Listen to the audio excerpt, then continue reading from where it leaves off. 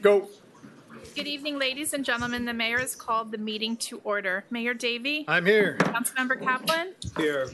Councilmember Laredo. Councilmember London. Here. Councilmember McCormick. Here. Vice Mayor Moss. Here. Councilmember Segurola. Here. He's here. Mr. Mayor, we do have a quorum. Please rise for the Pledge of Allegiance. I pledge allegiance to the flag of the United States of America and to the republic for which it stands, one nation, under God, indivisible, with liberty and justice for all. We have an invocation from Youth Pastor Tony Gowdy, Key Biscayne Community Church. How's everybody doing? Before I gave the invocation, I wanted to take a second to honor somebody. This past Saturday, I saw some of you at a celebration of life for a man named Ron Herbal. For those who have been on Key Biscayne for any amount of time, you know that Ron Herbal was a pillar of this community, someone who represented what we stand for as KeyRats. That's community and sacrifice and a humble spirit. So I thought it appropriate to just honor him. And I don't know if the people in the room here are the ones that are in charge, but it'd be pretty cool to get a street named after him. Just throwing that out there. It's on the record now. Let's pray.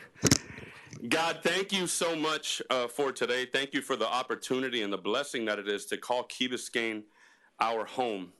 Allow us not to take that blessing and opportunity for granted. Allow that any disagreement that come up today, God, be handled with grace, with compassion, with understanding, that we seek to serve the community and its residents above everything else. We're just so honored that you would choose us to steward this island of Key Biscayne, your island. We love you, we thank you, and it's in Jesus' name I pray. Amen. Amen. Thank you, Tony. The next item is brief comments by council. All right. Well, my first comment, Tony Gowdy mentioned it. There was a memorial for Ron Herbal, a longtime resident, one of our first volunteer firefighters, and then a firefighter here in the village. I want to thank Chief Lang and staff for really going above and beyond to put this on. I did get to speak to Victoria Jackson, who's Ron's widow, and she really did appreciate the efforts of everybody involved. Ron was incredible. Tony covered it. He was a pillar. He was one of the guys who went out of his way any way he could, anytime he could. We will miss him, but I know the family really appreciated what was done on Saturday in his memory. Anybody else with brief comments? Okay, let's go to public comments. Pete, you want to read the instructions? Yes, sir.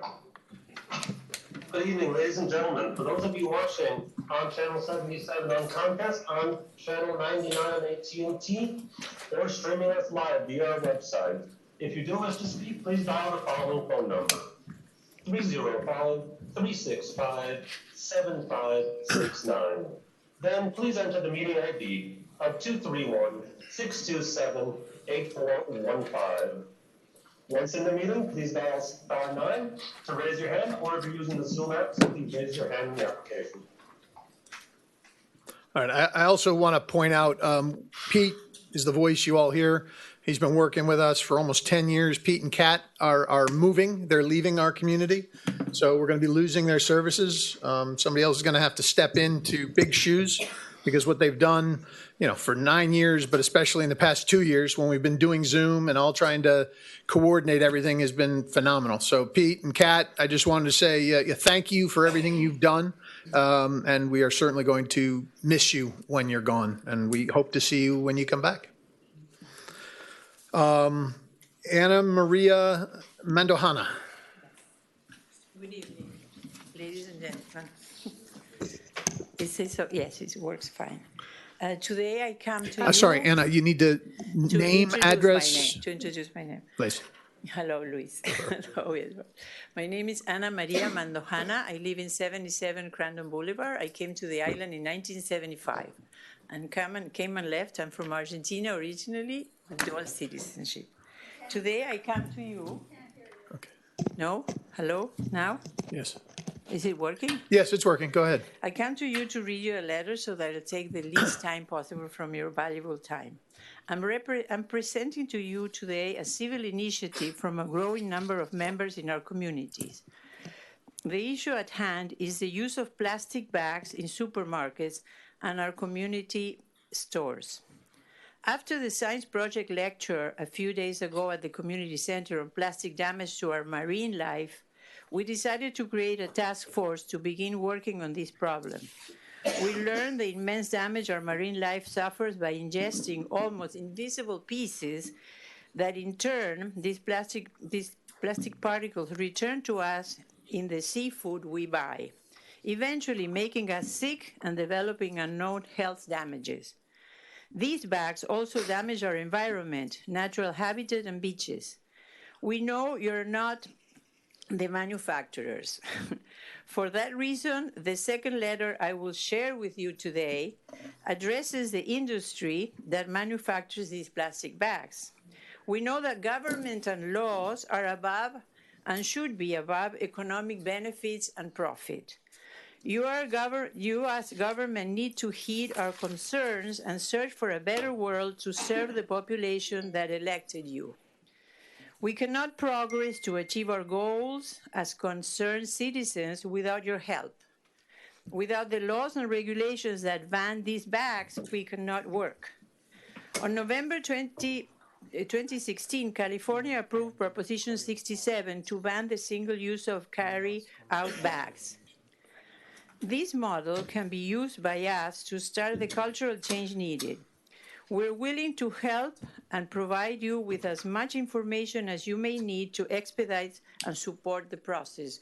We will be contacting senators and we will be contacting the law to help develop this law. We are aware that this is not a simple matter. We embrace this great challenge. You know how to eat an elephant? A bite at a time. We are inspired by our respect for life and our love for the planet.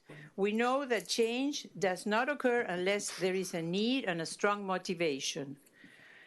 You know the meaningful process and change occurs with dedication and work. We're motivated enough to dream to have our village of Key Biscayne set an example that can be followed by the county, the state, and reach the federal government. Okay. My time is up. Yes, your time's up.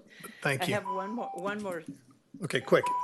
Okay. And as an example of concern and care for the present population and generations to come. Thank you, Ana Maria.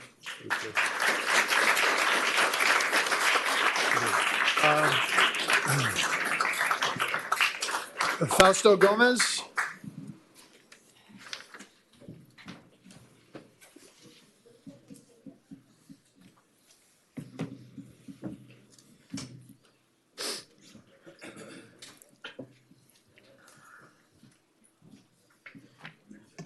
Good evening. Fausto Gomez, 765 Crandon Boulevard, Penthouse 10, Key Biscayne, Florida, 33149.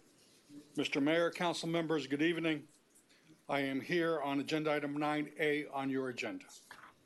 On Friday, September 18th, 2020, a delegation of Key Biscayne residents, both from single-family and multifamily homes, met with Mayor Davey to discuss stormwater.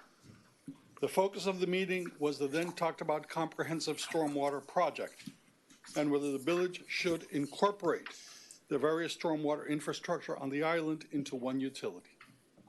While the discussions were inconclusive, the mayor proposed as a first step a stormwater rate study since the same model had been in place since 1993. We thank you, Mayor Davey. You now have in front of you the results of a 2-year process. The village hired a consultant, and many of options were presented to you. Your professional staff endorses the recommendation of the consultant. This council approved him on first reading, and now it has been widely reported, if the press is to be believed, that the issue may be postponed. Frankly, my neighbors and I are befuddled about the decision-making process. If this first step, which totals $1.9 million, as the mayor called it in 2020, creates such angst How will the $250 million stormwater project be addressed? I have always said, and repeat here tonight, we are one community. The needs of Key Biscayne as a whole must be addressed, and everyone must pay their fair share to maintain our island paradise. Please take a look at your written materials. Under Section 29-3 of the proposed ordinance, Section 3 states, and I quote, "The cost of operating and maintaining the system should, to the extent practical, be allocated in relationship to benefits enjoyed and services rendered." And subsection 4 states, and I quote, "Using a rate in previous area on a square foot impervious area basis for each developed property will equitably allocate the cost." As I said, we all have to pay our fair share. In closing, I ask you, what is fairer than the statements in your ordinance? Thank you, Mr. Mayor. Thank you, Council. Thank you.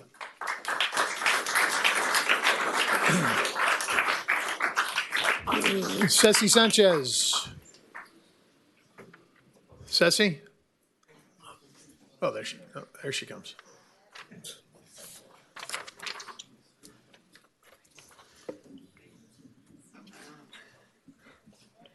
Ceci Sanchez, 260 Cypress Drive. Good evening. I come also as a citizen. I do not understand. I would like, in simple language, if you can explain how it works, the storm water, the assessment that you plan to tax us on, and exactly could you also give us a timeline as to we pay now and when do we see results? Is it 10 years, 20 years? How do we work on that? How I just listen to the future, but you know, I don't know how long I have to enjoy Key Biscayne, and I would like to know some of these projects. Are they going to be done in 20 or 15 years? That's one. Number two, you have several items in the agenda today regarding landscaping, maintenance, etc. We had to. I understand that we are going to see a presentation regarding the beach park. I attended the 2 workshops that we had. I hope that we see it today, and I hope whatever we see is what the residents at that moment, that some of them I know are present here today, that what we expressed, that we wanted to keep it simple and keep it authentic, and it's the best kept secret, our beach park. Regarding Hampton Park, please, I don't know what drainage problem we have. I understand there was a grant that we had of $50,000. I don't know what happened, why. The thing is, the place is an eyesore right now. Who uses that park? Please, can we reevaluate? Maybe we made a mistake. Maybe that bocce court. Who uses that bocce court? A kiddie doo-doo place? What happens there? Who today? Now there was a little child playing there in the sand. Do we really want that? What is the best use for that place? And of course, maintenance. What's the use of having a park if it's not well maintained? Please help us. Thank you. Thank you.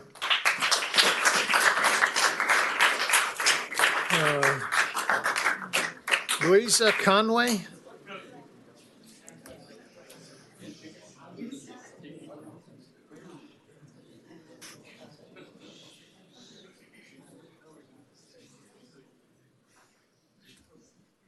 Louisa Conway?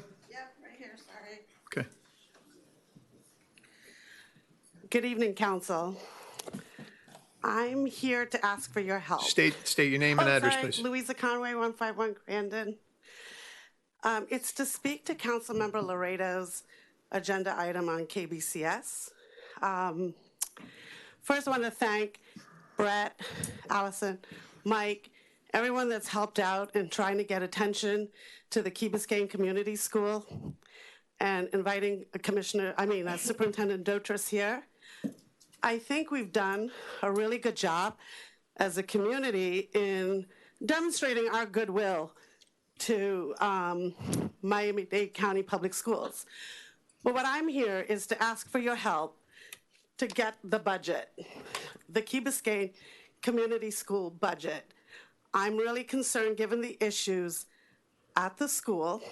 I did send the principal an email on May 4th asking her if she would kindly share her budget draft or ideas or when she was holding an ESAC meeting so we could go and make sure that the school has the proper funding for next year and to allow the faculty to have input. I've not heard from her, which is fine, because I'm coming to you instead.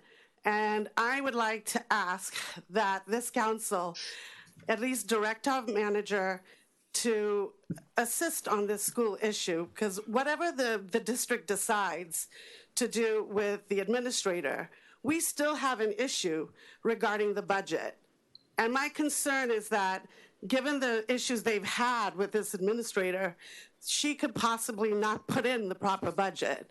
So just to give everyone in this community the facts, we have $8.2 billion in total assessed values. 7% of that money goes to the Miami-Dade School District, not to the state, to the public schools. That totals $60 million annually, between 57 to 60. That is money from this community. Of that, $25 million is what it costs to operate KBCS and Master Academy, where the majority of our public school students go. $35 million is left to Miami-Dade County Public Schools discretion. I actually got these numbers also confirmed by the state, because one of the things that we keep hearing is that the money we pay in local school millage goes directly to the state.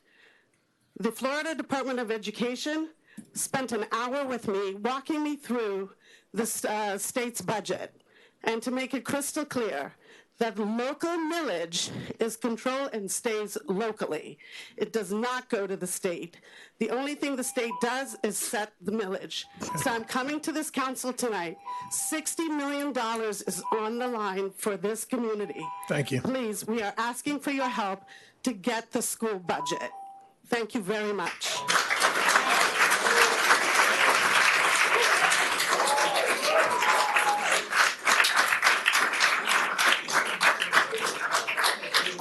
Bada?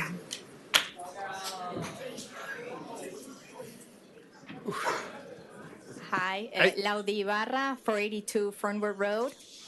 I'm coming to speak up also about the Key Biscayne Community School. We are very concerned. Last year, the way the budget was handled, we lost 3 amazing employees that did not, at the end, needed to be surplus because they ended up hiring a teacher to take that place. And our media specialist was also placed in one of those teaching positions. So there was a need at the end of having these teachers, and it's because the budget wasn't managed properly.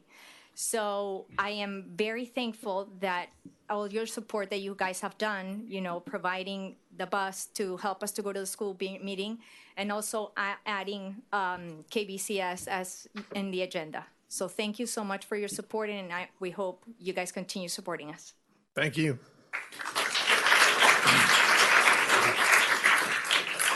Francis Reeves.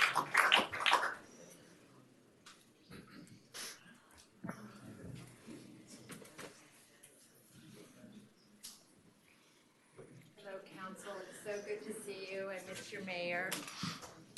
My name is Frances Reeves, and can I have one of the trophies? Address. Yeah, no, state your address, please. 251 Crandon Boulevard. Thank you. Unit 623, and I'm here as the president of Ocean Sound Condominiums, which is the 251.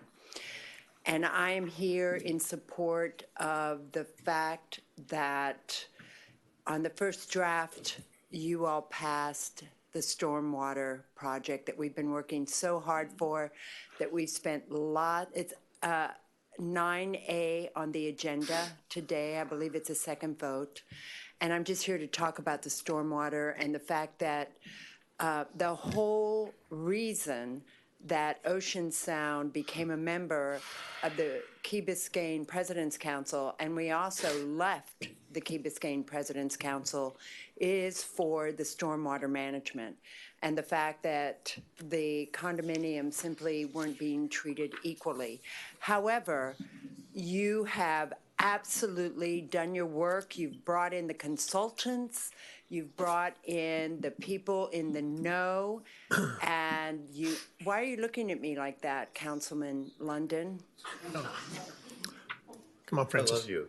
Oh, isn't that nice?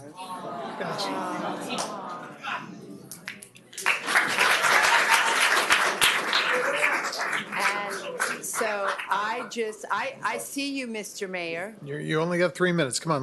Well, and guess what? I'm almost done. Okay. And I just want to thank, sir, do you want to take some of my 3 minutes? Okay, thank you. So at any rate, I just want to tell you all, thank you very much. And we hope that 9A passes this time just as easily. I appreciate it. Thank you.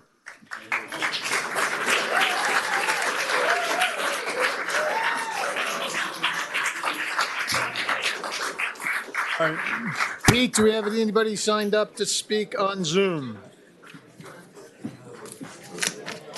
Guys, let's settle, please. Nobody signed up? Okay. I'm going to close public comment. Anybody else in the room want to speak on any issue before I close public comments? All right, I'm going to close public comments. Next item. Next item, Mr. Mayor, is the agenda. Approval, deferrals, additions, deletions, substitutions, withdrawal. Does anybody have any additions or deletions? I'd like to add something. I like to. Okay, Vice Mayor and then Councilmember Laredo.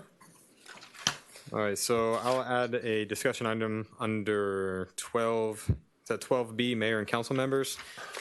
Solid waste contract negotiations for side yard pickup. So sorry, under 12B3? 12B3. Side yard pickup. Is that it? That's it. Okay. Councilmember Laredo. Yes, I'd like to, I don't see it on the agenda, but to discuss and possibly we can do it right away on the council retreat, strategic retreat that I think the manager has been trying to get us to. I think he's bringing it up on his report, but let's make sure it's on the. Yeah, I think it's a priority. And if we can, the problem is, we get to the end of the day all exhausted. Well, we can do that with the calendar. May I just say something to the public? I don't agree with the way that we do our agenda because some of you take time of your busy evening with your family and you speak, and then we kind of not take your issue right away. But we will be addressing some of them at the end, unfortunately. Okay. But some of you won't be here, including the school and everything else. Just so you don't feel that we just sort of ignore what you said. So, sorry, so to be clear, the strategic retreat is on your agenda, or should we leave it as, should we bring it up? I'm going to bring it up as part of the manager's Fine. report. Okay. Yeah, I just don't want to have it at the 11th hour when we're exhausted after a lot of reports because we have to look at calendars. That's all I'm saying. And with a fresh mind, if we can do it right away, that's fine. If not, we'll. He said he's bringing it as first item, and it can be no later than 8 o'clock. So we will certainly be dealing with it in the next 1 hour and 34 minutes. Anybody else have any items to add? Okay. Move as amended. I'm sorry? Moved as amended. Okay. Seconded? Second. All those in favor? Aye. Opposed? Okay. Motion carries. The next item, Mr. Mayor, is a special presentation, recognition of 2 Key Biscayne rugby teams as state champions. Right. So this is.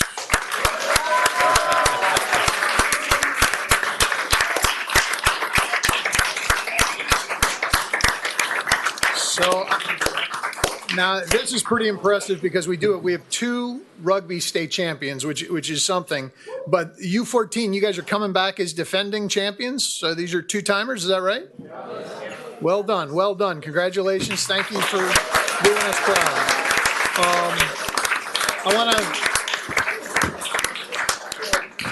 One of the things about this community is we can't do what we want to do in this community without the volunteers, and that means the parents who and other people who spend time helping you guys with your teams and helping us as a community, you know, to work together to build teams and beat the rest of the state.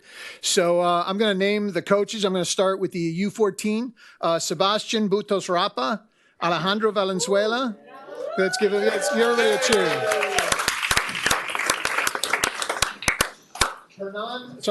Magariños. Reynaldo Figueredo. Pablo Camachi. Where's Pablo? Wiad Abbas. Coaches for the U16 were Javier Caselli. Marcelo Di Cugno. Sorry if I'm mispronouncing. Juan Gentile. Dennis Kelly. Isidro Fernandez. Why don't y'all come up? Well, let's get a photo up here. Why don't y'all? I've got the trophies here. Why don't everybody come up and we'll do a photo. Let's do U14 first. U14 first. Get the coaches and the players. We're just going to stand behind them. Why don't you guys come over here? Brett, why don't you come over here? You don't have to, no. But I figure we'll get in the photo. They're still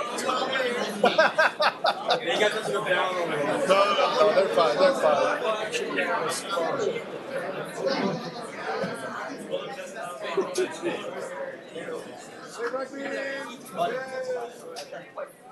That's awesome. That's awesome. Yeah, there's the U14 trophy. No, this is 16. This is 14, right? Yeah. Perfect.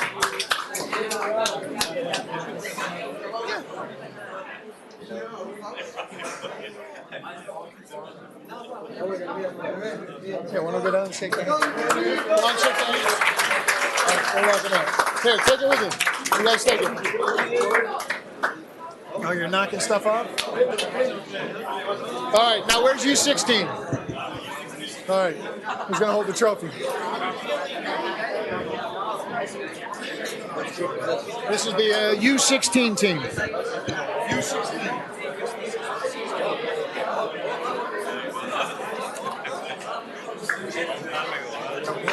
Go down. Well, I don't know if we can get in there. There's too many of them. Sit on the chair. Just don't hurt yourself.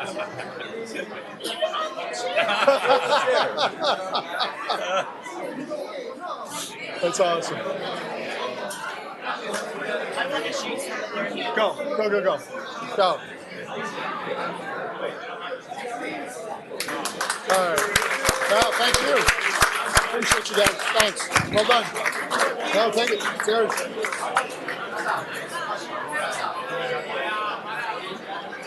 All right.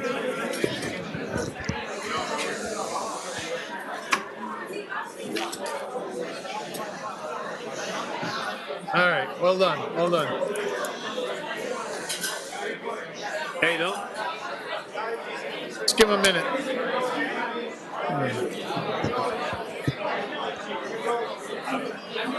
Coach. Take like a 5-minute break. Well, it's going to be about a minute. Bye, guys. Congrats. Well done. Well done.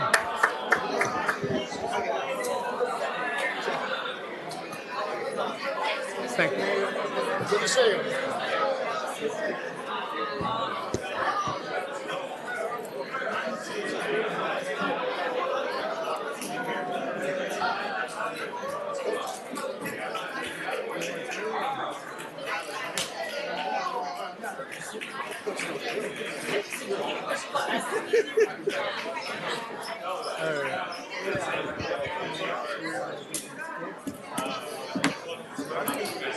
All right. Rugby was a newer sport.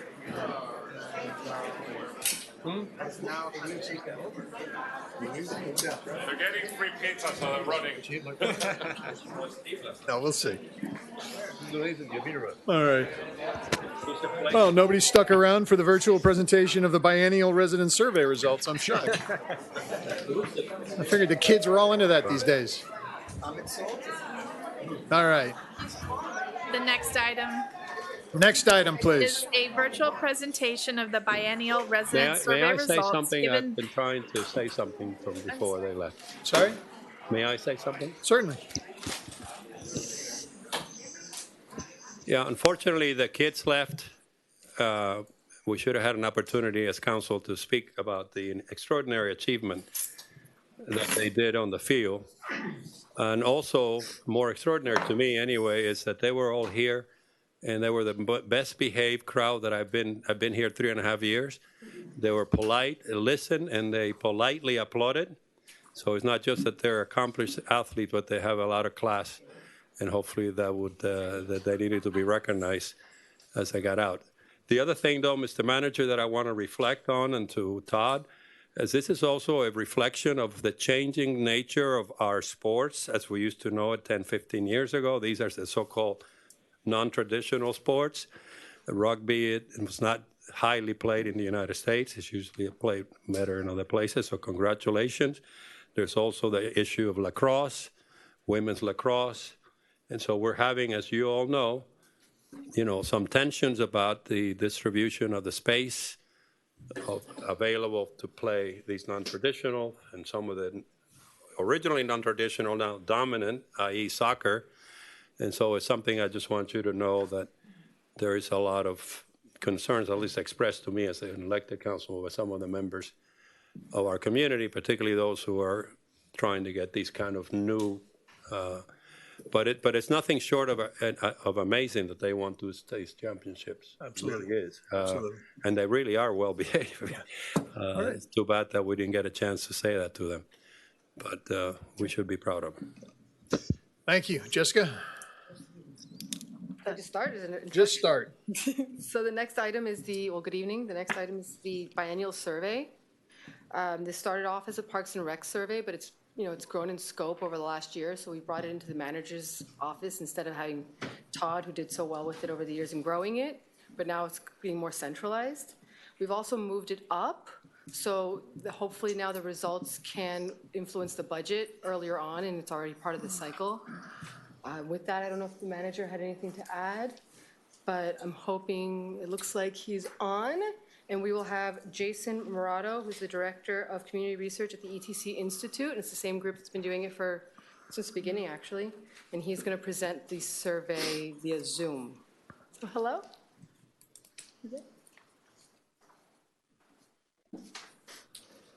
Thanks, everyone. Okay, there he is. Well, the rugby champion is the tough act to follow. But my name is Jason Morato. I'm with ETC Institute. And we are a marketing and research firm that specializes in conducting community surveys for local governments. And we just finished conducting the 2022 community survey for the Village of Key Biscayne. So today I'm going to walk through the key findings from the survey. The full report is very detailed and comprehensive. So today I'm really going to focus on the highlights of the survey. I have just one slide for background about the Institute. We're based in the Kansas City area. We're a national leader providing market research for local governments. We've been doing this type of work now for over 35 years. And since 2006, we've surveyed over 3 million residents in more than 1,000 communities all across the country. So this is really the type of work that we specialize in.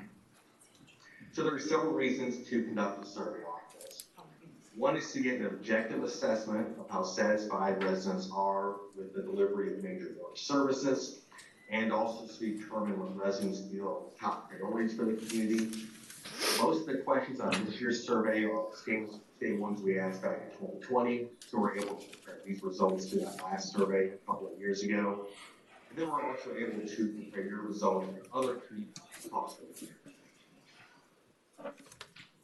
So this survey was administered by a combination of mail and online to randomly selected households throughout the village. and that mail-online combination is our standard methodology for these types of surveys.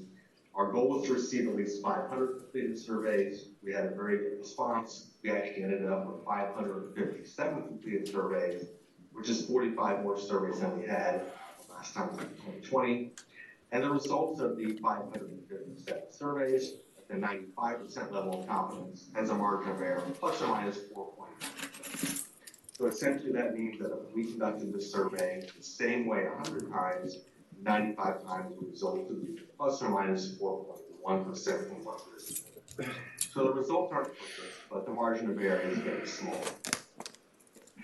Here we have a map of the village. The red dots are how we completed the survey. So we had a very good distribution throughout the community. So here are our key findings from the survey. We found that residents continue to have a very positive perception of the village. 98% of respondents rated Key Biscayne as excellent or a good place to live. That's the third survey in a row where exactly 98% of respondents rated the village as an excellent and good place to live. So those results have been amazingly consistent and high for years now. And then 94% of respondents feel Key Biscayne is an excellent or a good place to raise children, which is also among some of the highest numbers in the country. We also found that, once again, satisfaction ratings for village services are much higher in Key Biscayne than they are in most other communities. You rate them either at or above the U.S. average, 36 out of the 42 areas that we compared, and in most cases, your ratings are significantly higher. We'll look at some of those in more detail in a little bit, but there are a couple of areas I want to especially point out. Key Biscayne rated 24 points above the U.S. average and 29 points above the Florida average in overall quality of village services. And that's one of the most important questions on the survey, because they were asking residents to consider all these services that you're providing and really give an overall satisfaction rate for how well you're doing. Typically, if the ratings for the overall quality of village services is high, it means you're doing a great job in a lot of specific services that we surveyed about. And then another area that really stood out is that you rated 27 points above the U.S. average, 30 points above the Florida average, and the overall value received for tax dollars. So not only are residents very satisfied with the quality of village services, but they also feel like they're getting great value. So here are suggestions for improvements. This is based on something that's called supporting satisfaction rates. We'll look at this in more detail in a little bit, but the idea behind this is that those areas that have a combination of relatively lower levels of satisfaction, but at the same time are the areas that residents feel are most important, should be the highest priority to focus on for the next couple of years. So for major categories of village services, these are really kind of the big picture overall priorities. The top priority is traffic conditions. Second is traffic enforcement. Third is adequacy of village street lighting. Now, last time we conducted the survey, traffic conditions was only the fourth highest priority. But that survey was conducted in the fall of 2020 when people were more likely to be working at home and just not traveling as much. So the roads are much busier now than they were when we last conducted the survey, which explains why traffic conditions are a much higher priority now. Under police and fire, top priorities are enforcing traffic laws, visibility of police in neighborhoods, just overall effort to prevent crime. Those were the top three priorities in the last survey. The presence of police in neighborhoods is also a high priority. For building, zoning, planning, and public works, highest priorities are quality beaches, planning and zoning, development review, permitting and inspection services, water conservation and recycling. And then for parks, the top two priorities are facilities and services for teens, and then cultural activities and arts. So first we'll look at some general perceptions that residents have in the village. Here we ask residents to rate their perception of the village in a number of different ways. So the dark blue are ratings excellent, the light blue is good, the gold color is neutral, and we interpret neutral as meeting expectations. It's a rating of a 3 on the 5-point scale. So those aren't bad numbers. And then the pink and the red are those who gave ratings of below average or 4. So a 1 or a 2 on the 5-point scale. So overall, the positive ratings far outweigh the negative. In particular, The ratings are very high in key areas related to how residents feel about the overall perception of the village.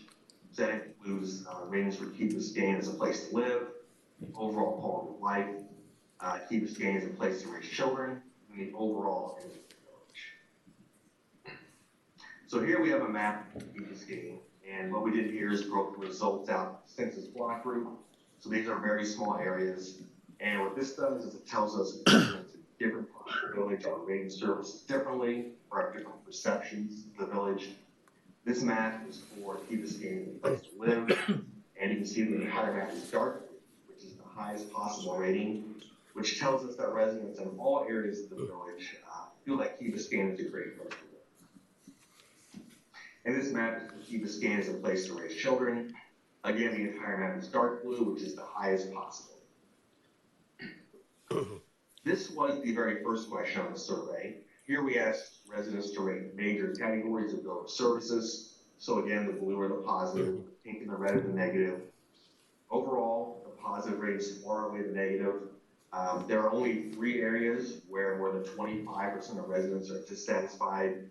That includes street lighting, traffic enforcement, and traffic. Other than that, for every single area, far more positive than negative.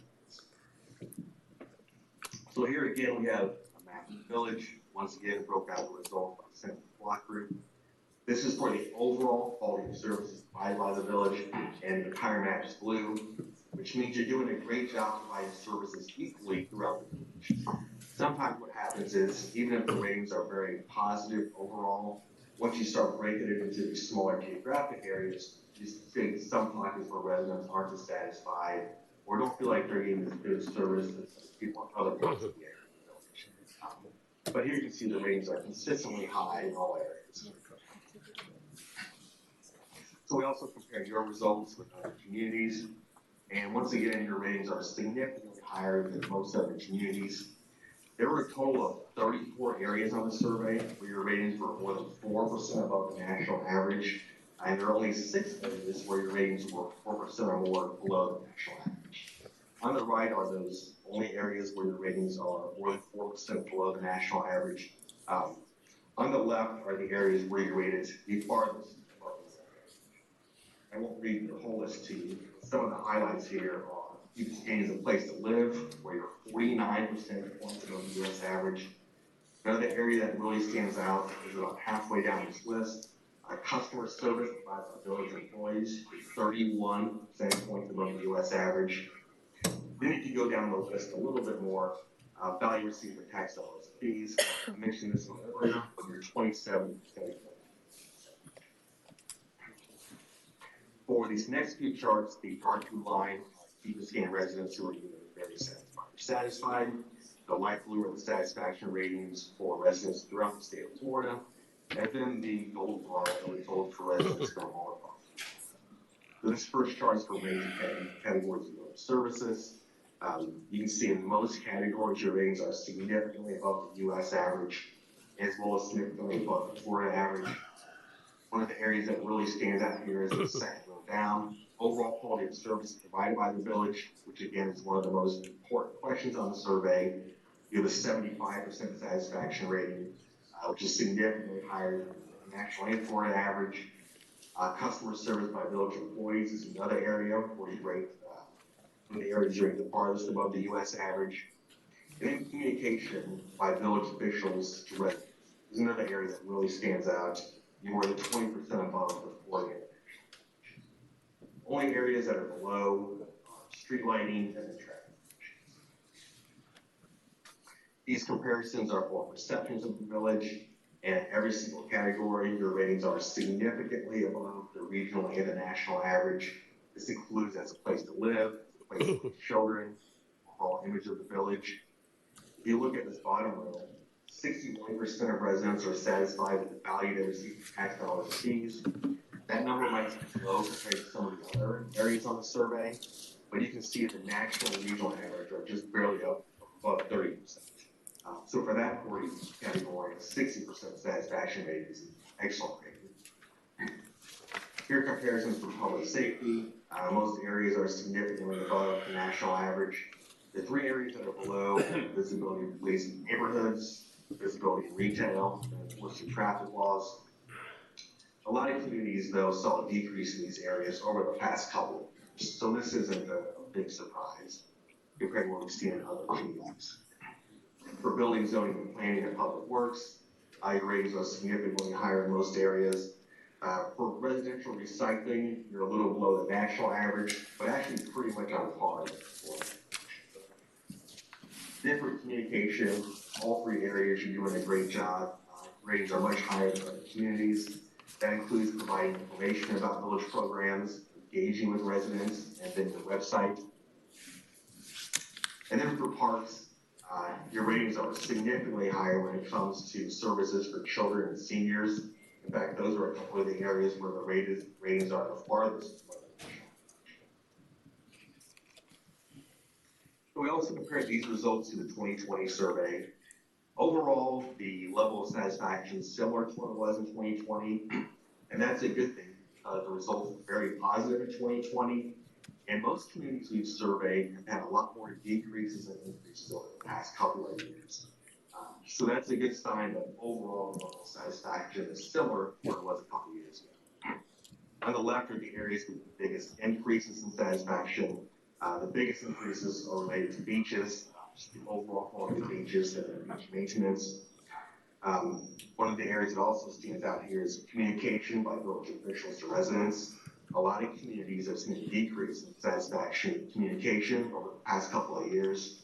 So this really goes against the trend seen in 7%.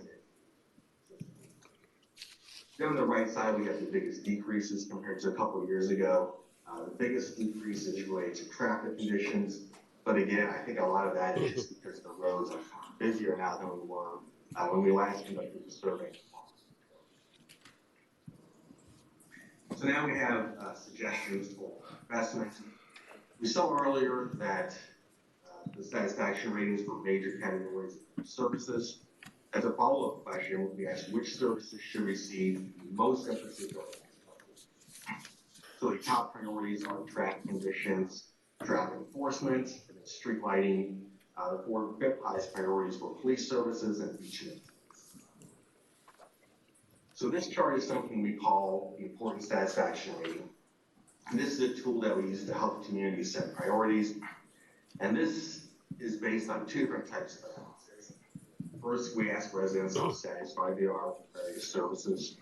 And as a follow-up, we ask which services should receive the most emphasis from city leaders or village leaders over the next couple of years. So the idea behind this is that those areas that have a combination of lower level of satisfaction, but at the same time, the ones residents feel are the most important, should be the highest priorities to focus on. It doesn't mean you should ignore the areas in green that are more of a medium or lower priority, but making improvements to the higher priority items, which are in red or in some charts you'll see a little bit in yellow, will impact the greatest number of residents. So for major categories of village services, the top priority is traffic conditions, followed by traffic enforcement. Third is street lighting, but that's really kind of a tier below those top 2 priorities. For parks, the top priority is facilities and services for teens. That was a top priority on the last survey as well. Second highest priority is cultural activities and arts. Third is cleanliness of parks. For building, zoning, planning, and public works, there's 5 areas that stand out of having that combination of relatively low levels of satisfaction but higher importance. That includes beaches, planning and zoning, development review, permitting and inspection services, water conservation, and recycling. Enforcement of litter and debris on private property didn't quite fall into the high priority category, but it was close, so that's an area to keep an eye on. Then for police and fire services, the one area that really stood out was, of course, the traffic laws. Then there were 3 areas that were also relatively high priority. That includes visibility of police in neighborhoods, efforts to prevent crime, and then the presence of police in neighborhoods. And then for communication, everything is in green, and the reason for that is the satisfaction ratings are relatively high compared to some of the other categories on the survey. But the highest priority here is efforts to support dialogue with residents and government, and then just the quality of the village's engagement. So we had several questions related specifically to communication. We asked residents what ways they currently get news and information about the village, and a top source of information is through email updates. Almost 2/3 of survey respondents get information about the village through email updates. And that number has increased pretty significantly over the past few years. Back in 2018, just under 50% residents got information about the village through email updates. That number jumped up to 60% on last year's survey, and now it's up to 64%. So a pretty dramatic increase over the past 4 years. And as a follow-up question, we asked residents which ways they most prefer information about the village, and the most preferred source is email updates, which means you're doing a great job getting information to the residents in the way they most prefer to receive. So we got a few additional findings to take a look at. We asked residents how supportive they are purchasing land to develop parks, recreation, and sports facilities. There's pretty strong support. 2/3 are either very or somewhat supportive. Just under 20% are not supportive. This chart shows that overall residents are willing for the village to explore addressing rising sea levels, raising seawall to address storm usage and sea level rise, and then elevating roadways to help alleviate. Here we asked residents to rate their level of priority for various capital improvement projects. The highest priorities are alleviating traffic, stormwater drainage improvements, beach renourishment, sea level rise mitigation, and then burying power and telecommunication lines. And as a follow-up question, we asked which of these specifically should be the highest priorities over the next 2 years. And the top 5 priorities are the same ones that we saw.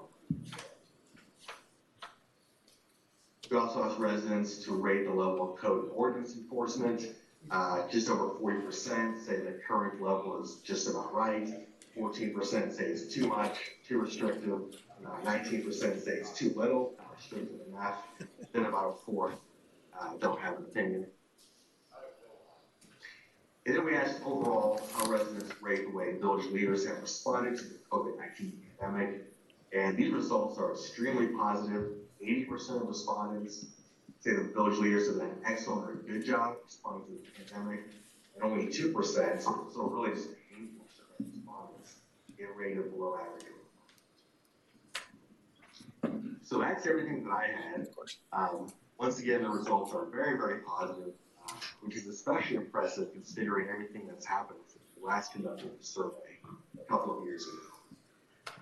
So if anyone has any questions, I would be happy to answer those. Councilmember McCormick, you. Hi, thank you very much. This was really very informative and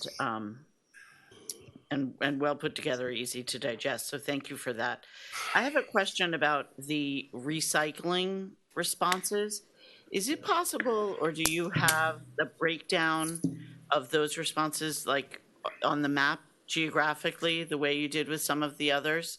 I think it'd be interesting to see if it's coming, where the concerns are coming, because if they're coming from condominiums, you know, maybe we don't handle their recycling, but maybe there's something we could do to help the way we did with the catch basins and stuff. Yeah, that's a great question.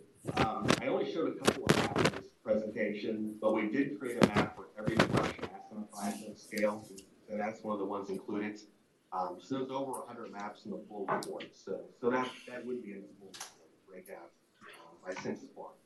Okay, great. Thank you. Sure. No, I think it's reflective of both how well our village is operating right now, but certainly there's room for improvement, particularly when it comes to traffic. We are dealing with stormwater and flooding, but there are areas we can continue to move on. Like rugby. Rugby. Councilmember Laredo? Yeah, maybe it's to the manager. Just thought I'd get, because I've read the 18th and the 20th. I haven't had a chance to look at this, but it seems, how much do we do this every year, every 2 years? And how much do we pay for this survey? Just go ahead. per year? Per biennial. Every 2 years. Every 2 years. I mean, per report. It's $1,000 a month. Yeah. Well, this is an incredible report, and I applaud it. But for example, I guess I ask a next question before I make a comment. What is the interrelationship, if any, between this 25,000 report, which is every 2 years, and our 165,000 report on 2040 and whatever surveying they're doing for the 2040 Vision Board?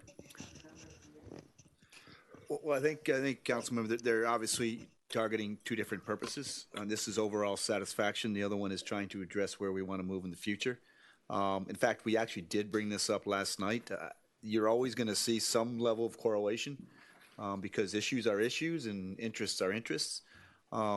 We didn't get to actually go in and actually look at them in terms of details, but we will do that. But I do want to make a point that the 165,000 was not for a survey. The 165,000. No, I didn't say that. I said that it contained therein a survey segment. There is a portion of it. Yes. But that was to set the conditions to understand, what are the interests of the villagers in moving forward into the future. But that was the primary purpose of the survey for the vision plan. You more than I are probably, because of your military training, trained in strategic thinking. But and I'm trained and conditioned to be very careful with taxpayers' money.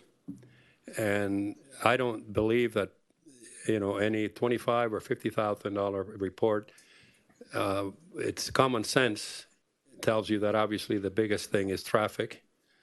And that it alienates, if you want to use this, it should define what your strategic plan is. If people are telling you what they're worried about. So there is clearly a redundancy, an overlap, and I don't know, maybe this is not the time to do it, but we spend a lot of money on consultants, and to be honest with you, it's almost. In fact, I know that he started the presentation that he has about the exactly same questions in the last two reports, the 18th and the 20th and the 22. So there isn't even a fine tuning about the peculiarities, if we call it, of this community.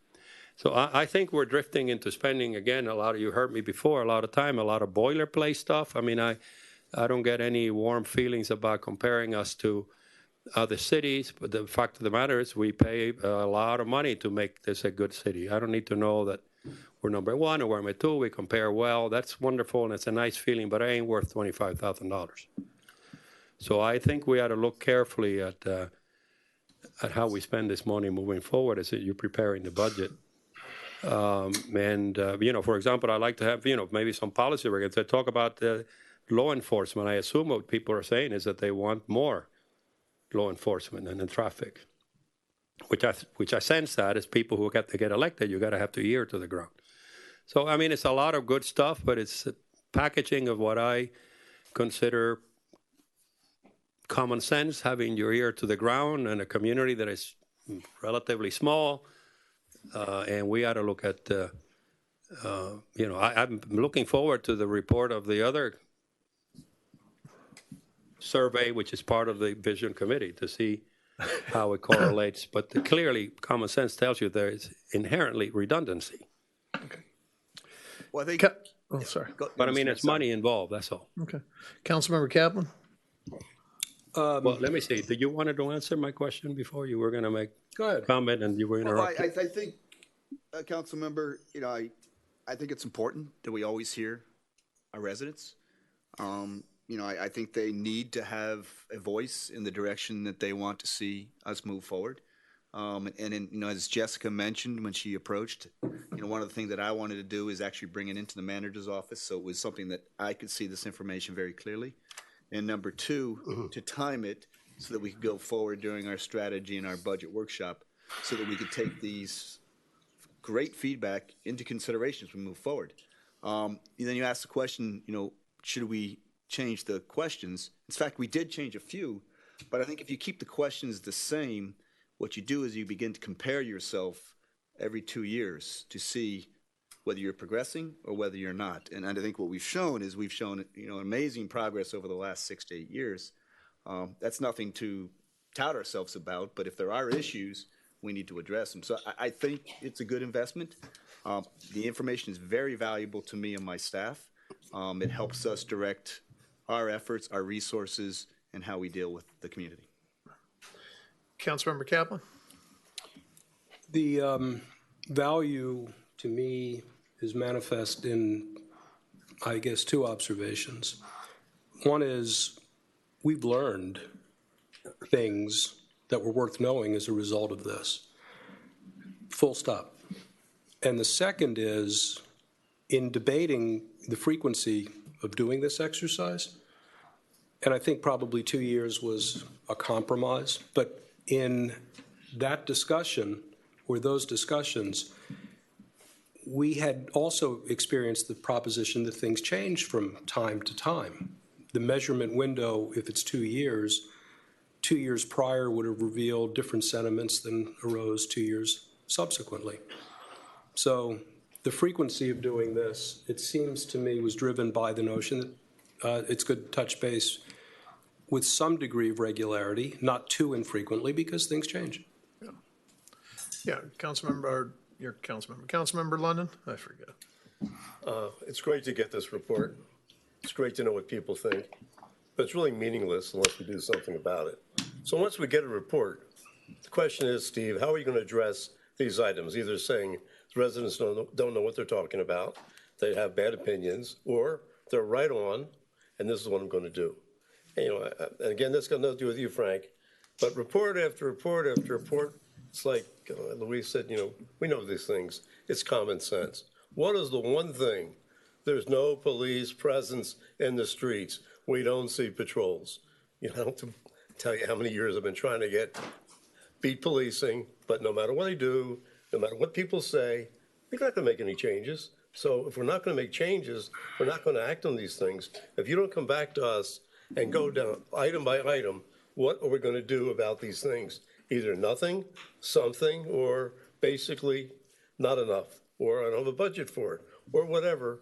I think we as council members can make good decisions. This certainly helps us as council members to make decisions, although, as Louise said, a lot of it's common sense. We hear it over and over again, and we don't need a $25,000 report. But now that we have it, and it could be money well spent, if we act upon it, if we do something, if we take action, if we make this a better place, then it's a great investment.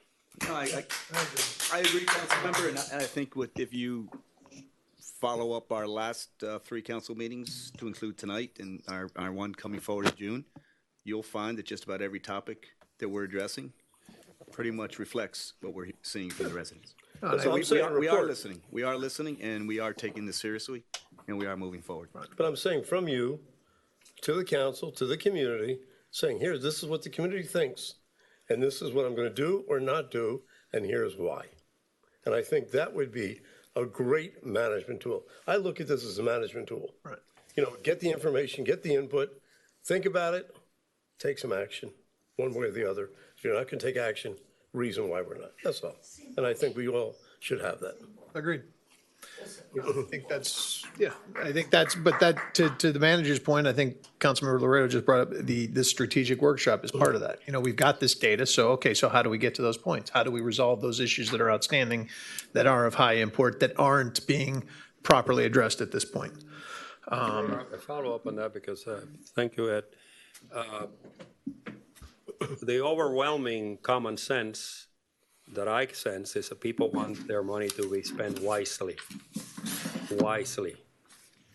And so it's not, we don't need to apologize to Frank or anybody else. This is not personal or against any organization. It's about the philosophy that I certainly have about being careful with every dollar that I'm entrusted with. And so this is relevant as you plan very ably our retreat and our budget process, because what I do here is that we grew from about 19 million to 29 million in 8 years. And it's something that people can actually see. So this is all consistent with what I've been saying for 3 years. This is nothing new. But this is another, 25 here, 25 there, 165 here. All of a sudden, like Lyndon Johnson say, $1 billion here, $1 billion there. Pretty soon it's real money.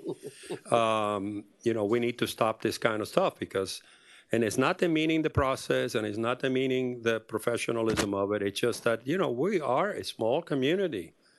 It don't take but take 2 days of walking around and talking to people, or all of us who have to get people support, we get it straight from them. We don't need to have again, this is specific, but just let's look at it through. That's why I was trying to emphasize the importance of your suggested strategic retreat before the workshop so that we can move in the direction of fiscal responsibility, which is, I think, the overwhelming concern of the community. All right. Well, thank you for this. This is a valuable tool. Let's move on. The next item, Mr. Mayor, is the consent. I move the consent agenda. Second. Consent agenda. Move Thank it. you. Second. All those in favor? Aye. Opposed? Motion carries. It's just a minute. The next item is an ordinance of the Village of Key Biscayne, Florida, amending Chapter 29 Stormwater Utility System, Sections 29-2, entitled Definitions, 29-3, entitled Findings and Determinations, and 29-4, entitled Stormwater Utility Fee of the Village Code of Ordinances relating to the village's stormwater utility proportionate methodology for allocating stormwater utility fees and appeals or adjustments, providing for severability, providing for codification, providing for conflicts, and providing for an effective date. Moved. Second. Thank you. Yeah, let me just. Open to public. Yeah, hearing. okay, guys, yeah, I'm on it. I got to open this for public comments. Anybody want to speak to this item who hasn't spoken already? Or if you have spoken already, you can speak again. Would anybody like to speak? Pete, can you read the instructions? Yes, Mr. Mayor. Good evening, ladies and gentlemen. For those of you watching us on Channel 77, Channel 99, we're streaming us live via our website. If you wish to speak in regards to this ordinance, please dial the following phone number: 305-365-7569. Then please enter the meeting ID of 231-627-8415. Once online, please dial *9 to raise your hand in our system.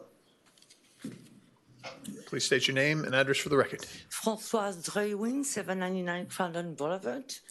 I can't believe we're not going to talk about this issue, which is maybe one of the major issues on the Key. Stormwater. Please. Can we talk about it and not dismiss it? No, this is your public comments. You can talk about it. Yeah, you can speak to it. Anything you want to say? Well, I want to hear. Well, we're going to speak, we're going to have our discussion after public comments. Okay, so this is not going to be dismissed, right? Okay. So I wonder, Mayor, you can clarify for me. I've been busy, and I guess you have to. Wait. The comments that were made before were all premise on the Well, let's wait. Let's have that conversation after. Anybody else here want to speak on this issue? Pete, do we have anybody signed up? No one signed up, Mr. Mayor. Okay. All right, I'm going to close public comments. And now, why don't we have are we going to have a presentation very quickly, and then we'll have our discussion up here? Can I ask you what you feel? What was that all about? About what? It seems to me that all the comments that were made before on this issue were premised on the statement that they heard, and I think someone said about the press, that we were going to defer or not deal with this today. Did I hear that correctly, or? I don't, yeah, their comments are their comments, so we're dealing with it. You haven't heard? I've heard, yeah, I heard a few people out there state it, but we're having the conversation right now. All right. Benjamin, are you going to present, or whoever's presenting? Please. No presentation, just Answering questions. answering questions, yes, second reading of the ordinance. to change I the mean, method. I think there was an article in the KB Independent. I think the vice mayor came out that he wanted to spend more time on this, but this is a decision of the seven of us. It's not any one person. We're going to have the conversation now. Councilmember Kaplan, you are. I guess I'll start it off. When we had our briefing, I thought I was going to get there on this ordinance, or this ordinance, after a lot of rethinking and revisiting our conversation. I'm not sure this is done as well as I thought it was going to come out when we met. We've covered in our conversations various alternatives that the consultant spoke to about considering other policy drivers, one of which was on-site retention and mitigation in some way or another from the hard and fast, purely objective permeability versus impermeability square footage. None of that is really baked into this. And I think that the rationale, therefore, that underlies this entire work is all permeability, or impermeability more precisely, and the assumption that impermeability sort of as a by itself consideration, that characteristic correlates so compellingly to runoff and therefore to increased impacts and costs.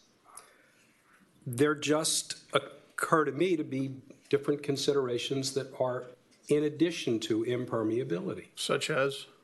Such as the fact that our zoning code requires on-site retention, which is imperfect, but not completely negated by the fact that it's imperfect. So permeability as the main correlation between burden on the system seems fallacious to me. I just don't get it as being so compellingly necessarily true and unaffected by other considerations. For example, we talked about the multifamily properties, some of which have more water retention characteristics embedded in them just because of the way they're designed and built than others. We use the example of one that is not really susceptible to retrofitting any kind of stormwater on-site management system because of the way it's built out, as opposed to many others that are.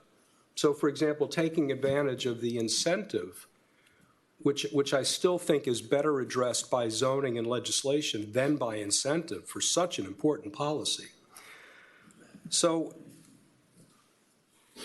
I'm not there. I'm not there. The other part of it that I think troubles me a bit is it's one thing to turn over work of this sort to a consultant, but it's another thing to do that without engaging with the public as the process is unfolding and explaining such an important change and why it's the best possible decision. I'm not sure, I mean, it's logical, but is it as equitable as anything, as what exists now? I'm not sure that it is. The proposition that this community built out organically over many years means that in some cases you've inherited a property that you didn't create the impermeability characteristic of, but you nevertheless inherit the possibly disadvantaged cost impact of that built condition. We've started legislating in the residential side to deal with permeability in a more systematic, single-family side, sorry. We're residential in a much too. more systematic way. We just need to do that island-wide. And that's part of the work that's associated with this. And by the way, for the people that have commented on whether this suggests either fierce urgency of now commitment to deal with stormwater problems or a backing off of that fierce urgency of now, it's not the latter. I think that it's self-evident that this council and probably the community by and large understands that we need to address stormwater management systematically, immediately, and for a long time in a bunch of difficult conversations, one of which is this one. But this is all about rate setting. It's not about the program overall. So I think that we need to budget beginning in a month or beginning now. We can't do nothing, but I'm not sure that this ordinance is ready to be adopted. When we met at first reading, we thought, or at least I thought, that we engaged in our briefings and all of that. And like I said at the beginning, I thought we were going to be able to get there. But I don't think this is complete enough. Okay, Councilmember London. Mr. Mayor, I'd like to speak also. Mayor. Okay, then I'll put you after Moss. I guess the reason that this topic came up is because people thought the existing system was not equitable, that the cost of this system were not being shared proportionally by those who benefited from it. People from the condominium said, listen, we contain our own water. Look at Ocean Club. They have their lakes and everything else.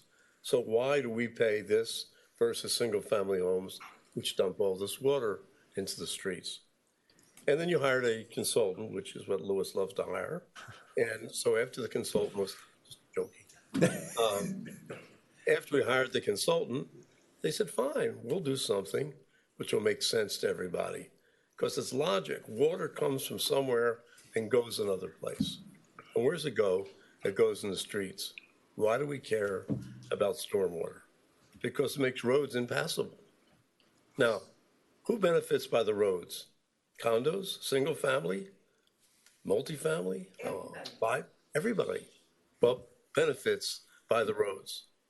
So why do we only, looking at the proposal from the consultant, why do we only count the private property, not the roads? I did a little calculation based on our discussion, and 39.5% is roads in this community. It's actually a little bit more. So you can call it 40-60. So if you really wanted to be equitable based on permeability or impermeability, you would take the 40% that's roads and say we have 7,000 people or 8,000 dwelling units, I don't know how many dwelling units, and take 40% and you divide that up, and then take the 60% and put the basis what the consultant came up with. And that would be a better solution that's proposed. It would be more equitable. It would make more sense.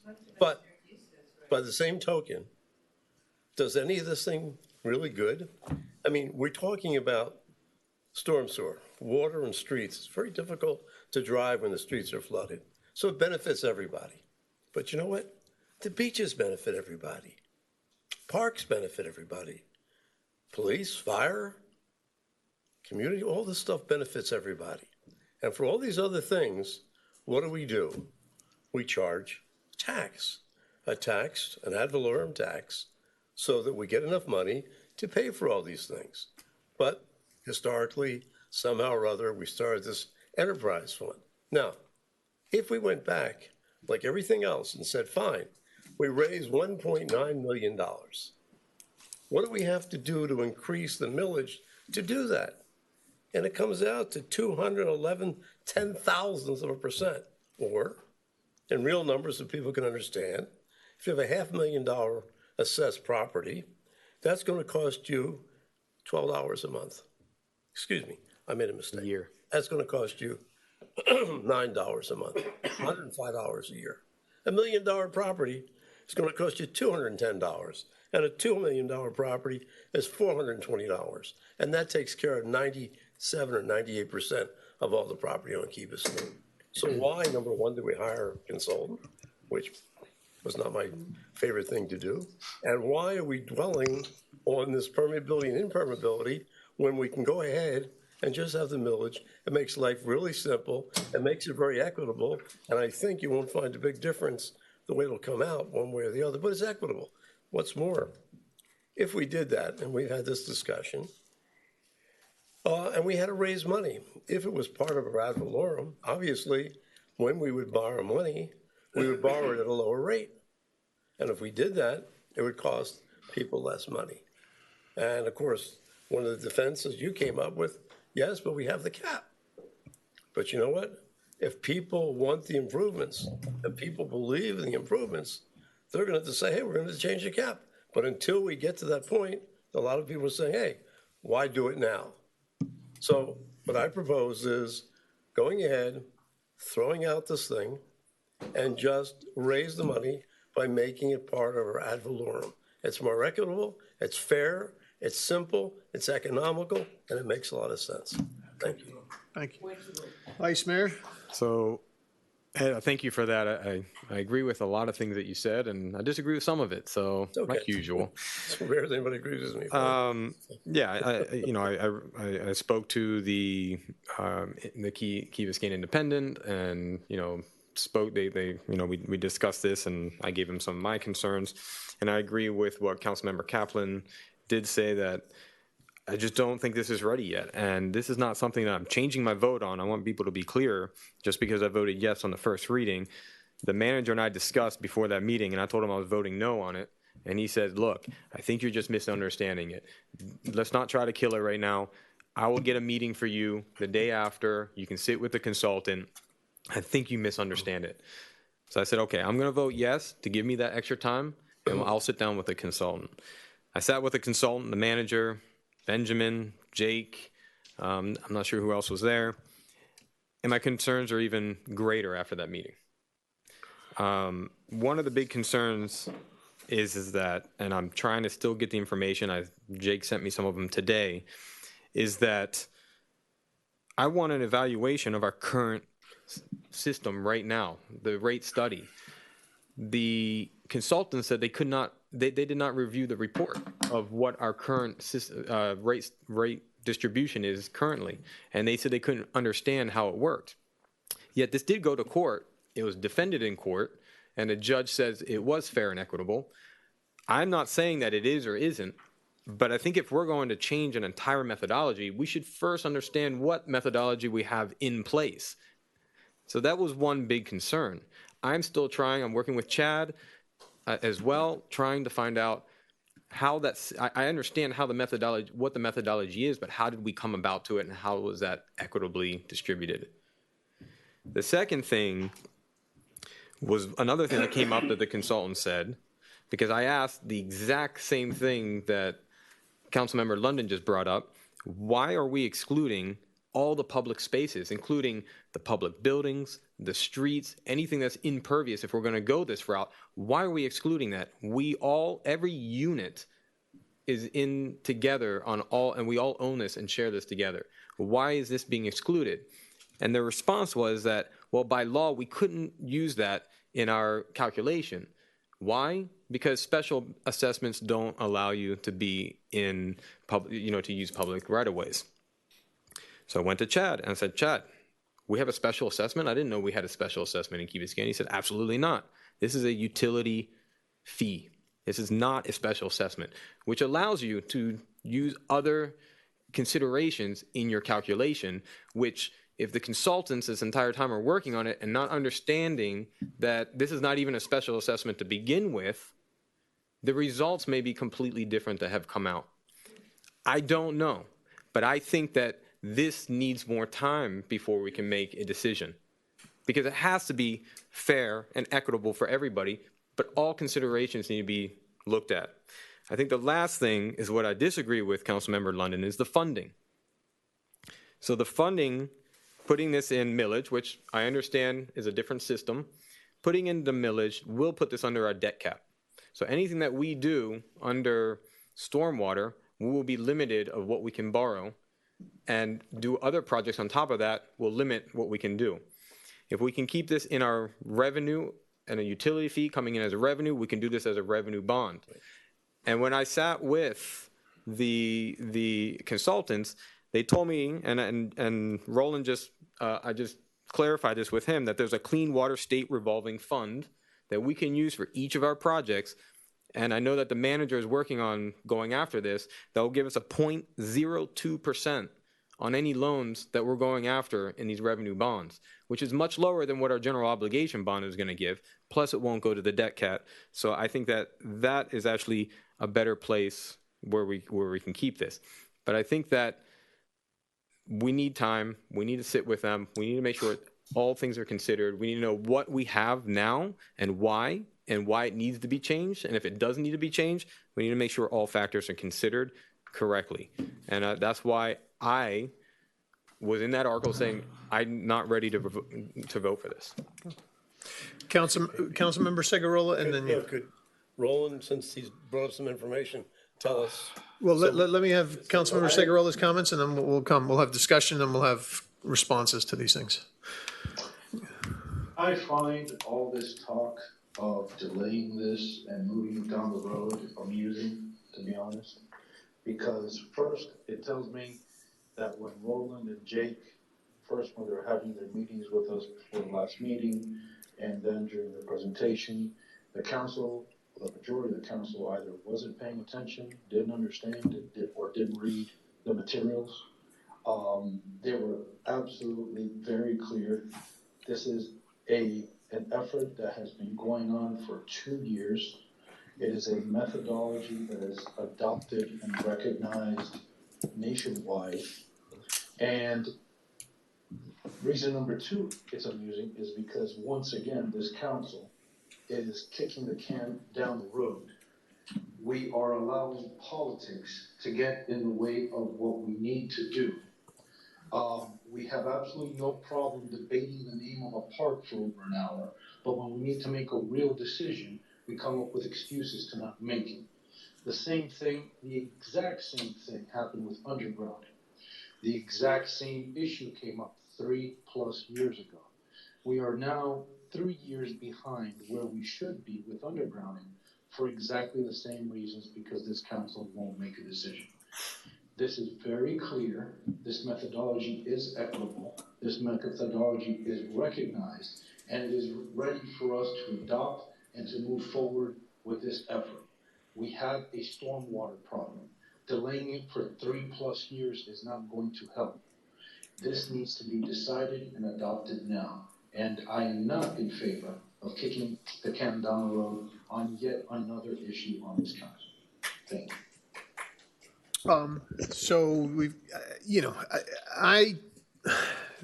we have been working at this for a couple of years. I understand what you're saying, and the public spaces, I guess I have a question about, from what I understood from staff, public spaces were fairly de minimis, whereas what Councilmember London is saying, it's about 40% of our space. Is that, Mr. Manager, could you hit that note? We haven't done a detailed assessment, 23.21 miles times 5,280 feet times 50 feet versus 15,000,005 feet you had before comes out to 39.5%. So, I mean, here's what that's not a double width. And I guess we need to, as a council, because I want to get this done. I mean, I think the methodology they've come up with is fair, but I do agree with the point that public spaces are public spaces and should be shared equally by all of us, because we're all using all those public spaces. That's absolutely fair. I like the idea of using square footage, but I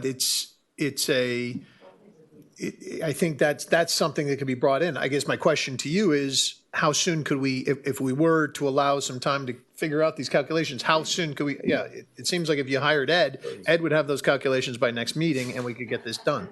But guys, I guess my questions are, Councilmember Kaplan, you said that the ordinance was not complete, I think, or baked. I'm not sure what I'd say. What would it take for you to be convinced that it was finished? I think two thoughts that are rooted in the ordinance itself, apart from my uncertainty that this is fundamentally as fair as the system that exists now, because of the reliance on... I'm sorry, fundamentally as unfair? Fair. It's fundamentally because as of fair. the reliance on impermeability to such a driving degree as to differentiate allocation of costs where there are permeability differences. Okay, guys, sorry. So two things, to use two examples. The tail diagram, for example, that's in the Raftalis report that shows the gradations of differences within the single-family realm, right, are, not being a scientist and not doing hydrological studies myself, that tail runs a very long way away from average and median. But the incremental differences along the duration of that tail are so small what effect are they really on the runoff burden that would justify a difference in price point with such small increments of separation over such a long range? The other example that we've talked about at the first reading and that we spoke about in our private meetings had to do with the premise that there are relative degrees of porousness depending on different materials. So, for example, things that are set in grout have a different degree of porousness than things that are set in sand. Right. This doesn't take into account that at all. And they make the point in here that we should actually take into account water retention in a more site-specific way, and we don't. Okay. And the point about the larger area, I'm not sure that the effect of this at exempting houses of worship doesn't include the structures that are the churches, but the idea that all hardscape within the community, all of which contributes to this same problem that Raftalis is exalting as driving rate, isn't counted at all. That just doesn't seem logical to me. Councilmember McCormick and then Councilmember Laredo. I agree with a lot that's been said. Ed, you kind of blew my mind with throwing away the fee altogether. I have to admit, I didn't see that one coming. For me, the only thing that I would add that I feel like we need, and I talked about this in my briefing, is I have concerns about all properties where they have done things or they do things to mitigate and to retain water to varying degrees. And I think that what I heard in my briefing was, yes, we understand that we need to address these and give credits where necessary, but we're not sure exactly what that looks like yet, and that's something we'll have to do after. For me, before changing our whole system, I'd like to know what that is and what it looks like, because we're talking about big changes for people, and I want to understand what it fully means. So, and I know the manager knows what I'm talking about. We talked about in my meeting. I see Benjamin shaking his head. That would be important for me to be ready to vote on this. I'm not opposed to a change. I want to make sure that we have thought it all the way through and that we know what we're voting on. This is a major policy change. Councilmember Laredo and then the Vice Mayor again. Mr. Mayor, may I just bring one? Want to go again? Okay, I'm sorry. Mr. Mayor, Councilmember may I just Laredo. bring one attention up. Absolutely. I want to make sure as folks are reading that that have the attention of section 29.4 D and E, where there is an appeal process and there also is an application process for a reduction in impervious space. So it addresses That's what you're talking about, right? You may But we feel it may don't not know. address it in the level of detail you want, but we do begin to more address people. those two areas. But I think we need to know what that's going to look like and what it's going to mean for people. It's nice that we say, like, don't worry, we're going to get to it, but I would feel more comfortable knowing that we already knew what it meant. Okay. Councilmember Laredo, you're up. I look at this as much bigger problem than the stormwater, which, by the way, we paid $25,000 to tell us that that was one of their top priorities. I've been here 3 years. Some of you have been here a long time. We've been talking about stormwater as a priority for a long time. Far from being amusing, to use a phrase from a colleague who did before, I find this frustrating, as has been my last 3 years, and disappointment. We have the absolute inability to make decisions. If you review the birth of this village, where clearly we set out a new methodology of government, and the only responsibility, the only duty that we owe as elected officials, our only description of this job is to decide. And I'll be happy to pay another $25,000 to tell you that the people at least I speak to are very disappointed that whether you vote one way or the other, this issue or the other issue or this issue, it's just kick it down, study it some more. Get another consultant. Let's get some more time. I made plenty of speeches from here, the Vice Mayor, including your lead on the whole thing, said nobody come out here to start complaining because we have plenty of time to go to hearings, to hear you out. We do our homework. I did my homework when the first reading, so I didn't do a blank check vote on the first reading. And so besides my support for this, and really for our professional staff, it's that it's frustrating that we cannot decide on anything. Took us 2 hours to name a park. Thank you for reminding me. But we finally decided. That was, you didn't say that it took like 4 or 5 meetings in 2 years. So I don't know. There are people out there that hopefully will join public service. Just let me tell you, this is the only, there is no easy decisions, and particularly in a small community. But what clearly is unacceptable to me, listen, I know a little bit about rate setting because I was a member of the Public Utility Commission of Florida. And these are peanuts compared to the amount of money setting, utility rates, electricity, telephone, et cetera, et cetera, et cetera. And very powerful groups and very powerful arguments on both sides. But at the end of the day, we decided, and on time, and we didn't need any more consultants, and we didn't need any more things. So beyond that, I support this.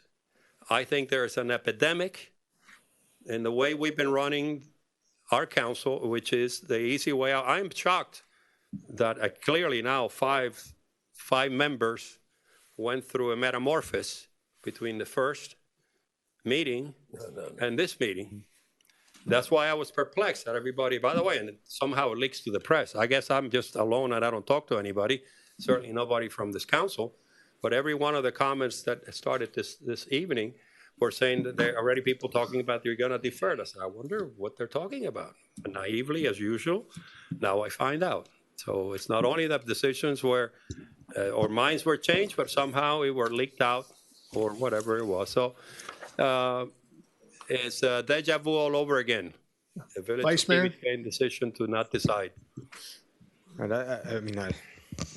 don't think it's fair to start putting this on not deciding. I think that we need to take responsible decisions, and to do a decision for me is to understand all the issues and the fact inside and out, to analyze it and to make sure that it's correct for me to vote.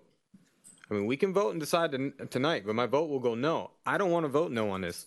I was the one who actually brought this up as a discussion item, that we need to go back and start moving this thing forward. So this is not something I want to go against, but it needs to be correct. When this was presented to the first time to us, I think it was in January, I went to the manager and I told him, I'm concerned. I think you're not considering certain things in this report. Then all of a sudden it was on the ordinance with no changes. Okay, fine. Maybe he disagrees with me. And I told him, I'm going to vote no against this because I don't understand this. Well, I'll make sure you understand it. Vote yes. I'll put everything together. You'll see. You'll understand it. I did that, and it's still, to me, not ready. So it's not that I went through a change in this time. This idea that this decision has to be done right now is not correct. This has nothing to do with the projects that we have in front of us. We're talking about how we're going to allocate amongst ourselves the fee that we pay on an annual basis to maintain, repair, and to improve our stormwater. So nothing is delaying any project. We don't need to make this decision today. If not, nothing's going to happen. We're going to kick the can down the road, and all of our projects are going to suffer for 3 years, and nothing's going to happen. Has nothing to do with that. This is an internal allocation that we're deciding on. It's a big policy. So I think that we need to make sure we all understand this before we make our decision. I don't think this came in the right direction from our administration for us to not, I don't think we went through the process correctly to make sure that we're all understanding, have questions before this came as an ordinance in front of us. And that's why there's a delay in this now. Okay? I think that, again, roads should be considered. I would say that most of the rain, all properties are supposed to hold the first 1 inch of rain on their property. So if you have a ½ inch of rain, guess what water is going through the sewers? It's the water that's falling on the streets. We should all equally have to pay to evacuate that water as well. So those are the things that is not considered in this report that I think we need to look at. And I think all of you guys should do that. Let me just ask you this question. Mr. Mayor, I'd like to speak again. Okay, I'll put you out. I just want to ask a question to this.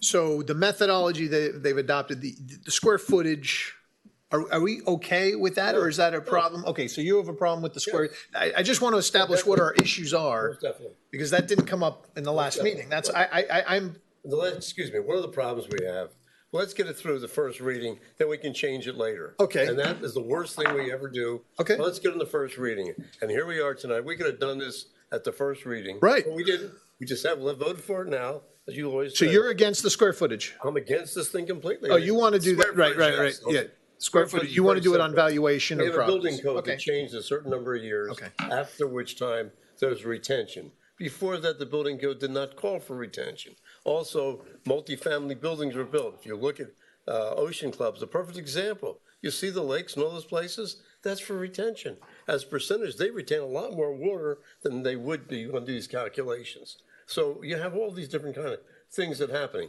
You have swimming pools, okay? Are swimming pools retentions? Of course they are. Right. But is there a difference between the swim? You understand? There's a lot of things. Okay, so, all right. No, this does not a good thing. Let's go to a simple thing. Add it ad valorem, and you're done with it. I understand, you're right behind Kaplan. Councilmember Kaplan, then Councilmember Cigarella. Let me talk here. On the positive side. I'm sorry, I'm sorry, no, London was first, I thought that was you talking. London, and then Kaplan, and then Cigarella. This bit about indecisiveness is verbal vapor, nothing more. We have a rate methodology in place. We're moving ahead on FP&L, we're moving ahead on stormwater projects. There's a lot happening, there's a lot coming. What's before us is an alternative rate.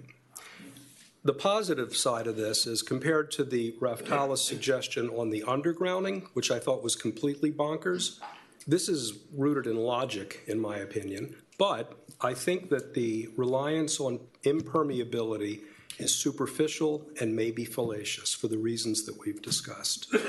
So comparing this in terms of equity to what exists and comparing this as it may be elaborated with the type of alternative cost mitigations depending on on-site conditions and a broader denominator based on other sources, in fact, the primary sources of road flooding, would potentially make this palatable. But as it sits right now, I don't get it.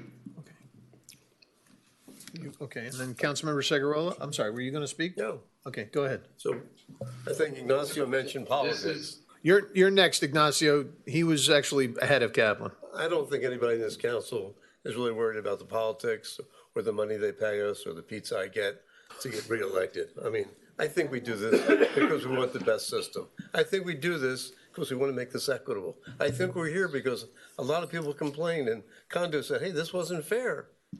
So we said, fine, let's look at it. They came back with a system. And right now, Steve just gave us one more reason not to vote for this. Because Steve said, listen, we'll have an appeal process, and then people can come and start appealing their permeability, impermeability. And the guy will come back and say, well, my swimming pool's down 7 inches, so I can retain X amount of water, and that shouldn't count. Other guy says mine's 2 inches. My building code was built after 2004, and I have to retain X amount of water on my property. And the other guy says, wait, my property was built in 1957. I don't retain anything. And on and on and on. It's just a can of worms. You compare it to the other system. The other system might not be equitable or fair, but it was simple. And I'm saying make a simple system. I'm prepared to vote Ignacio. I'll vote no tonight. I'll vote no tomorrow. I would have voted no the first time. I have no problem with this because I don't think it's the best system or the most equitable system or the simplest system to make it easy. If we do ad valorem, it's simple and it takes nothing to do it. And we don't have to worry about all this nonsense and start measuring. Steve will hire 3 more people, got some more offices to fill up. So we'll have 3 more people working, doing on this and then we'll have a court with appeals and, coming down with decisions. It's crazy. Councilmember Cigarella? This is absolutely kicking the can down the road. No, I'm ready to vote no. Laredo, it didn't take 4 meetings to come up with the name of a park. It took 20 years to come up with a decision to finalize the park. We absolutely have a leadership problem. And the problem is we don't have any leadership. We don't take initiative. We don't make the hard decisions. If the 5 members that have expressed their concerns with this second reading have a problem with this, then vote it down. Yeah, Do not defer. I'm ready. Go on the record, vote no, and then we'll go back to square one. Because if not, this is gonna be stay hanging in the air for another 3 or 4 years. Vote it no, and that's it. We move on, but make a decision. Call the question. Councilmember Laredo? No, Okay. I want to see this pass. I don't want, I mean, lack of leadership, whatever Councilmember Segarolo wants to say from far away. You bad leader, you. I know, I'm a bad person. I've been Rotten, no stealing good. money and buying crocodiles.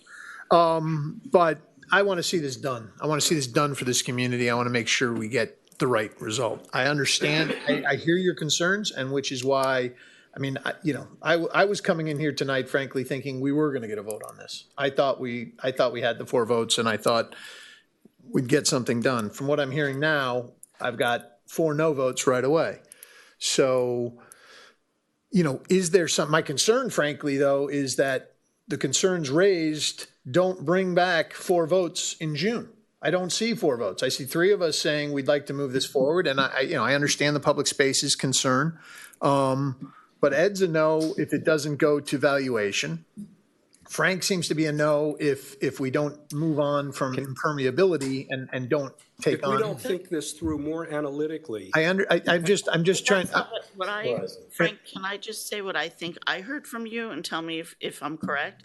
What I heard from Frank is if we're including public spaces and we're looking at this a little bit deeper and the ordinance is developed more to understand what this appeals process, the thing with the appeals process that concerns me is the first thing I heard in my briefing was this is revenue neutral. We're switching from one system to another.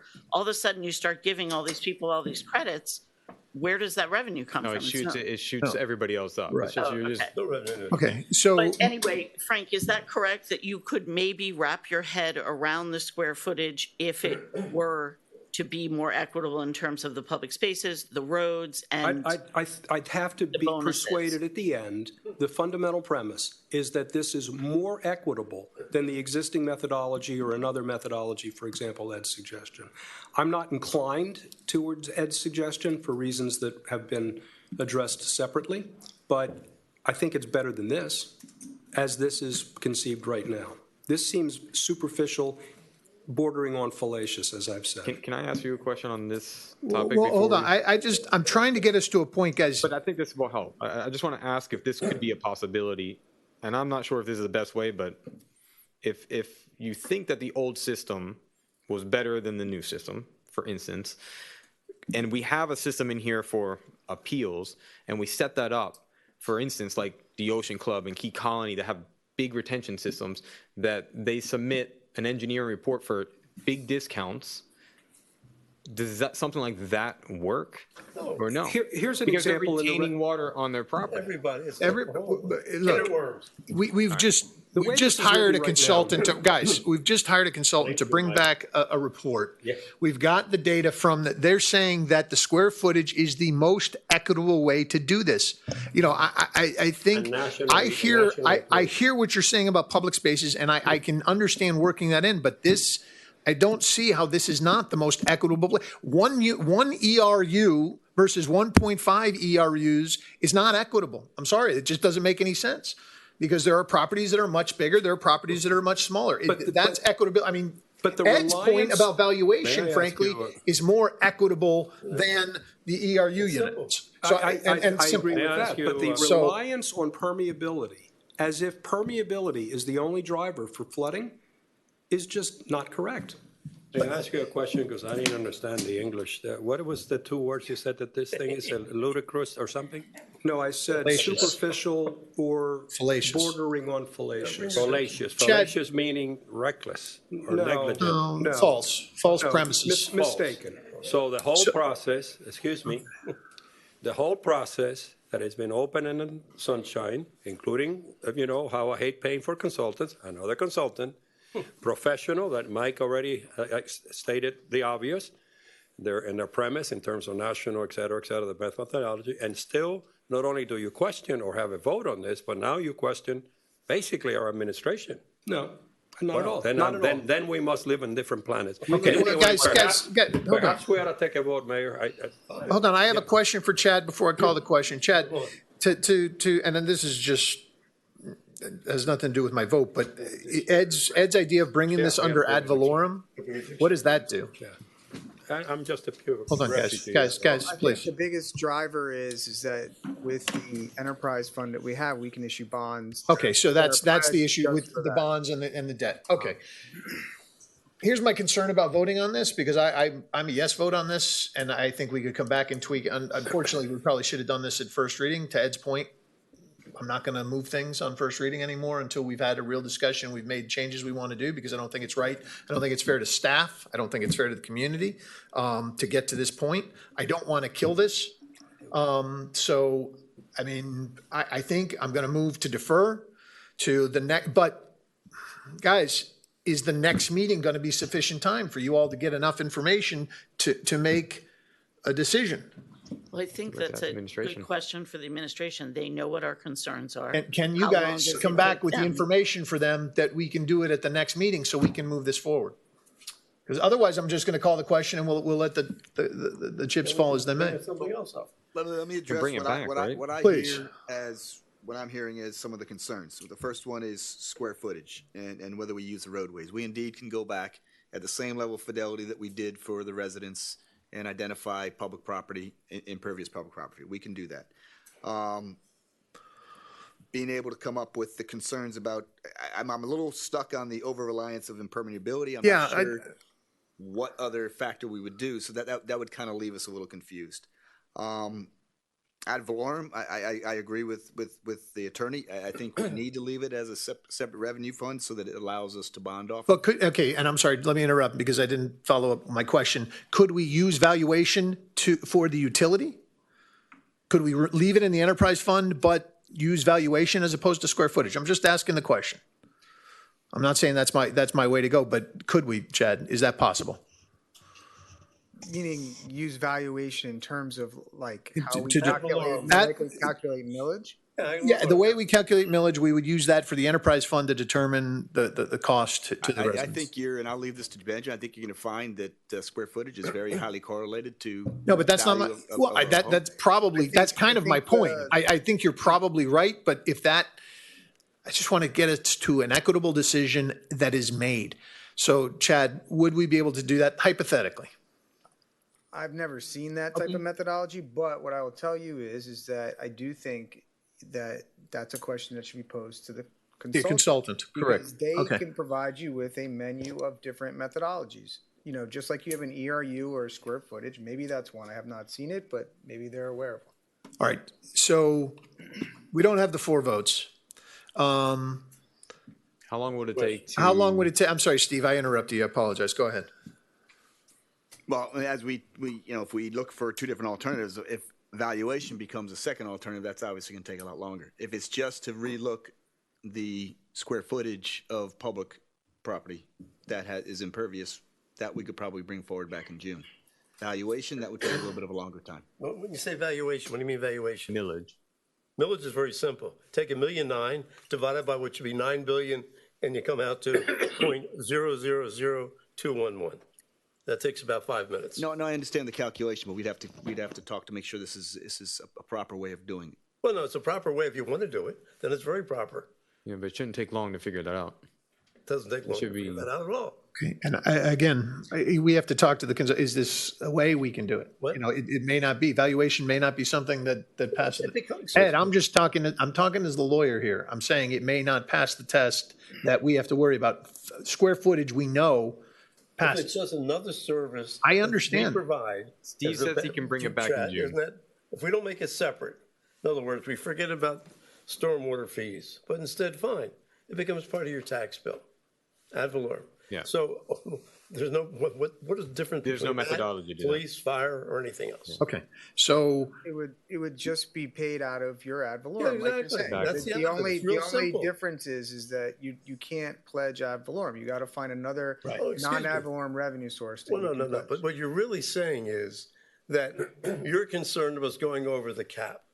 No, that's not what I'm saying. Well, You then why- cannot, excuse me, we can, as a community, we can borrow. oh, you're correct, through a general obligation Exactly, bond. so what's Yes, the problem? you can do that. And we've been empowered to your do that. That's So it's that's not your an enterprise choice. bond, But it's a the- general obligation, it costs us less money, except Rolling Yeah, has let a. me No, comment except on that. Roland's got the special enterprise fund that we could go on the There is revolving. a state water revolving fund Right, loan. I mean, It's that's- 0.02. A state water revolving fund loan. Tell us about that. 20-year loan, 0.02%. It's well under market rate. And then you say, repeat the title to it again. State water revolving fund loan. Revolving. That means they have enough money in that fund to fund everybody in the state of Florida for all the improvement projects in the state of Florida. And Fausto's shaking his head, and he has an idea, even though he's not a council member yet, he has an idea that that's not so. No, I think the question you asked, can they fund all Florida's? Yeah. No, of course they can't. So there is a criteria that you So have to how are we meet. going to get it if somebody says something No, but we else? can still use That- the that's, geo. guys, that's a separate issue. Let's focus. Exactly. Well, then we can borrow money. The No, only but- difference is that. But you people are will not saying- have, and correct me if I'm wrong, if this is not part of an enterprise fund, can we go against this? I think in order to, I think you have to be a utility to. Has to be a utility. That's my point. You don't have access to that money at 0.02 if you're not in a utility. You can do the reverse. You can do a geo bond to it. But that, if you want. There's always the option for general obligation Always. bond if Right. passed by the voters. Yes. Okay, so you can come back in June with the numbers on, you can talk, Frank, Councilmember Kaplan I'll talk will with- bring the information about his concerns. You're I'll going to talk bring, with Steve. Yeah. we're going to talk about public spaces, but we're going to bring this back. I'm going to vote against it. Formal vote to defer this? No, there has not. I just made the motion to defer. I don't even have a second. I'm just trying to get us to a point where we can, We'll call the question where then. we can, okay. Don't you need a second so we can have this discussion and then vote on I it? second it. Oh, you did second it? Oh, okay, thank you. Okay. What was it? All right. It is to a date certain of the. Well, the June- date certain is the June whatever meeting. What's that? 14th. June 14th. It's my dad's birthday. Second reading. So that's my motion on the floor, because I don't have 4 votes to pass this right now. May I take There was a a roll motion call? before. To defer. There was a motion before that was seconded on the actual voting.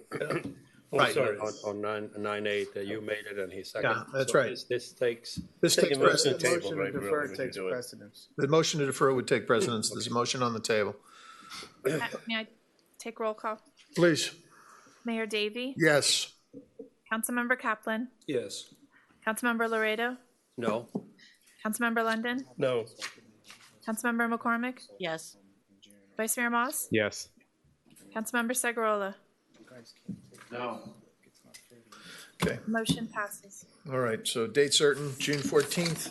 Guys, we're having an up and down vote on June 14th. So I also think, and I told the manager that I think the consultant should be here. Yeah. present On that day. Because I think that you're asking a lot of technical questions that, and I know Ed. And you're and we're shaking all your head, engineers now. but, Yeah, I think it would Yeah, just be by the way, helpful will to that be discussion. extra fee for the consultant? Probably. Well, I'm not joking. By the way, do you have petty cash that I can, Guys, all right. my friend. It's a London fair has- question. Excuse me one thing. Can you imagine a consultant coming here and saying, you know what? Do ad valorem. He's out of business. That's not. I mean, he it's could not never good. recommend ad valorem because he can't go through this whole methodology. I asked the questions, All Ed. types of time and money. Well, But my saying go for ad question valorem. That's is the end very of it. precisely, there's two. The first one is this going to cost us more with the consultant? Yes. Okay. All right. Do you have any petty cash so that at the suggestion of my friend London, you get me a dictionary? Because obviously I'm not satisfying his high criteria for my English. You don't have to be here in person. So they were on, I'm sorry, I should They're have on introduced, tonight they were already? on tonight. Oh, okay. And why don't we ask him now? But the questions seem to be more about, you want to ask? They probably have to go back and look at it. Well, yeah, no, I mean, So if we have questions, we yeah, should well, ask. if they're on tonight, why wouldn't we talk to them now? I think I would like to say, for me, from now on, I'm good with consultants always being on Zoom, especially if they're from out of state. I do not Correct. need to. Yeah, be we don't on need them Zoom. here. I agree with you 100%. Peter, can you unmute Henry Thomas and Joe Williams, our consultants? Yes, sir. All right. All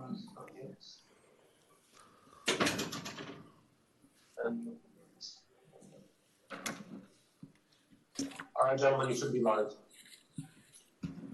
Mr. Thomas?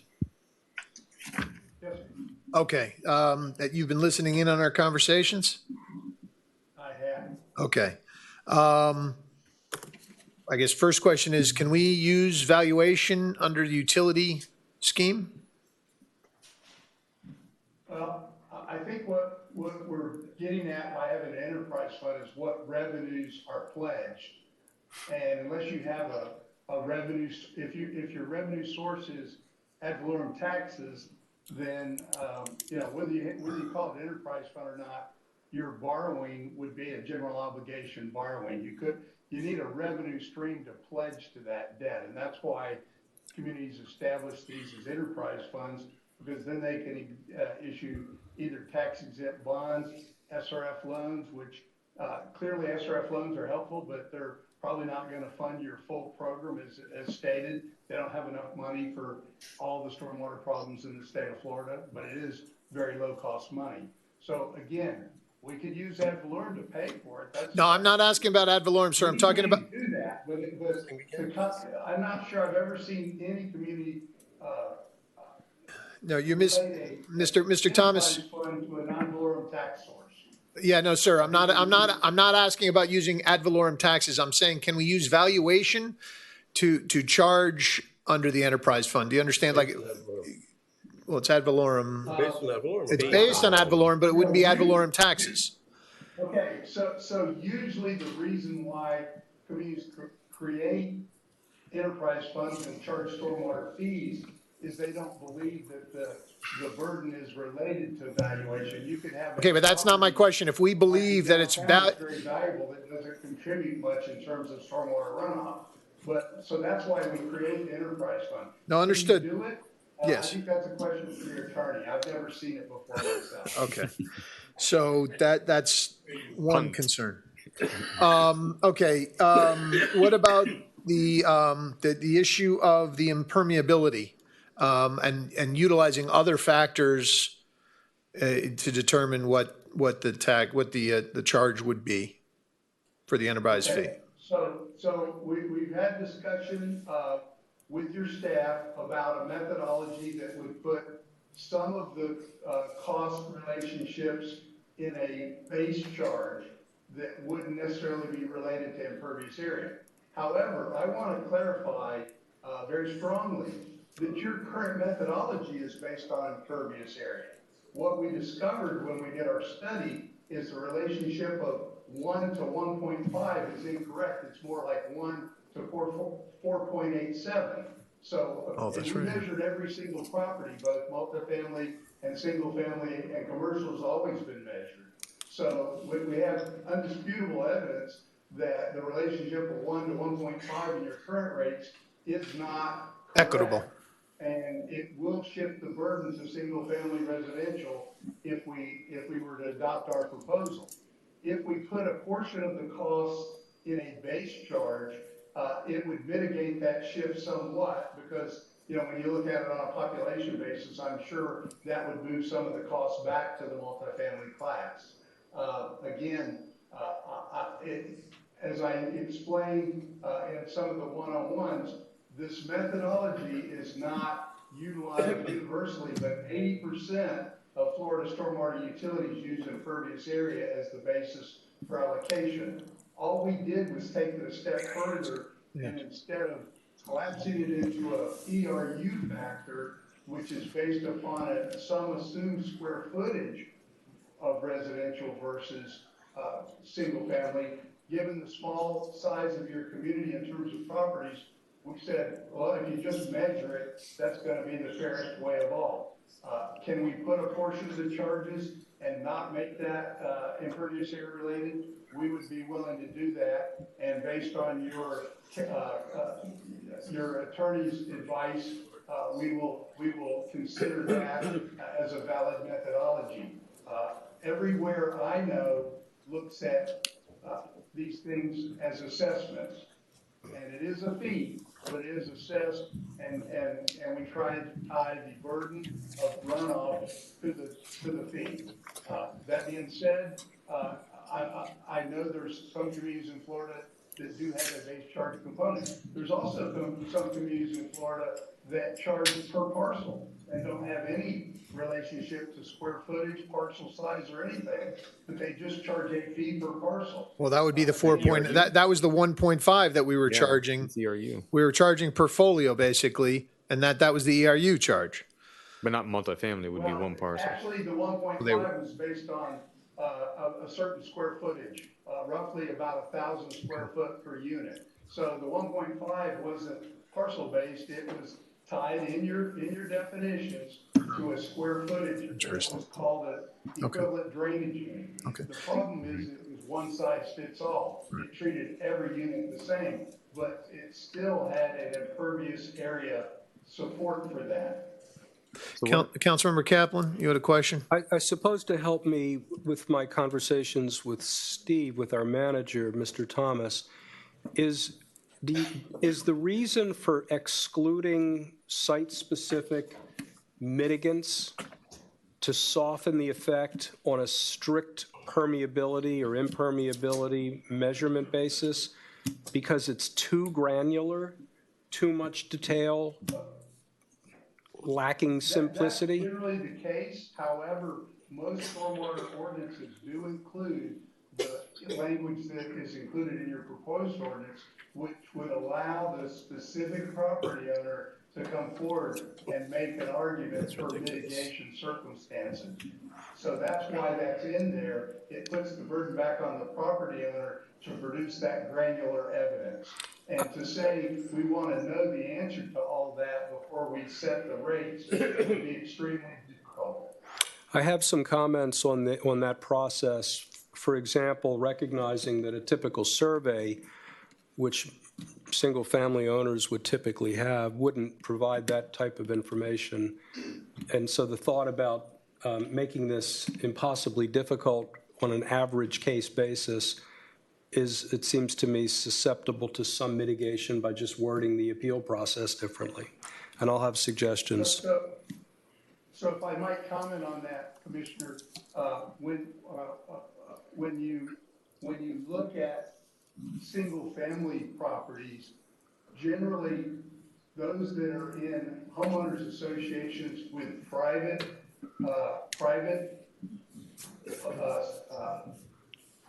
permitted stormwater mitigation facilities, the people within that neighborhood may get a mitigation credit. But to try to come up with, for example, rain barrels, most of these things is very difficult to determine whether they're working properly, whether they even have an effect during major storms. They're really de minimis issues. Now, again, if you have a neighborhood that has a large privately owned stormwater system that they maintain, to keep their permit, they have to prove that it works properly. So that's where the credits usually come in on residential. Otherwise, multifamily, like you mentioned, some of the condominiums that may have stormwater retention, and again, they certainly could make the case for their property. I think just to make this efficient, without burdening your time or competing considerations in your work, if we could speak separately when I prepare for our meetings that are upcoming, that'd be great. Very good. We'd be happy to talk to any of you. Thank you. Vice Mayor?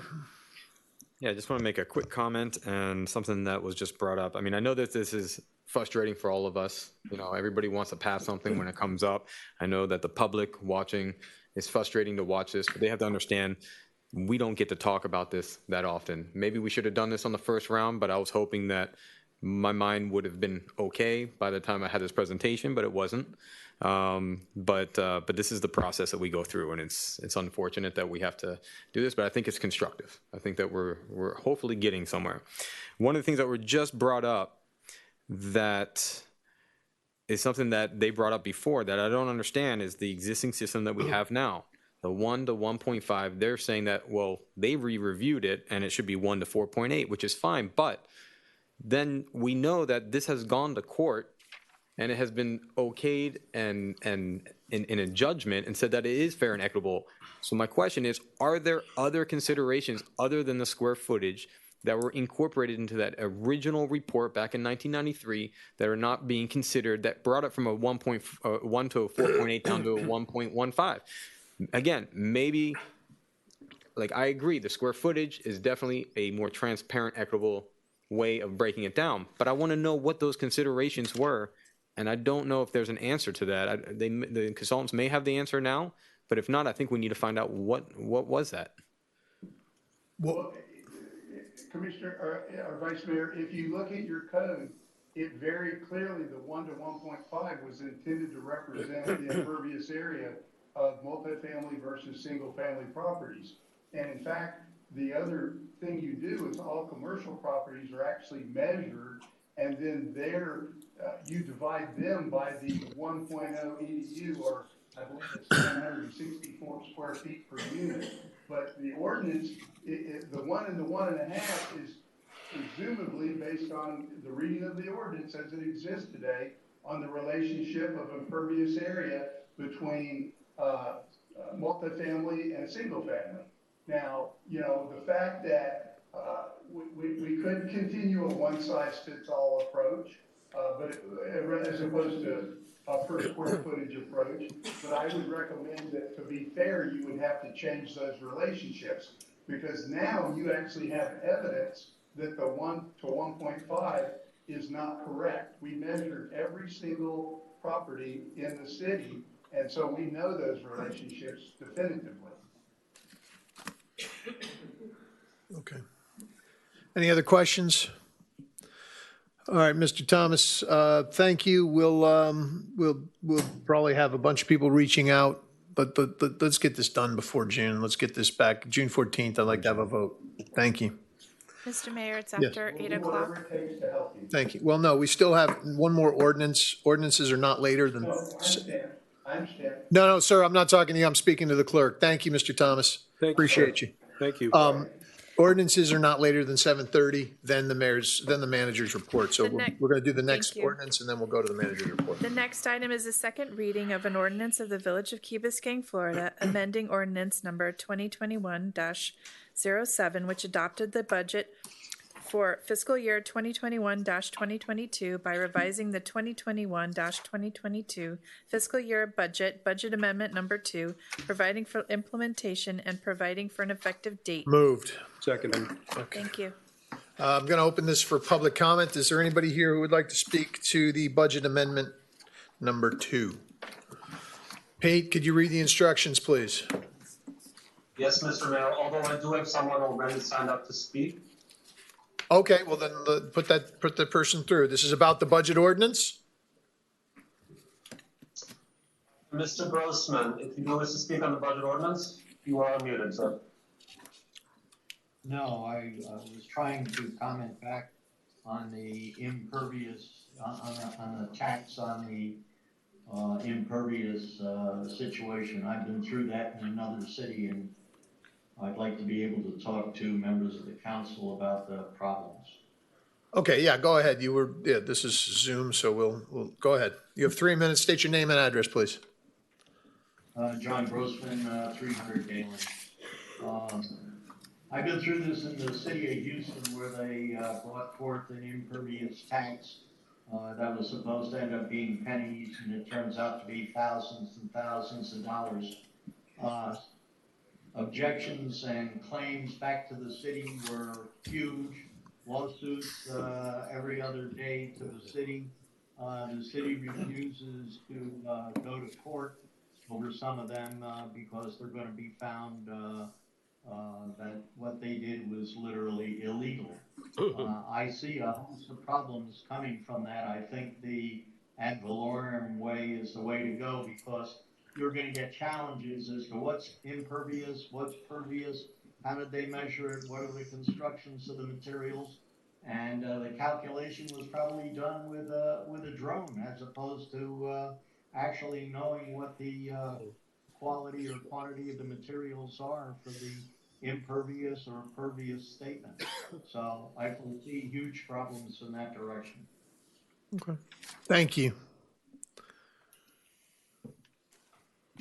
All right, Pete, do we have anybody else signed up to speak on the budget amendment? Okay, I'm going to close public comments. Do we have any discussion up here? All right, let's call this question. Well, hold up. Oh, okay. The budget now? Yeah, I got questions. Okay, well then go. Fine. You should always know he's got questions on Oh, I budget. figured. That's why when he didn't say anything. I was waiting for him to finish. Tab, what's it, tab 3? Tab 3, page 3. Okay, you have, Steve, you have 50,000 for East Enid streetlights. Tonight, we're proposing not to expend more than 20,000. Is that a mistype? No, it's not. At the time, then we did this because this was preceded the actual quote we got back from FPL. That was kind of my hedge.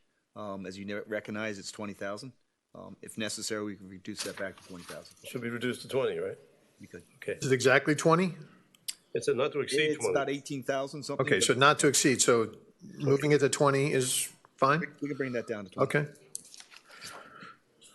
You're going to have to make The next thing is resilient, sustainable infrastructure integration and implementation plan. What sounds like Frank speaking. a... A lot of ends in Is that people or is that stuff? When you say stuff, what do you mean by Does stuff? that mean people that we're hiring or utilizing staff? Or is this outside contractors and materials we're buying? It's not the latter, it's the former two. Which is the former? People and staff. People and staff. Yes. And how many people have we added so far this year since you've been here? 6. And is this to take care of the people that we've hired to pay them? What the 575 is for? Purpose of these individuals is to develop our program strategy and our integration implementation. No, simple question. Is it to pay for people that we've hired? Or the budget that weren't budgeted before? Are you talking about people, employees of the village? Yeah. Well, yes, that's what I'm talking about. No, it's not. Okay, thank you. Okay, fine. Come on. I'm done. All right, make a motion to amend for that change? Yes. The 20. I'll second it. All those in favor? Aye. We got to do a roll call. Now we have to do a roll call on yeah, but we needed the amendment was just voted on. So let's do a roll call vote. Councilmember Kaplan? Yes. Councilmember Laredo? He's yes. Councilmember London? Yep. Councilmember McCormick? Yes. Vice Mayor Moss? Yes. Councilmember Segurola? Been taken. Yes. Yes. Thank you. Next item. For the manager's report? Yes, we're going to the manager's report because it's after 8 o'clock. Mr. Mayor, I'll be happy to defer back. I think these are two simple resolutions. If you want to take these Okay, well, let's resolutions get the moving forward. resolutions done. Great. Then we'll go into that's perfect. Thank you. Next item. Next item is the capital project authorizing resolution of the Village Council of the Village of Key Biscayne, Florida, approving an LED lighting agreement with the Florida Power and Light Company for the installation of the East Enid Drive street lighting project in an amount not to exceed $20,000 and for maintenance, energy, and other related services for the lighting poles in an amount not to exceed $685 per month, waiving competitive bidding procedures, providing for authorization, and providing for an effective date. Moved. Second. Okay. Thank you. Discussion? Yep. Councilmember London? So we decided now, I assume we have, if we vote for this, that number one, we're not going to use solar, we're going to use electric from the FP&L.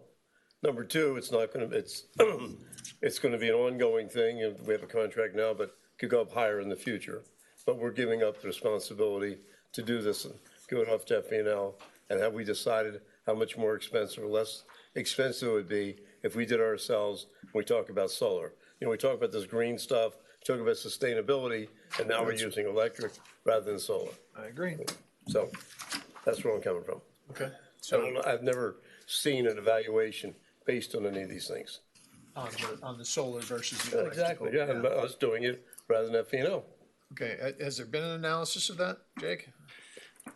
We didn't compare it to solar lighting.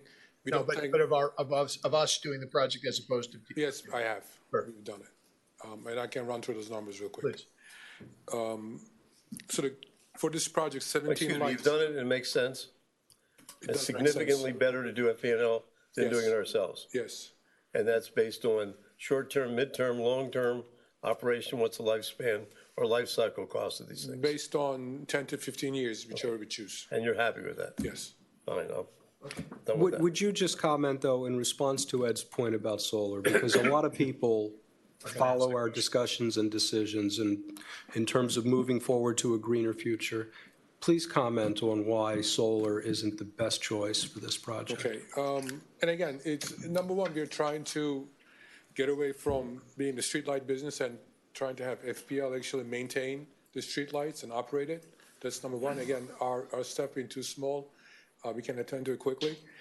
Solar is a new technology. We are looking into it, and we will utilize solar lighting on isolated areas such as Hampton Park and the beach park. We're going to put solar lights. That's what we want to do. But areas like the street lighting, where we want to have well-established lighting that is in compliance with the law enforcement requirements as well. We thought that going with LED program is a better choice. Again, maintenance and some of the solar lights, it's very new to us. We don't know how to maintain it. We don't have equipment to maintain it. We're gonna have to rely on third parties, and it's very new for us. Mr. Councilman, if I may also add on to that, is one of the things, and we're looking into it very, very much in detail right now, is FPL has a program called FPL Solar Together. And what it is, instead of each municipality actually building out their solar system inside of their village, which would then require maintenance, require, repurchasing over a period of time, is what you do is you invest into FPL's program of solar. As they begin to build their capital program throughout the state, wherever they build these solar facilities outside a smaller village, probably up somewhere in mid-state, we buy into that system as an investment and we get the benefit of that solar power. So we agree. We want the solar capability, but we want FPL to own it. We want FPL to maintain it. We want FPL to have the responsibility of recapitalizing when it's necessary, and we will then draw the energy off of that. Appreciate it. Any other, Vice Mayor? So the cost analysis that you did, was that for East Enid or is that for when they recapitalize? Yeah, I'm guessing that all the existing lighting we have, are we going to turn that over to FPL at some point? They're going to replace them with LED lights? Yeah, that's a whole second separate calculation. We'll come back with that probably in about a month or two, probably 2 months. Okay. But this is specifically just for East Enid. But Jake, Well, hold on, Councilmember McCormick. Yeah, go ahead. So we saw in the survey earlier today that street lighting is a priority. I found that valuable. Is switching to FPL going to help us speed up our installation of lights, street lights throughout the village in areas where we were planning on doing it, but it seems to take us a while to get going? It won't speed it up. It can be as fast as we go. We are the bottleneck. Okay. Yeah, we just need to do it. I mean, FPL will move. Obviously, they're better at it than probably any other contractor we could hire, but it has to be our decision to move. Jake, Councilmember London, go ahead. going forward, assuming we went ahead and we've talked about streetlights, we've talked about walking, all these other things, which streetlights really help the village. So if we did village-wide, not just East Enid, and I understand with East Enid, it's a small group, et cetera, but if we did the whole village, wouldn't we then basically have the maintenance, the economy of scale, and everything else to be more efficient than FP&L? FP&L in general is very, very expensive. I think you'll agree to anything they do. Their overhead's tremendous, their burden's tremendous. And so maybe on a short thing like East Enid, it might not be economical for us. But how about looking at the entire village with streetlights? We are looking at the entire village, and we actually want to convert the entire village to LED and switch to I'm talking about FPL. solar. Forget about it. I'm talking about solar. I mean, we talked about 50,000. I think we did some rough calculation. And you're talking about 50, 75,000 a year difference between electric and solar. Right. So the question is, what's your payback for going from solar versus hardwiring? The reason we didn't do it before, they said, okay, we're waiting till we put underground electric because we're going to trench at the same time. That's why, because I brought this up for many years. So my question is, with solar, we don't got to wait for anything. We just go ahead and do it. There's no hard wiring. I mean, it's simple. Yeah, and again, just to give you a point of reference, for energy charges for 17 light is, we're going to pay in $21 a month. How much? $21. Per light? For 17, it's about $1.23 per light pole. Good, okay. So it is very low. Okay, okay, and fine. we are also looking into investing in the solar together. But then with you had the other things, and what did it come up to total? $17 a month or something? You remember you had the cost of capital for the putting it, maintenance, you know, all the other charges. The monthly fee is $638 for 17, and Okay. it'll be around $38 around Okay, there. so it's $38, not $1.23. And we had to look at that. The energy charge was $1.23. Yeah, but fine, but looking at the total thing, and to me, $38 to maintain a street light with say $36, sounds like a lot of money to maintain one street light, doesn't it to you? You've been around a long time. Think about it. If you had 500 lights, 300 lights, come on. It's a lot of money. And just multiply that by the number of dollars and then go by the number of years. But again, I don't know, I'm just saying, maybe at this point we go forward, but I think with that, with this, but I want to look forward, the rest of the village at least, to go to solar and to us owning them, not FPL. But I have some real numbers that I can share with you real quick. So the net present cost per pole for this project is $4,807. I'm sorry? $4,807. That's what FPL charges. FPL for the lifetime. So when we end up, the total project is going to cost us a net present value, $81,711. And if you divide that by 17 lights, it's roughly about $4,800. What discount factor did you use for net present value? I used 5% inflation and then 2% increase on revenue, on the rate. So I said 3% net inflation for every year for 10 years. Net increase in cost, okay. 3%. So my point being is that that's the numbers they gave you. You haven't priced out getting a contractor and saying. I did. So in Furman Road, sir, 2018, we installed 40 lights, fully paid for the village. We paid $336,000 in 4 years ago. Again, 5% inflation. Today's money, you're looking at about $410,000. And take out the salvage value, each pole cost us $9,261. And that's the same kind of pole we're using now? Same kind of pole. So it's almost savings of 50% Okay, as fine. compared. Okay, good. Well Again, done. all right, let's Thank call the you. question. Oh, I'm sorry, I Councilwoman just had, McCormick. I do want to echo, I think we all do, this idea that we should be looking into solar and as the technology advances. I think I said this before, but that's clearly where we would like to go. But then I also, Frank, do you remember, it was not that long ago that we got out of the business? Was it with FPL for the old streetlights?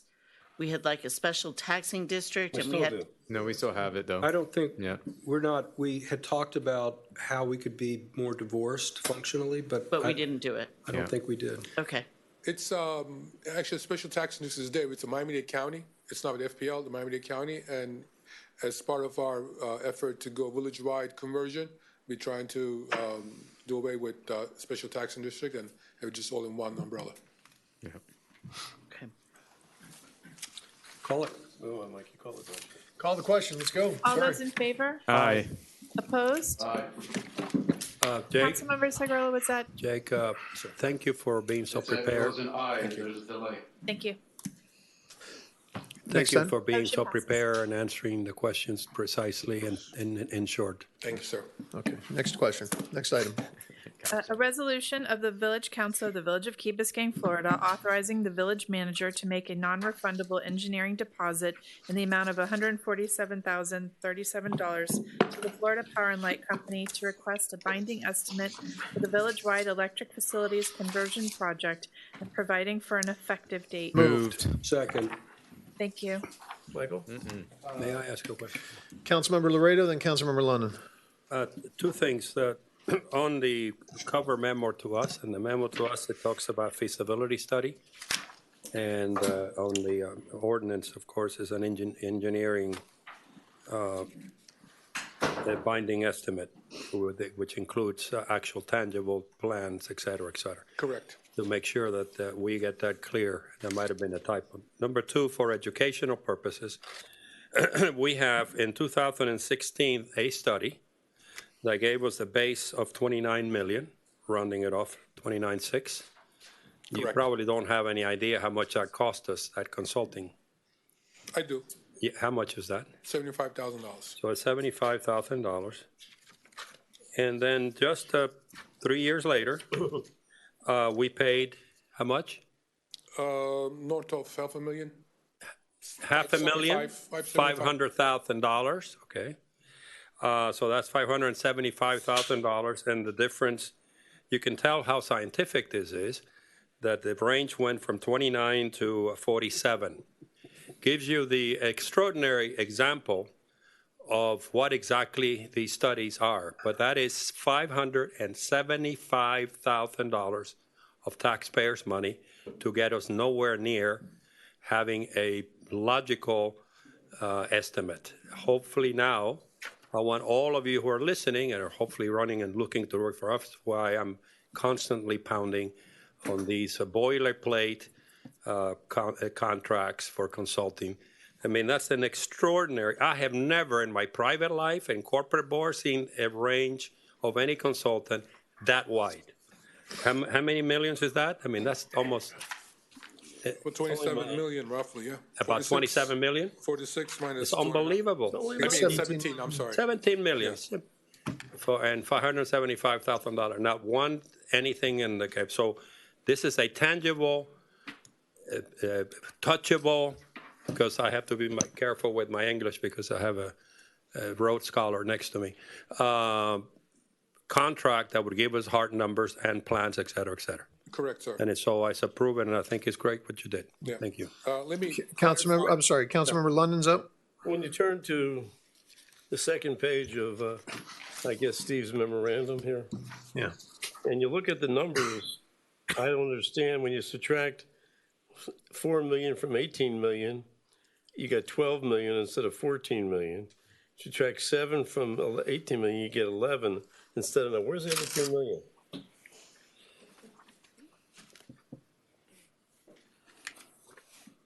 Okay, I might have done some typos there. I'll correct it. It's only 2 million. In which column do you Well, think? you We'll look take it. We'll take the extra 2 million. estimate, then you take a credit, and then. No, it gives you a net cost. the cost is up more You know, than, it's- Yeah, it'll be a little Should bit be more. 2 million more on each one. should be 14 something. And it should be, Hopefully it's not. Hopefully the typo's in the credit. Yeah, is the typo, if the typo's in the no, the credit. typo's not Hopefully for the credit, net is the right one. which is, Well, no, you got the calculations, how you get your credit, going from 4 million to 7 million. You're taking your 23 miles plus the 314, which is a combination of the 205 and 109. It gives you 314. So that's all fine. And you did all that right, but then I don't know how you got the net estimated. It's like another $2 million figure that's, floating around somewhere. I think when I copy from Excel to Word, there's I'm sorry? something happened there when I was copying the information. Okay. So anyway, basically, we're looking now, we'll say at 11 million one, or whatever, we'll take 7 million. as opposed to 14. 7,399, all right? So basically, 11 million. So now, Well, the point is the credit is $3.2 million more now than it was. which is great. But now, so my next Saved question. over $3 million by dragging our feet. Yeah. But the next question is, we talk about a Question cost. ballpark thing and estimate. I thought this was going to give us a hard estimate we could live with them. Is that correct? Correct. It won't be ballpark. It won't be ballpark. Okay, good. Number two, I think in our discussion when we met the other day, you said this is not just an estimate, but this will be the engineering drawings design for this project. Is that correct? Correct. So basically, whether we use FPNO or anybody else to do it, we can use this design. Is that correct? Correct. So this is just not like another consultant. No, Correct. No, this design is the design. Yeah, and it's Okay, also fine. binding. It's a Correct. binding. Yes. Correct, it locks us. Okay. You just got an extra couple million. That'd be Good. Okay, And just so that, well, if you want to vote, I'm done. No, go ahead. on for some of us, all of us were concerned about alternative energy and solar energy, et cetera, so that Florida Power and Light is no longer an electric company as they used to regulate it. Trust me. And if you want to get evidence, look at their revenue share. They are fully committed. They're really an energy company, as all energy companies are evolving.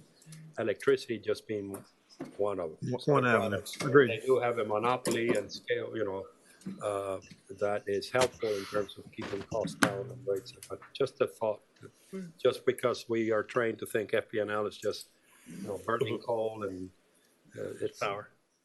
All right, anybody else? Yeah, just follow up on what Councilmember London was saying is that we have to understand that this price is only for the FPL portion.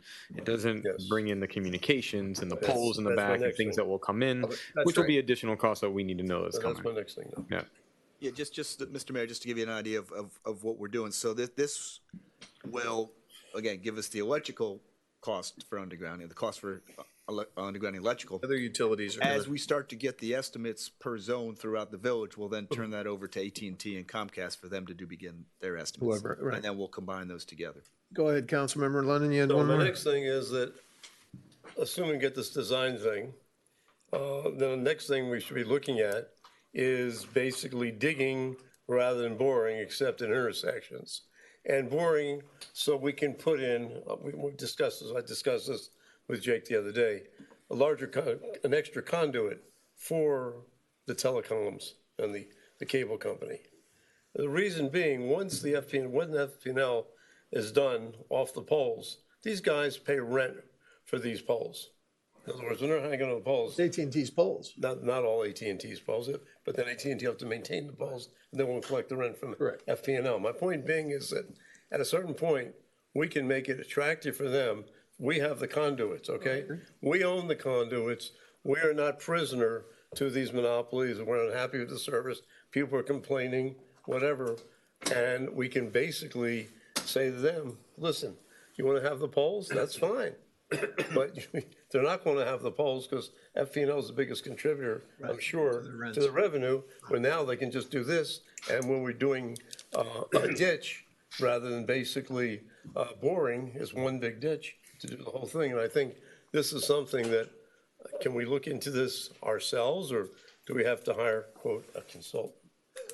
Don't get him riled up. I think that's in the master You plan. hear where I'm coming from. I think so, too. So all I'm saying, this could be already a been looked major at. thing, because this could save us a tremendous amount of money, and the revenue that we would get from this, assuming they could give up paying revenue, let's say Comcast is paying revenue to AT&T right now, or to FPNL or whoever, pay us to use our conduit. Okay. Just a thought of how we could, do this more efficiently and more economically and quicker. The idea is also quicker.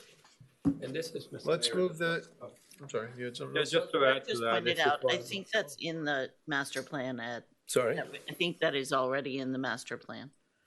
What is? The extra conduit. No, if they bore, there's a difference. If they No, bore. I understand. So I'm saying we Yeah, don't you bore. wanna If only- FPNL does it, and we basically trench, and then basically only where major intersections bore. All right. And as I said when I first got here, if you reach out, and I did, to 3 companies that do this all day, all night, 365 days a year, that if we don't disqualify them from bidding, if anything worked out that, they would be happy to make a presentation in private or otherwise on how to do it. But this is why I think it's so important, probably leads into the next item. And previously somebody said we don't understand that we don't have enough chance to talk except here, and we don't want to be here until midnight. Why I think the strategic retreat that we're going to talk about is important, so we can Let's have that we can do conversation. that. And one of the things I'm suggesting for the manager to think about, is to give us a non-binding kind of timeline, if possible, not maybe, which is tied to budget, but a timeline which we won't hold you to and everything else of when we're actually going to do something about undergrounding other than study. All right. It's just a thought. We are. We're going to have that, guys, we're going to have that conversation in about 45 seconds. One more thing. What? Go ahead. About 7 years ago, 8 years ago, I was two managers ago. Basically, we're talking about exactly what you're talking about. Say, well, who's going to do this? So all underground utility contractors are licensed by the state of Florida.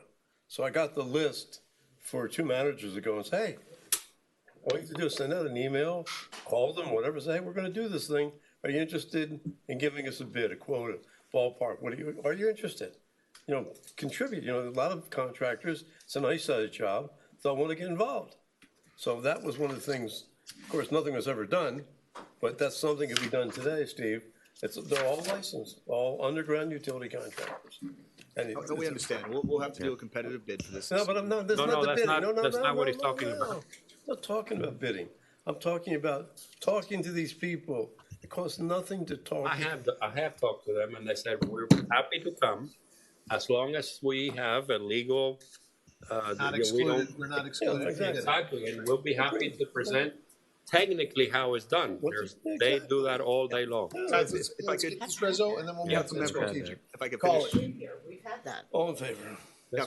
Councilman Lund, if I could finish my sentence, I didn't get out what I wanted to say. We meet with all potential consultants and contracts on a regular basis. I spend very many times, as does the staff, meeting with potential. So if you do have those names, I'd love to see it. We'd love to invite them That in. was 7, 8 years ago. I You wasn't go here to 7, 8 state years of ago. Florida. I'm I'll give them to you. Department was Department of Professional regulator by the Florida Regulations that would give you the list of all the people. Yes. Phone numbers, addresses. And I'm sure we can reach out to FPL, but if you'd like to share that. And you know what? The biggest ones are based in Miami. Isn't that something? All right, call the question. All those in favor? Aye. Aye. Opposed? Motion carries. Big step. Next item. Good. Moving it forward. Next item. Well done, Mr. Jake. Mr. Mayor, if I would, could we take a maybe 2 or 3 minute break? Certainly. Yes, sir. Thank you.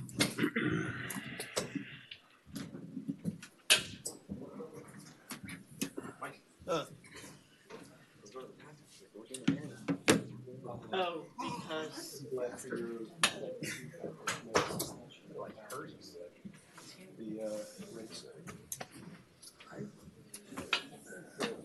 That's only 2 million. What? On the ad valorem? Hey, nobody ever agrees with me. It's okay. Believe me. Okay. Some other time.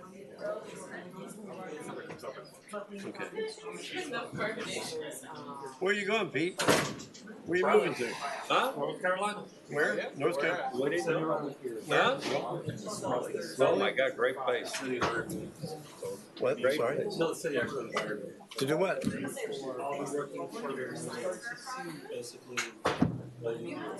And Cat? You didn't make a package deal? You didn't make a package deal? Mr. Independent.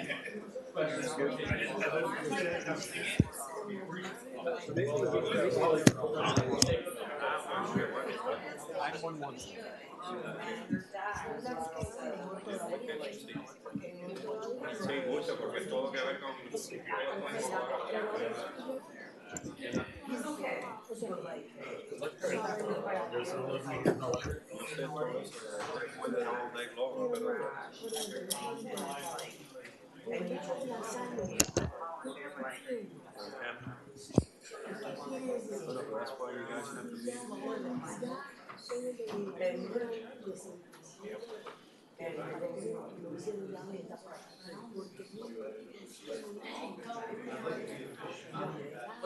Sí, sí, pero ahí yo fui el autor de sacar a Simon porque se creía que era su question. Okay, so we already done that. So we have to work on that individual. So tú eres parte ahora de un litigio que es el testing. Ya te da $1 y yo estoy vigilándolo en todas las cosas. Lo de la escuela, que yo hasta ahora no me he metido porque yo no tengo hijos, pero ya veo a dónde llego y ya yo estoy. Pero we have to work together. Tienen un meeting mañana. No sé si es. The answer is I don't know now porque yo llevo. Estoy así de cosas. Pero yo estoy one phone call away.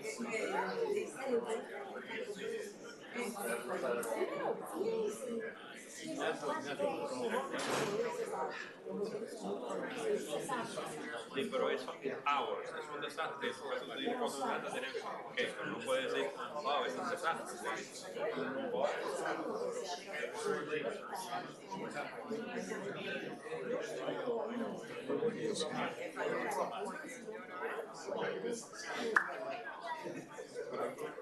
Bueno, como me llaman después de la clínica,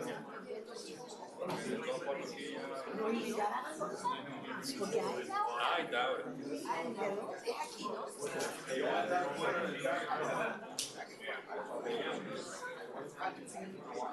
She's actually doing some much doing it, so we're ready. Another athlete.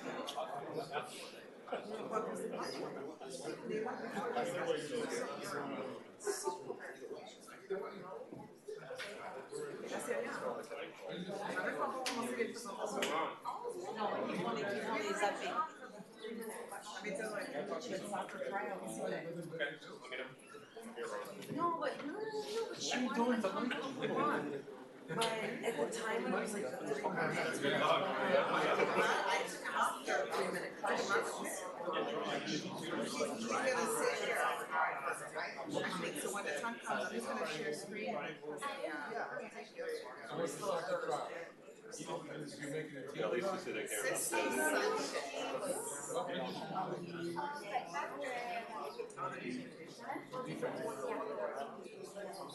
She's I don't want to score a goal. Now I want to see this going to. Yeah, so she just got back last weekend. She was out for like 6 months.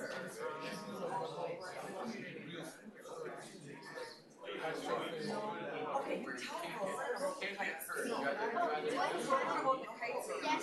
Yesterday? What happened? And then we were coming back like around where. In front of the ocean. And then these kids are doing, and you know like the kites are like the bands were like really short. Like it takes like a minute before our next show. The lines, they can't hike right? He's trying to look for And I said, where's your license? And he was like,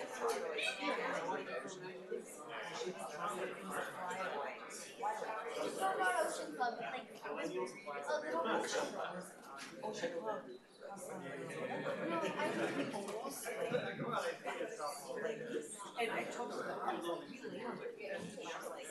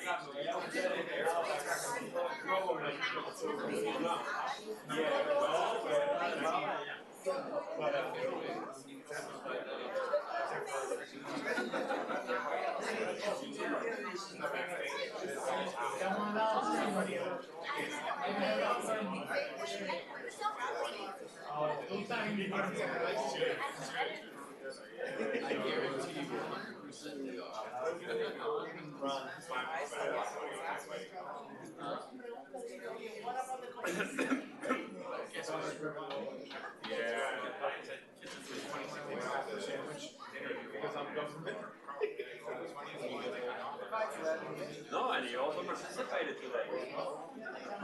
I mean,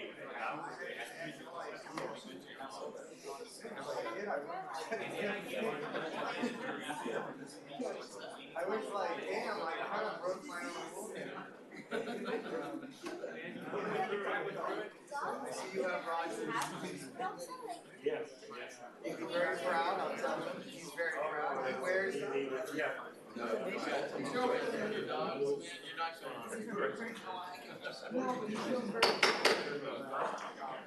You did not scare her at all.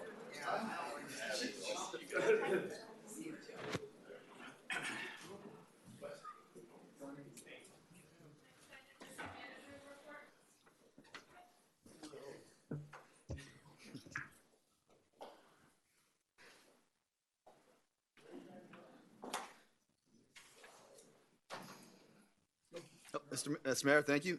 So before we actually start with the specific agenda right here, I do want to bring a couple things up. And the first one I do want to bring to the council is the discussion about the strategic session. My recommendation is that we do it before the June 28th budget workshop.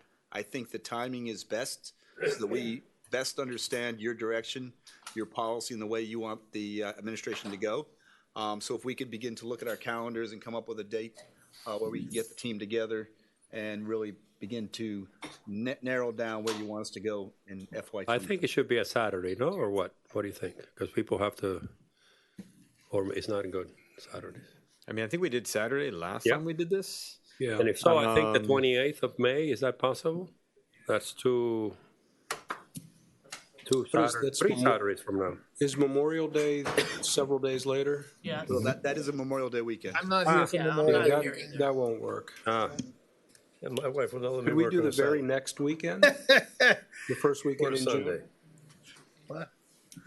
Well, did you have a date already in mind? Well, my suggestion was the 31st. That's a weekday. I could do the 31st. Tuesday? Yes. I can do Tuesday the 31st. I'm back. Tuesday the 31st? Can you guys do Tuesday the 31st? I won't know until. How many hours? Where's Councilmember Segarola? He's, We're he's got to practice I'm too. looking at my calendar. Okay. right now, we're looking at, approximately 4 hours from 10 to 2. Obviously, we can adjust that I'm based fine. on your schedules. And where would you think of doing it? We do it somewhere locally. Hold on. He can't do Tuesday the 3rd. Okay, can you do Wednesday the 1st? Wednesdays are difficult. What? Well, first I think we should decide time too, because I think 10 to 2 just kills the whole No, day. let's for just people set a working. day. No, I know, but I can't tell you which day because I have meetings in the morning or meetings in the afternoon. 4 hours on a day. Okay, well, I mean, I can do 4 hours on June 1st. I think the best thing would be to do on a Saturday, because Mondays. Saturdays are not, yeah. Ed said he can't do it on Saturdays, and I'm not real good with the Saturdays. I'm pretty much done. You can Saturdays. I could do it. How about late in the day on the 31st? Yeah, I mean, I could do something like Like that, like 4 to 1 8, 1 to something like 5 that. or We something. wind up doing this. Yeah, 4 to 8. We could always do an evening. But again, Yeah. Councilmember Segarola, what do you have on the 31st? He may have depots. He may have something else that he can't get out of.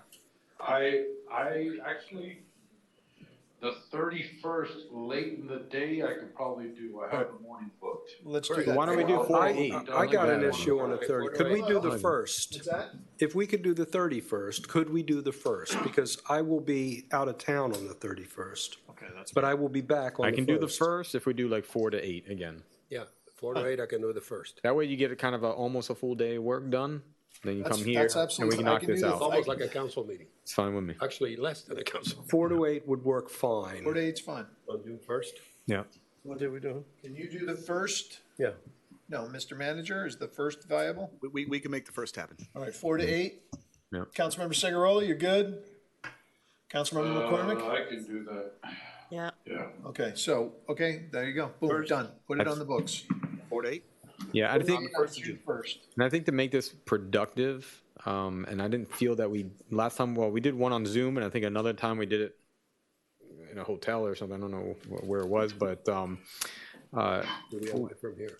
Yeah, it was away from here, but that's not the, like, what, just to be productive, I think it's also, you know, for the strategic, what we want as a council, but I would also like to hear from the manager strategies that are strategic issues for them too. And I felt that first meeting, we were not getting anything from the manager. It was all about us, but I also want to know what's going on internally that you know that we may not know that we need to look at as well. Well, why don't I do this? Where are we today right now? So it's the 10th. Why don't I, by the end of next week, give you all a potential agenda and you can give me feedback. That'd be great. And then we'll set it by June. Then we'll have a week and a half to set it, and then we'll set everything up. Okay, excellent. Thank you. Thank you, Mayor. Okay. That was easy. All right, next item. Let's go. A couple other things I want to go over before we step into the actual update. I just want to let you know that, we've been talking about a beautification task force. We're actually going to have our first meeting tomorrow. It's going to be called Beautification Fact-Finding Committee. We're going to kick it off at 12 o'clock tomorrow. So I just want to let you know that'll be coming down the road. So with community meetings that we have coming up over the next few weeks, we have quite a few. We are looking at having a Beach Parks meeting on May 17th, Crandon Boulevard on May 24th. This will be the second one. The last time we had it, only one individual showed up. So we're actually going to try something different and do that at lunchtime. We're going to do that at 12:30 on the 24th. Of course, we've got the next vision board on May 26th at 6 o'clock. And then we're looking at doing a community meeting for the library on either June 7th or June 9th. I'd also like to, and we'll be getting more information out on this, we'll be doing the Lake Park ribbon cutting on the evening of May 27th. We're actually going to make that into an event. We'll have music, we'll have food, and an opportunity for the council and the mayor to cut the ribbon as we get that park done. You can send us a calendar invite on that? We will. Thanks. Yep. What date is that? That is May 27th. What's the date? What's the day of the week? Friday. Friday. I'm gone. I'm not here. It might be difficult for me too. It's but going to be real difficult on that weekend. I'd like to do it another weekend. Because that's a I'd like to be here Memorial. for that, and that's Memorial Day weekend. I'm not going to be here either. Friday Memorial Day weekend doesn't work. No.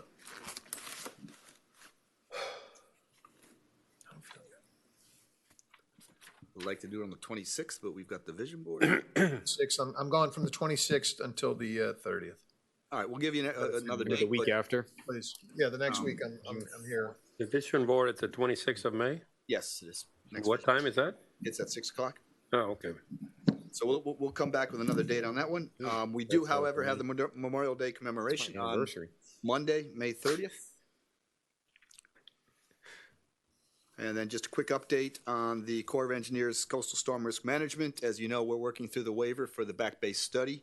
We're still working with Jacksonville District. However, their deadline at this point is to get this to South Atlantic Division up the Corps of Engineer Chain of Command by May 20th. So we'll keep you posted on that. Just to go back on that vision board meeting, you said May 26th? Yes. It's my anniversary. I Happy don't think I'm going to anniversary. be there. Oh, yeah, no, I said. I'll have to sit down on that one. Well, you have to talk to the Vision Board chairman on that one. All right, I'll talk to him. But, yep, so that's when it's currently scheduled. And part of that is because, as you know, the contract as it stands right now currently runs out on May 31st. Yeah. You could bring your spouse. I'm sure she'll love that. It'll be a lot of fun. I think it's beautiful. So there are no other questions on those times and dates. We'll work on the ribbon cutting for Lake Park. I'd like to turn it over to Chief Souza for our electrical scooter conversation.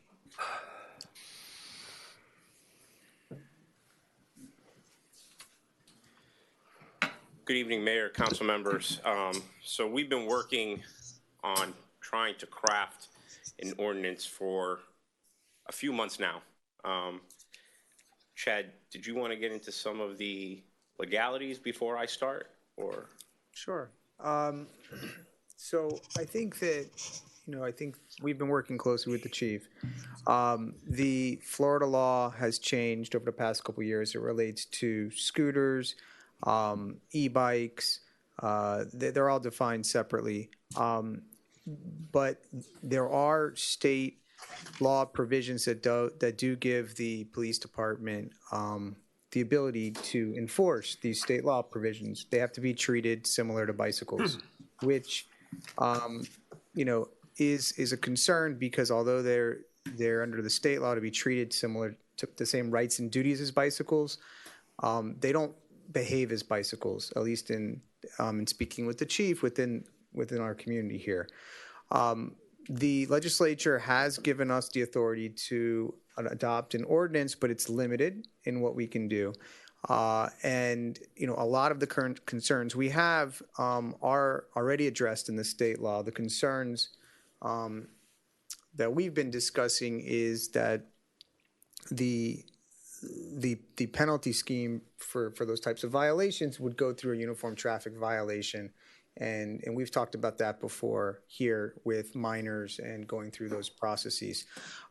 We do think that there is a way to start an educational campaign through the village in outlining the state law provisions, as well as there is a alternative penalty provision process in the state law for minors, which we could also request of the courts. But we're still trying to find alternatives. In talking through the issues, I think we've come to the conclusion that, and it's a common conclusion, unfortunately, is our biggest issue is that we do not control Crandon Boulevard. And I think that we have collectively, the manager and the police chief and myself, believe that it's time to approach the county, because our concerns pretty much relate to Crandon Boulevard, yet we can't control. We can't regulate on Crandon at all, because it's not our jurisdiction, although it runs in the middle of our island. So we need to have some arrangement with the county to work this out. So I think in talking with the chief and trying to help address this solution, I think the approach is to start with an educational campaign to explain to the residents about the state law provisions, that these are not allowed on sidewalks, that you have to wear a helmet if you're under a certain age, that you need to stop and yield to pedestrians. I mean, just the typical rules and regulations that you would follow if you're riding a bicycle, but it seems as if people don't understand that at this point. So our first line of attack is going to be working with the schools and children and kind of giving an educational campaign, providing potential warnings underneath the law, and then enforcement if needed. And then we are planning to come back with an ordinance that we hope will address some issues, but frankly, most of our issues are already addressed in the state law. So it's not a perfect solution. I'll tell you that I really think this council should, authorize the manager and speak with our state representatives. Like, we have to address, I think, the issue. I think that there's broader concerns that would be helpful in Tallahassee to be addressed. So. Ask him to make a question. No, go ahead, Ladies Chris, first. go ahead. Ladies first. Thank you. I don't even know where to start. You guys know how I feel about this. I'm super disappointed that this is what we can do. I think that we are just waiting for a terrible tragedy. I think these things flying around the village, and for me, it's not just Crandon. I see it everywhere. And I see really, really young kids, multiple kids on them. And they're not on ones that are designed for children. I'm looking at the GoTrax website right now. Then the one that you see everyone on, there's not a single picture of a kid on it. It's made for adults. It weighs like almost 47 pounds. Some of the kids riding on it are barely more than 47 pounds, and the handlebars are at their face. And I am terrified of what happens when someone hits one of these kids. I'm terrified for the kid. I'm terrified for the driver.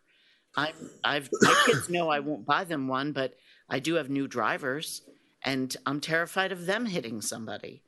So, if lobbying Tallahassee is what we have to do, I think we have to do something, because we are so densely, and I know this is not going to make me popular, and I apologize to my kids for what's going to happen to them in school tomorrow, but it's just, we're too densely populated. There's too many uncontrolled scooters going way too fast, and the bicycles, that are like the ones with the big wheels, they're motorcycles. They go so fast.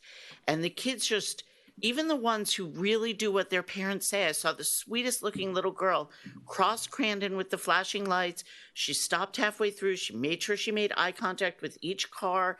Then just as she got across the street to the corner at Sunrise, she didn't even get up on the sidewalk. She flew north across Sunrise without even looking, because in her mind, she did what she was supposed to do.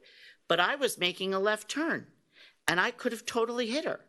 So it just, to me, it really scares me, and I think we have to find some way to regulate this in a way that works for everyone. I know that we have in our memo that this is good for mobility and getting people out of cars. These same kids could be on non-motorized scooters or non-motorized bicycles. Their option is not to get behind the wheel of a car. So I don't see that as a benefit, frankly.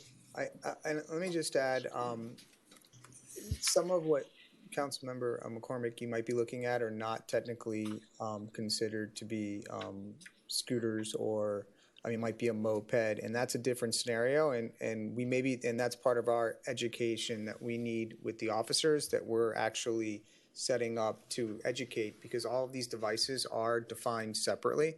Micromobility devices, motorized scooter, bicycle, e-bicycle. They're all different. We have talked about some of the options by ordinance as far as banning some of these vehicles, or saying that, for example, limiting the hours of operation. And I think, in talking with the administration, at least the first attempt would really be to try to educate and to enforce the traffic laws right now. So go ahead if you want. Just to further Hold on, no, elaborate. we've got Councilmember Laredo, then Councilmember London, then Vice Mayor Moss.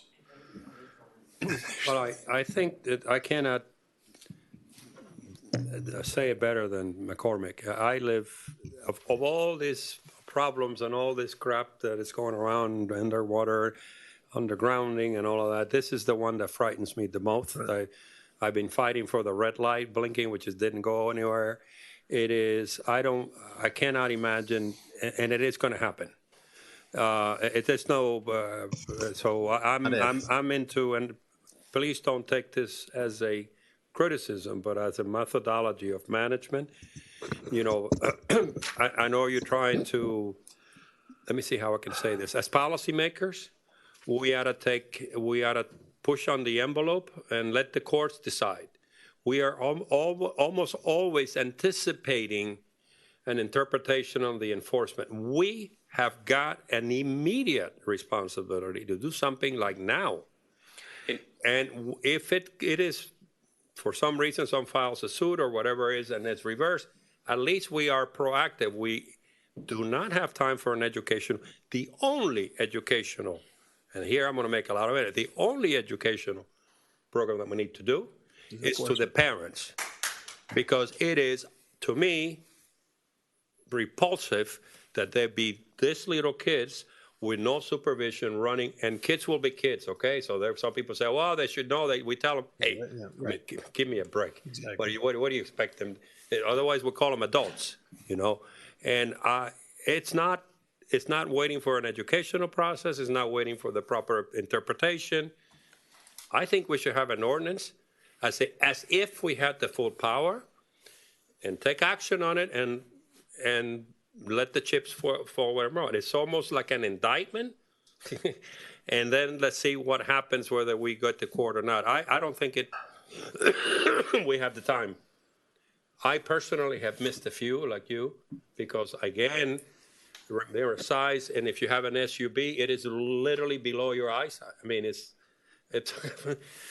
and plus I love the way they look, but it's like, this is like, so I don't know if we can just have an ordinance that we can come back quickly, and then within the possibilities of the law, but let's don't get it 100% right, because we're going to run out of time. Can I just ask, what would you like to see in the ordinance? I mean, a I don't ban? know. I don't get No, paid to. No, okay. I mean, you have to. Want to ban the scooters? What, are we banning? What's the policy that? That's to the, help yeah, that's the us? discussion we That's what have I to need have. to have him, and then the professionals tell me what it is. We got to get him off, whether it's a time limit, whether if we It's not- have the yeah. ability to even ban him. I mean, apparently that's too far of a reach legally. No, we can ban. Because it's not. We can ban. We can't touch Crandon, but we can ban on our own roads if we wanted to. Yeah, but what does that do really? Because the fact is, Crandon is where we have the largest congregation of these things, and we have the most danger, frankly. But how are they going to get there? Things. I mean, I'm all for. Well, we can ask the county. Why can we ban on Crandon and let the not chips fall where they may? Let them come back to us and say, you're doing something. I don't Well, know. we could ask the county. could ask the county to to do it. ban, but it's a jurisdictional issue. I mean, I understand. My I methodology know what you're saying. is an aggressive, We're on the you same know, page. okay. I think we're all there. We just, I think that the Crandon issue is a big one because we have to figure out how to get them to enforce where we want them to enforce this. Ed, you wanted to say something? Yeah, I got 2 points. One, you mentioned about we can't do anything on Crandon Boulevard. Don't we have the red light tickets on Crandon Boulevard? Yes, And sir. I see your men giving out speeding tickets on Crandon Boulevard. You are correct. We can enforce traffic violations So on what Crandon. can we You do? can't write an ordinance Oh, okay. prohibiting Yeah, them to right. cross Okay, Correct. or dismount. And I just wanted to add, I understand the frustration here, and I echo every one of your sentiments. If you ask what I lose sleep over must be- night, it's this issue. I don't minimize this. This is a complexing issue. I don't intend to sit and wait. We do have a plan to start immediately. I met with Deputy Chief Eunice today and staff. We're going to train our officers this week and early next week, 1 week education, and then we're going to start doing citations. I do believe we have to do something in the meantime. Our SROs have done a great job at KB8, Officer Nieves, Officer Diaz, in getting them to wear helmets and getting them to and from school. But I'm not naive. I go out in the village as often as you guys do, and I've seen the issues at Village Green. I've seen the issues on the side streets. And you're right. It takes the whole village. It's just not the police department. We need the parents' cooperation. We need neighbors' cooperation. We all got to do this together. And we met with Todd for corral points to where we could park these. It is a complex issue, but I agree. We have to do something now till we can figure out the remedies and get a little bit more direction. Vice Mayor? 2 points. The other point Sorry, was, 2 points. I thought that e-bikes, were divided into 3 classes. They're pedal assisted, go up to 20 miles an hour, pedal assisted, go up to 28 miles an hour, and the third class, you don't have to pedal at all. If you don't have to pedal at all, isn't that more like a motorcycle? Should be licensed or not? You're correct. There's 3 classes, and the 3 class, they don't differentiate though as far as being treated the same as bicyclists. So it's and I'll pull up the 3 class. You're correct. There are, and I don't know if it's 20 or 28 miles. One's 20, one's 28, and the other one is not pedal assisted. It's pure electric. So my question is, the pure electric one, can't that be treated as a motorcycle? And you don't have all the same regulations as a motorcycle and need licensing or not? Part of the issue there is we put them out on the roads. I'm sorry? Part of the issue there is if they're a motorcycle, we put them out on the roads. So the 3 classes are, Class 1 is an electric bike equipped with a motor that provides assistance only when the rider's pedaling and ceases to provide assistance when electric bicycle reaches 20 miles per hour. That's What I just said.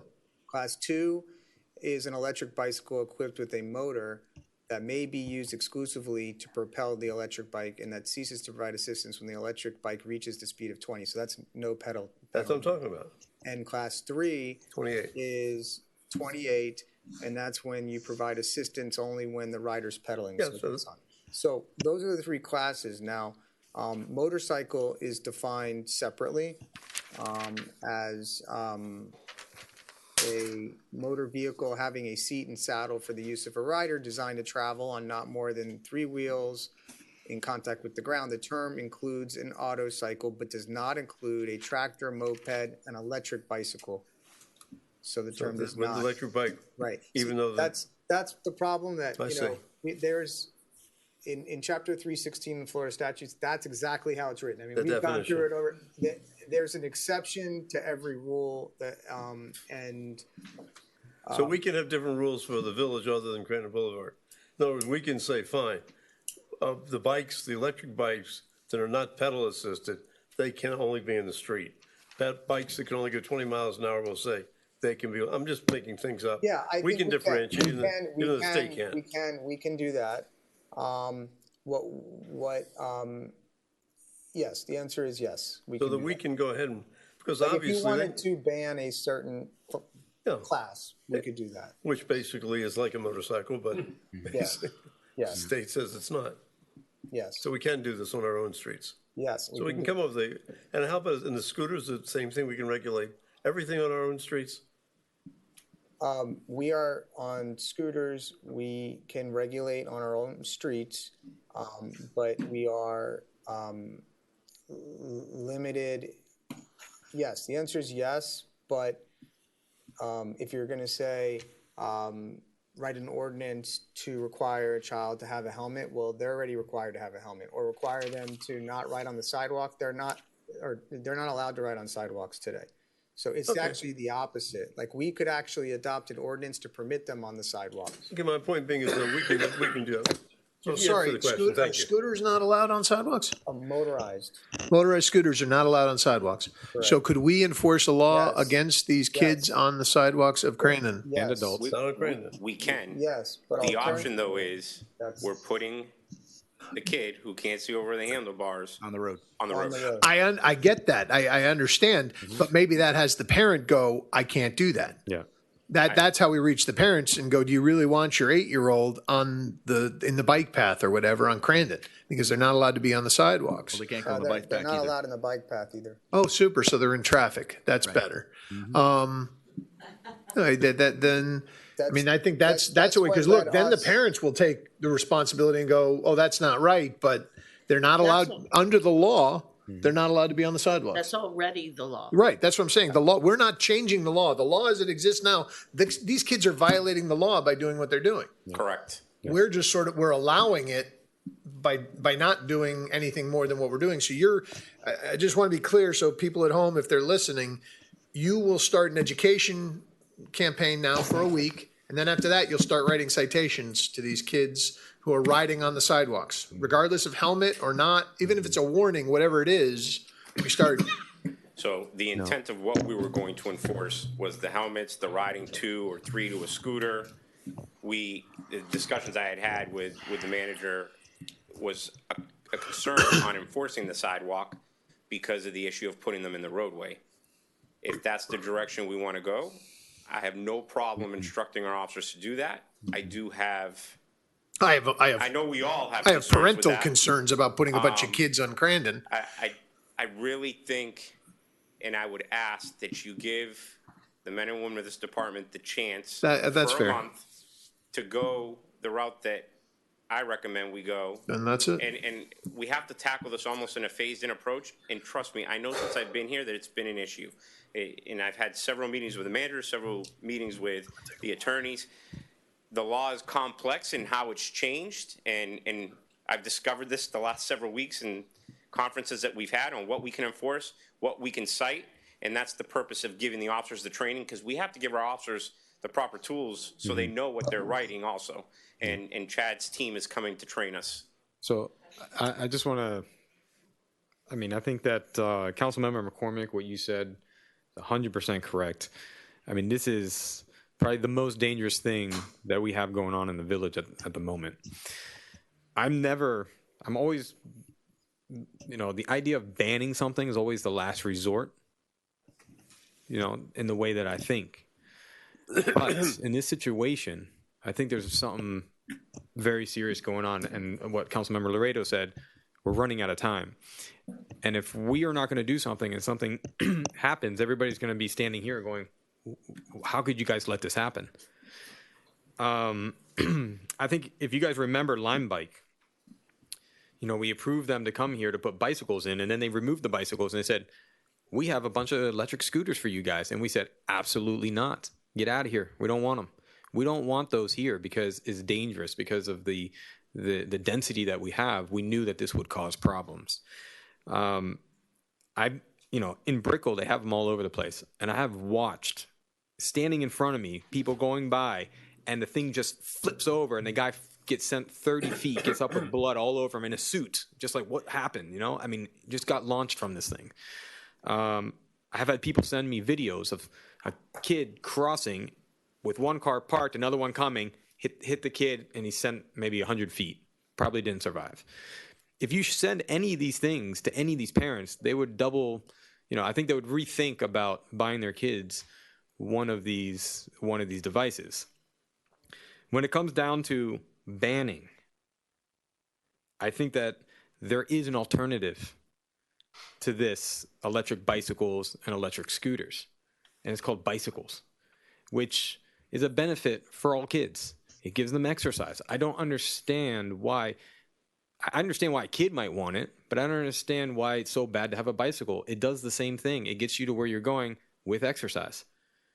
I think because of that, I will definitely be in support of banning these if we can, because there is an alternative of what they can use. Banning electric bikes? Banning them with whatever class that you have, because I understand the classes, because if somebody's, it's just like as they're pedaling and it makes them go a little faster, okay, but that's not what I'm seeing. I'm seeing these giant wheels, looks like a motorcycle, and these things take off.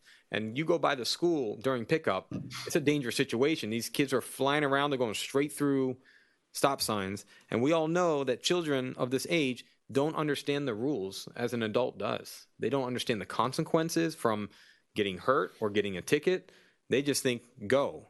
And it is a disaster that is going to happen. It's not about if, it's about when it's going to happen, but it's going to happen, and it's going to be horrific for everybody in this community.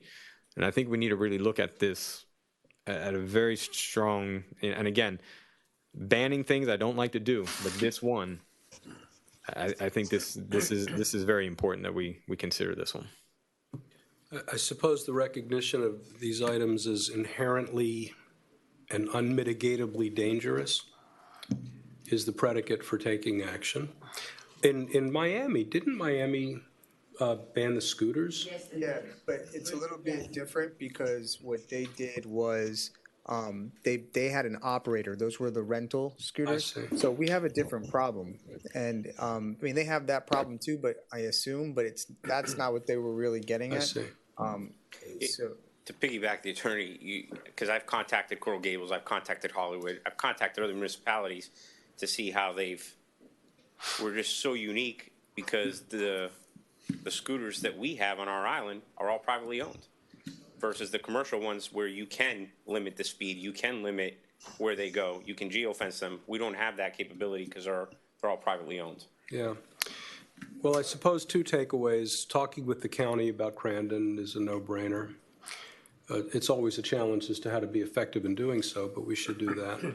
And secondly, I suppose if we were to oppressively regulate, including up to banning elsewhere, that would potentially have a chilling effect on the use generally because it signals the dangerous condition that caused us to take that action, and it becomes more inconvenient. And if it becomes inconvenient to such a degree, people stop doing what's inconvenient. I mean, the other alternative is we could have a cooling off period and adopt, a temporary ban also. That's an option. Forgive me, my frustrations with decisions. Look, you have done an extraordinary job, and through enforcement, I know it's a different subject on speeding and everything else, and word gets around. Okay, and I go in and out of the key 2 or 3 times a week, and it is working. We have exceptions, but people are now below 50. Used to be 70. There is, to Ed's so-called visibility of police, there is no substitute for just going out there and doing things, and word will get around. notwithstanding, assuming there's a gray area, not that you do anything illegal, any consequences or a lawsuit or a challenge, et cetera, et cetera. In my experience in public policy, courts in general, this is a general statement, take a benevolent view of policymakers' leeway on making policy. That doesn't mean that we're going to win cases, but we don't have time to, dot every I and cross every T. It is going to happen sooner than later. So your enforcement, obviously teaching your officers about it, even if it's on the margin, will get around very fast. Because what is going on, which is, again, I'm the only one who tells it like it is. They are terribly irresponsible parents on this island. I'm sorry. And I just find it, I don't know, maybe, again, I'm from another planet. How could you have this little thing like that out there like that they do? Well, just like they started to learn, as with the golf carts, that it hits their pocketbook and, everything, and they go to the ticket, whatever, and all of that. But, hey, it's getting around. I think you have to have we have to make the decision to empower you to take those risks. They are calculated risks, but that presence, that ticketing, that it's going to turn this around while we work out the details. Chad, I'm not criticizing your approach. I think you need to keep us within, but I take a very liberal view of what even the courts give in terms of policymakers. Yeah. And this is everybody is in agreement. Catastrophe to happen. I cannot conceive of what's going to happen to all of us if it happens while we're sitting here. The county will respond. This is just too compelling an issue.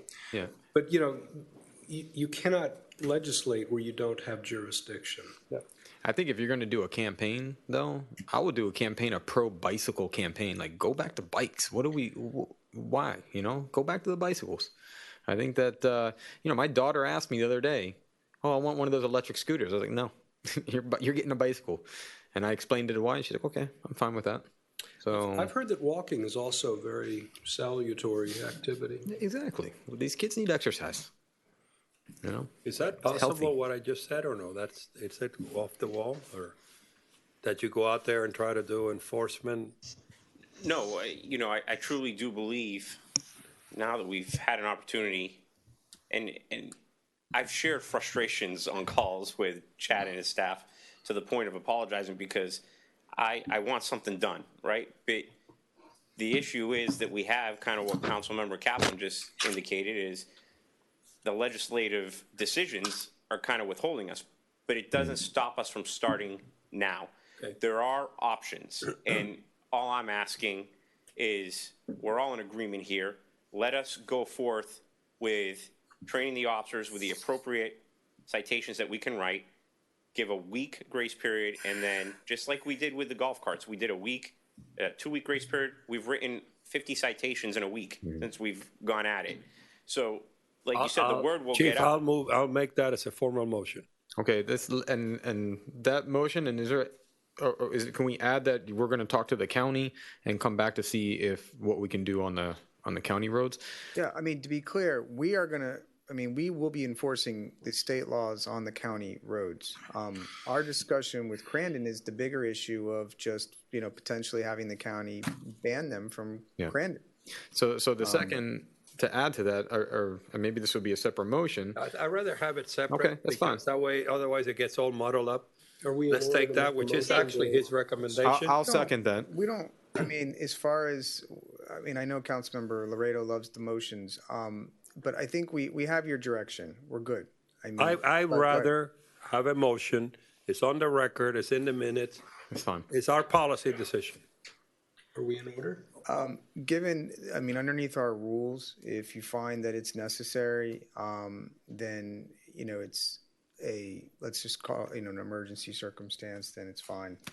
Well, let's just do it. Let's call the question. And I think Vice Mayor, I think if you look at actually Chief's 4 bullet points, I think we're hitting everything you're asking us to do. Okay. Education, information, and training, number 1. Number 2, messaging and communication, that has to be part of it. Number 3, looking at some supporting infrastructure where these kids can actually park their bikes or whatever, like corrals on the Village Green. And thirdly is not stopping with the ordinance. We actually say it, create an ordinance and enforcement procedures for police officers. That's right. So we're laying out those 4 and it's not things. that we're lining up with him. We are, so to make sure I'm a stickler for supporting, for the record, we are supporting your professional recommendation. He is our senior law enforcement officer. He's If you would told give us me the motion to go forward what with he these, wants, and I'd make that into emotions. Let's call So it. make the motion that you're Motion is supporting to- this. To go ahead with the plan as the chief has presented it. Exactly, ma'am. Okay, that's the Second. motion. Second by me. And to Councilmember Kaplan's point, under our rules, we consider this a time-sensitive matter, it sounds like, and it just needs to be a roll call. Okay. Okay. Okay. Councilmember Laredo? Yes. Councilmember London? Yes. Councilmember McCormick? Yes. Vice Mayor Moss? Yes. Councilmember Segurola? Yes. Mayor Davey? Councilmember Kaplan? Yes. Motion passes. Thank you. Thank you, Chief. Thank you, Chief. Did we do the second public comments? Because it looks like we Yeah, have someone who really wants to speak. Why don't we quickly do a public comments, our second one, because we jumped into this and we have public here that wants to speak. So let's go ahead and open up public comments. And Peter, if you can also read on. Maybe when she's done. So again, Françoise Dreuil, 799 Crandon Boulevard.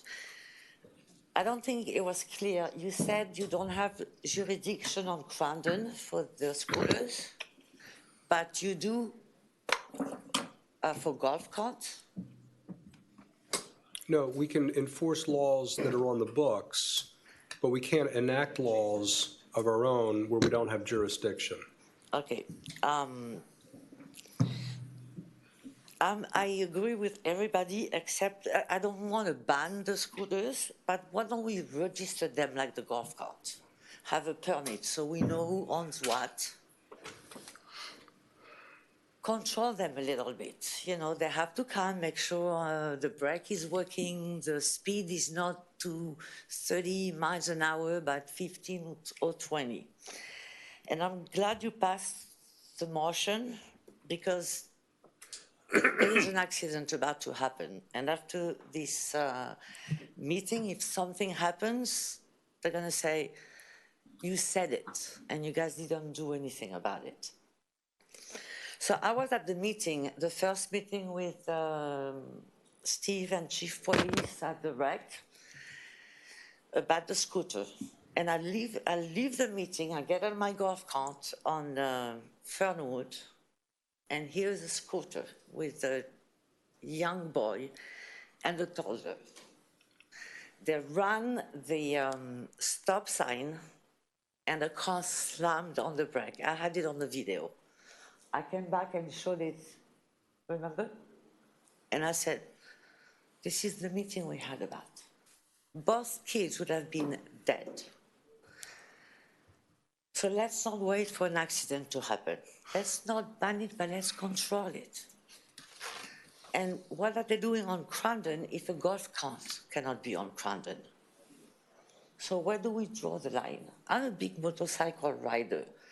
So they go by CCs, 49 CCs, or the village can pass a speed limit on the Governor. Governor. So let's do this. Let's not just ban anything, but control it. Get a permit, get a sticker, register it, so we have more. We know what's going on. Right now, they're all over the place. And yes, an accident is about to happen. Thank you. Peter, if you can read it on the Zoom. If you do wish to speak at the meeting, please dial the following phone number, 305-365-7569. Then please enter the meeting ID of 231-627-8415. Once in the meeting, please dial *9 to raise your hand. Mr. Vice Mayor, I do have one person signed up to speak. Okay. Please state your Mr. name. Grossman, you are live. Thank you. I hear that we can. John, if you can state your name and your address first, please. John Grossman, 300 Gable. Thank you. I understand that we cannot regulate on Crandon, but we can regulate on the sidewalk. So my suggestion would be that we set up community regulations, perhaps set up a community, quote, kids court, do a handout with the 10 do's and don'ts to every student on the key, provide them with warnings or a citation to go to the kids court, that they have to bring their parents, and that if a child is found guilty of something that he knows he's not supposed to do, that the parents agree to take away their scooters for whatever X period of time. So, you know, this would be a unique way to handle a kid's problem at a lower level. And by the time a parent might object and want to take it to court, it'll be months and months down the road, but the impact will already be felt. Thank you. Do we have any other speakers? I have no one else signed up, Mr. Vice Mayor. Okay, thank you. So let's go ahead and close public comments and I got a great idea. let's open up the manager's report. And Councilmember London, I mean, is this on this Francois item? just came up with a great idea. And as much as I hate inspections of golf carts, I was just thinking, you know, she talks about having governors, basically. And what we could do, possibly, 3 miles an hour, is that all non-motorized bikes and all these other things we're talking about have to be inspected, and they have to have a governor, which would limit, we'll say, to 10 miles an hour for these scooters and everything else. And that way, if they're going to be in Key Biscayne, they'd have to have a sticker on them, and they'd have to have the governor, and they couldn't exceed that. And it gives you a chance to do, you know, hire some more police. So I have brought this idea forward, minus the governor, of registering them. With the governor. We could add that and look into the possibility, but I have brought up the idea and discussed it with Chad about registering the scooters and making it part of the ordinance to do the safety inspection. You know, as far as the education, I can tell you for the schools within Key Biscayne, we began doing that probably 4 to 5 weeks ago. And we see great compliance when they're going to school and when they're leaving. I know once, trust me, I stand out here on Wednesday afternoons when they get out early and I stop 20 kids in a span of 2 minutes. So I understand the point of view. I'm open to trying anything. I agree, we just have to do something. Yeah, governor, what's wrong with that? We could do that. Chad, can we do that? In order to be licensed on Key Biscayne, license, register, what you want to call it, no vehicle will say these little scooters can't do more than 10 miles an hour. In order to do that, they have to have a governor on them. What is the word that you're using? Governor. Speed regulator. It keeps a speed regulator, yeah. So no, it limits the speed limiter device. No, I understand now.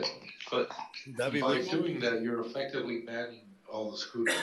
Who the heck's gonna open up a scooter and install a governor? I don't even know if that exists.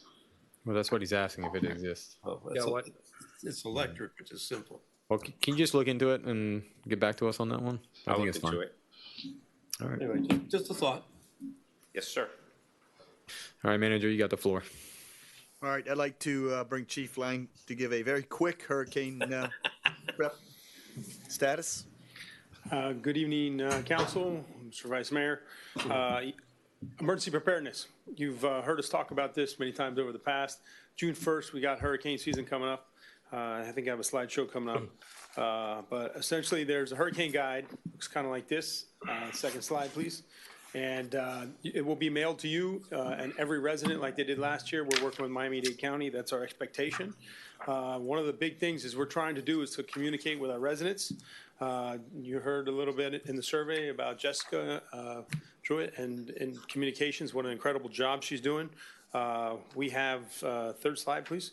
There's a QR code that we're sending out and sharing in a flyer, and we'll be doing this in a meeting with all the security directors. And the security directors can post this in their elevators, and we want everybody to sign up for a few things. We want everybody to sign up for VINS, which is the text message. I believe everybody here has already signed up to it. And if you're not, you hit this QR code, it'll take you right to the page, and it'll sign you up. Also Village Connect, which we already found out tonight, and we're aware that that's how most of our residents get our communication, is through the Village Connect. If there is an emergency notification, oftentimes the Village Connect backs up whatever the VINS message is. The website is, there's plenty of information on there as well, and I can hand this to you if you like, if you need it. I just want to see if it worked from all the way over here. Did it work? No. Oh, all right. No, I just wanted to see if it worked. And our website, we post everything that needs to be on the website, and we're supporting all this by local media, by our social media. And we'll also be reaching out to our local media. Jeez. Sorry. And we'll be making sure that we reach out to the Key Biscayne Independent and the Islander News, especially as hurricane season approaches us. Next slide is, this is what the public sees when they hear about an evacuation. And they say, Key Biscayne is in a Class A or Zone A. And the campaign from the county for a long time has been Know Your Zone. So what do? We end up saying, okay, well, I'm going to go to this hotel or I'm going to go to that hotel.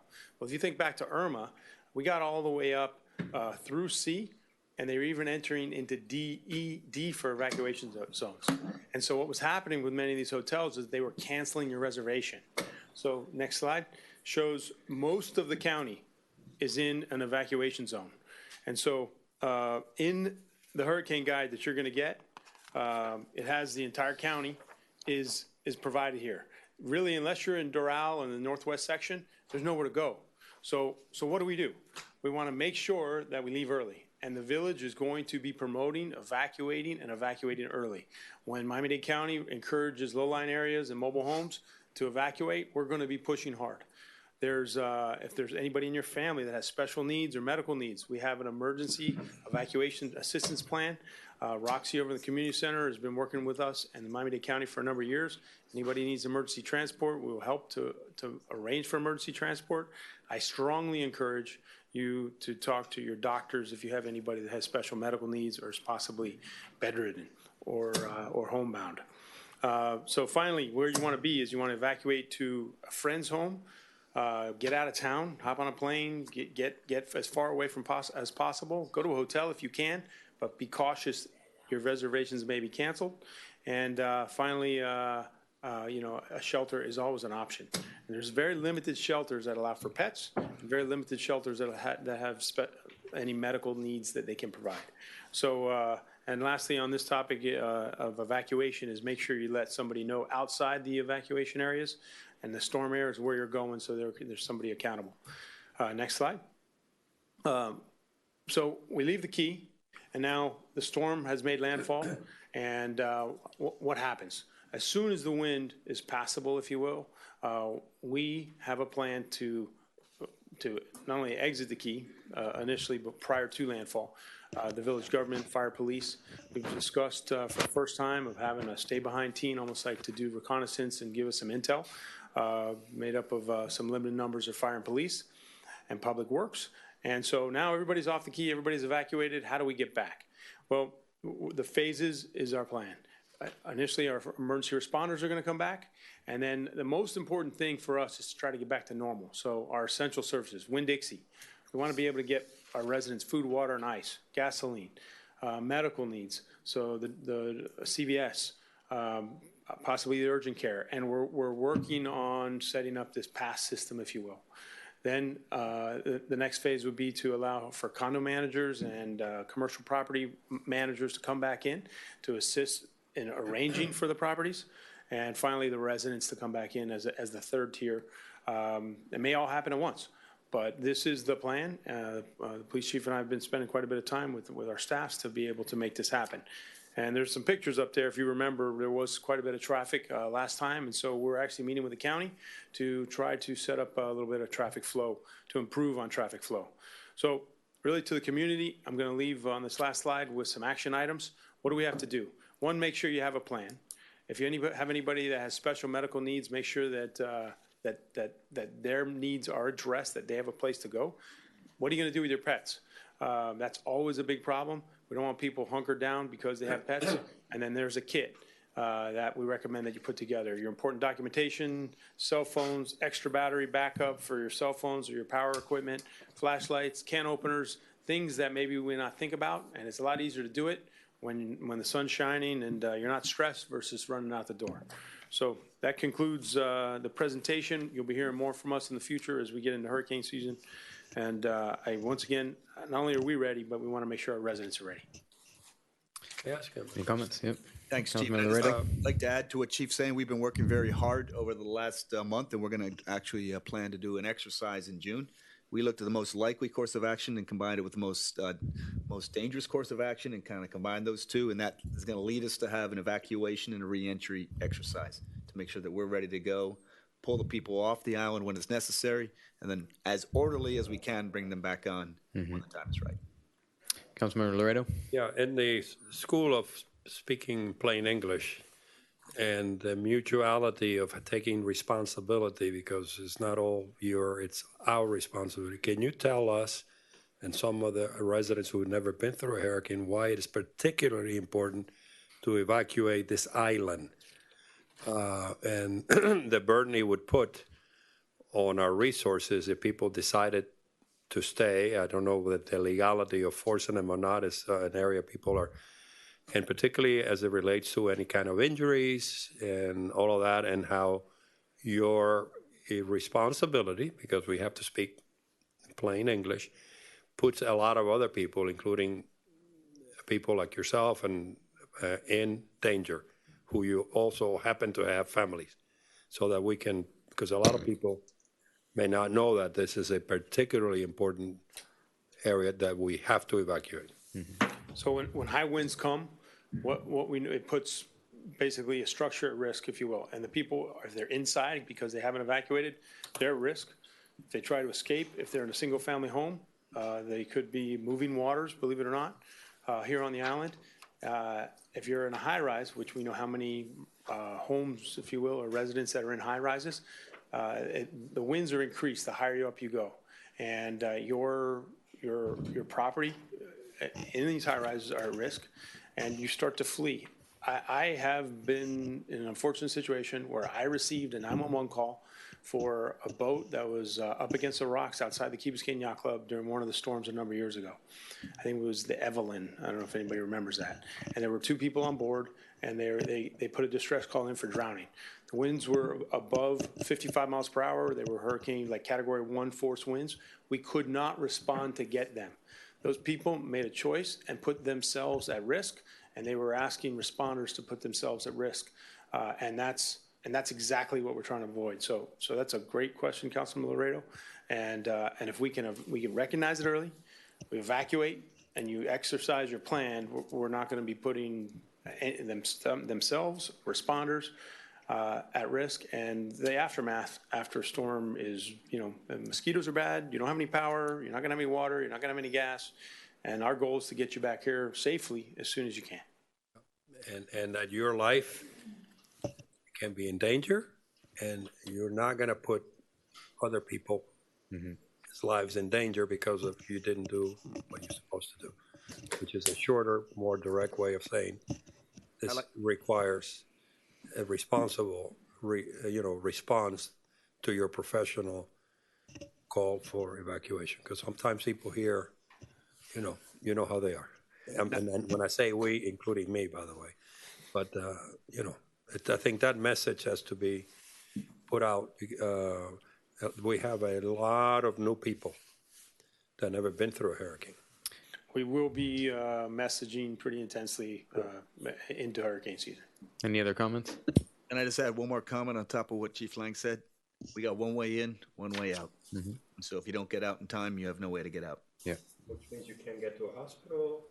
That's the other, people should know that you can't get to a hospital, even if putting somebody at risk, you may not be able to get to where you need to be. So it's a serious stuff. I think it's also a good point for people for whom, if we were to have a hurricane, it may be their first one, I know that my first hurricane here, when we came back on the island, I was shocked at how hot, and like what you said with the mosquitoes, there is no escaping it. You don't want, not only do you not want to ride it out because of the inherent dangers, you really don't want to be here before you can come back safely. It's an unbelievable experience. Something I would like to add is that, when we went through Irma, which was an evacuation, I think communications was really important, especially coming back onto the island, because a lot of us were getting tons of texts. Is the bridge open yet? Is the power back on yet? Because people wanted to come back because they were stuck wherever they were stuck and they were trying to get back in. And I think that when you guys are looking at this plan, bring in that communications of how you get the word out there. Not yet. It's not open. We'll let you know when it open. We think it's going to be this time, but we're not sure yet. Just so that people know. If not, we get bombarded with tons of texts and emails and calls, and we don't know either. Not only bombarded, but one of the lessons of Irma was when you rely on ad hoc communications coming from multiple sources, you don't always say the right thing. It's different, yeah. The other thing is, did you say you're going to advertise this in the different media that we have on the island, Islander and all that kind of stuff so people can do a little QR code? This is one of the big messages, communications, is get signed up, because this is where the official notifications come from. And that's how they're going to know the status of reentry, what phases we're allowing for entry, Perfect. The status of power or areas that may be closed. So, and I get calls as well, and I'm always encouraging people to do two things: call 911 or sign up for the VINs and the constant contact. Excellent. So, thank you. Thank you. Thanks, Chief. We'd like to now present the what's called the final concept plan for the beach park. So what do you want to call it, Jeremy? Sure. Okay. Good evening, Jeremy Karascoger, Director of BZP. So here to present latest version of the beach park. Are you controlling? Yes. Yeah, okay. Yeah. So next.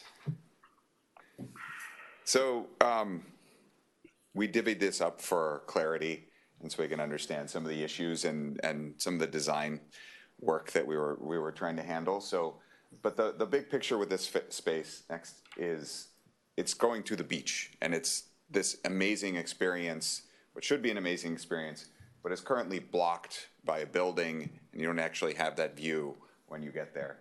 Next. So we definitely wanted to solve for that is one of the primary goals. But going through section by section, so the sort of the green side,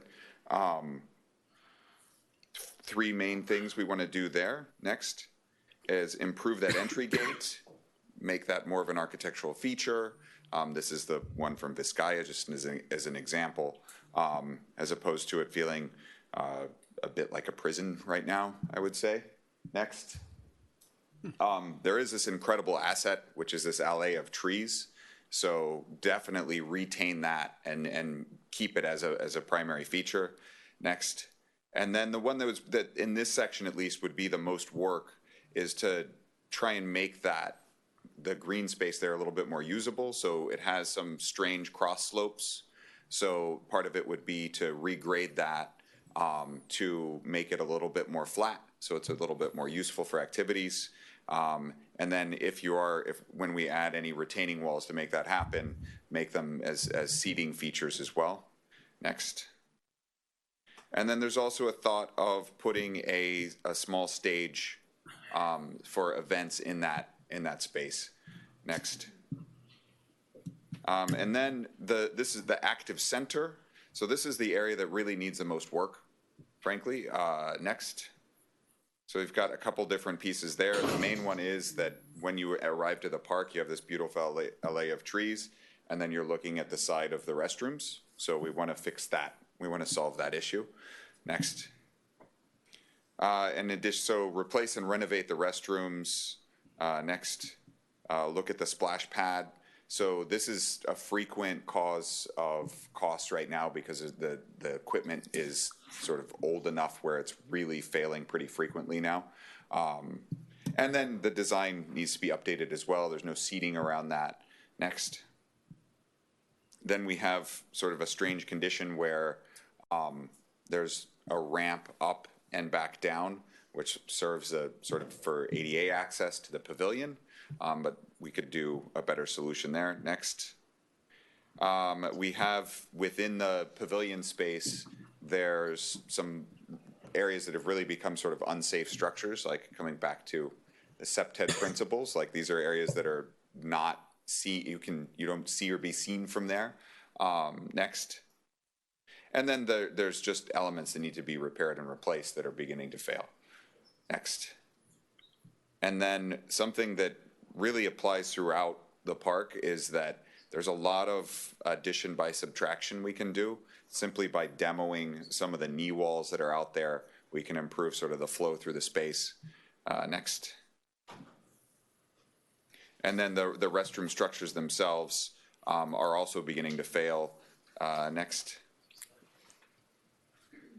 And then in the course of that, if we can find space for some of the maintenance equipment that's out there, that's parked there, whether it's the heavy equipment that maintains the beach or equipment that's dedicated just to maintaining the park, we always need some maintenance space. So the idea would be to integrate these into the same structure, and so they're not sort of standalone, leftover, unplanned elements. Next. So just thinking about it as well as like really make a well-integrated design. So create a user-activated splash pad instead of a continuously operating one, which would save a lot of cost. All my examples are from South Point Park just because I lived near there when my son, and I was a frequent visitor, and it's a very well functioning space, also sort of adjacent to and on the way to the beach. Next. Where was that? South Point in South Miami Point. Beach. So having a playground near the splash pad was a great sort of synchronous use. Like you've got the same users, you've got the same need for shade and seating, and even the same need for restrooms. Next. So having that all, not that this design is what we're looking for, but having an integrated design where it's sort of done by one hand is the idea. Next.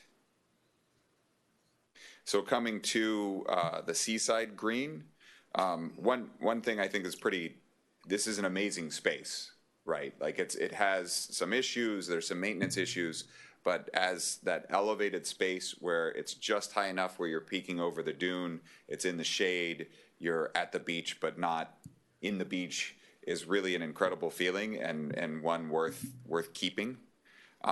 And then we also want to make sure we have a design that can adapt to the potential work coming from Corps of Engineers where they raise that dune. Next.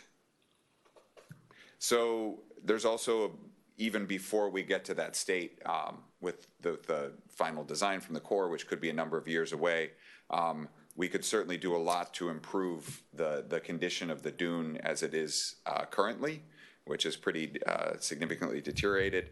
That will cause problems in the event of a storm, whereas if we have a better functioning dune, it'll actually serve as a protection.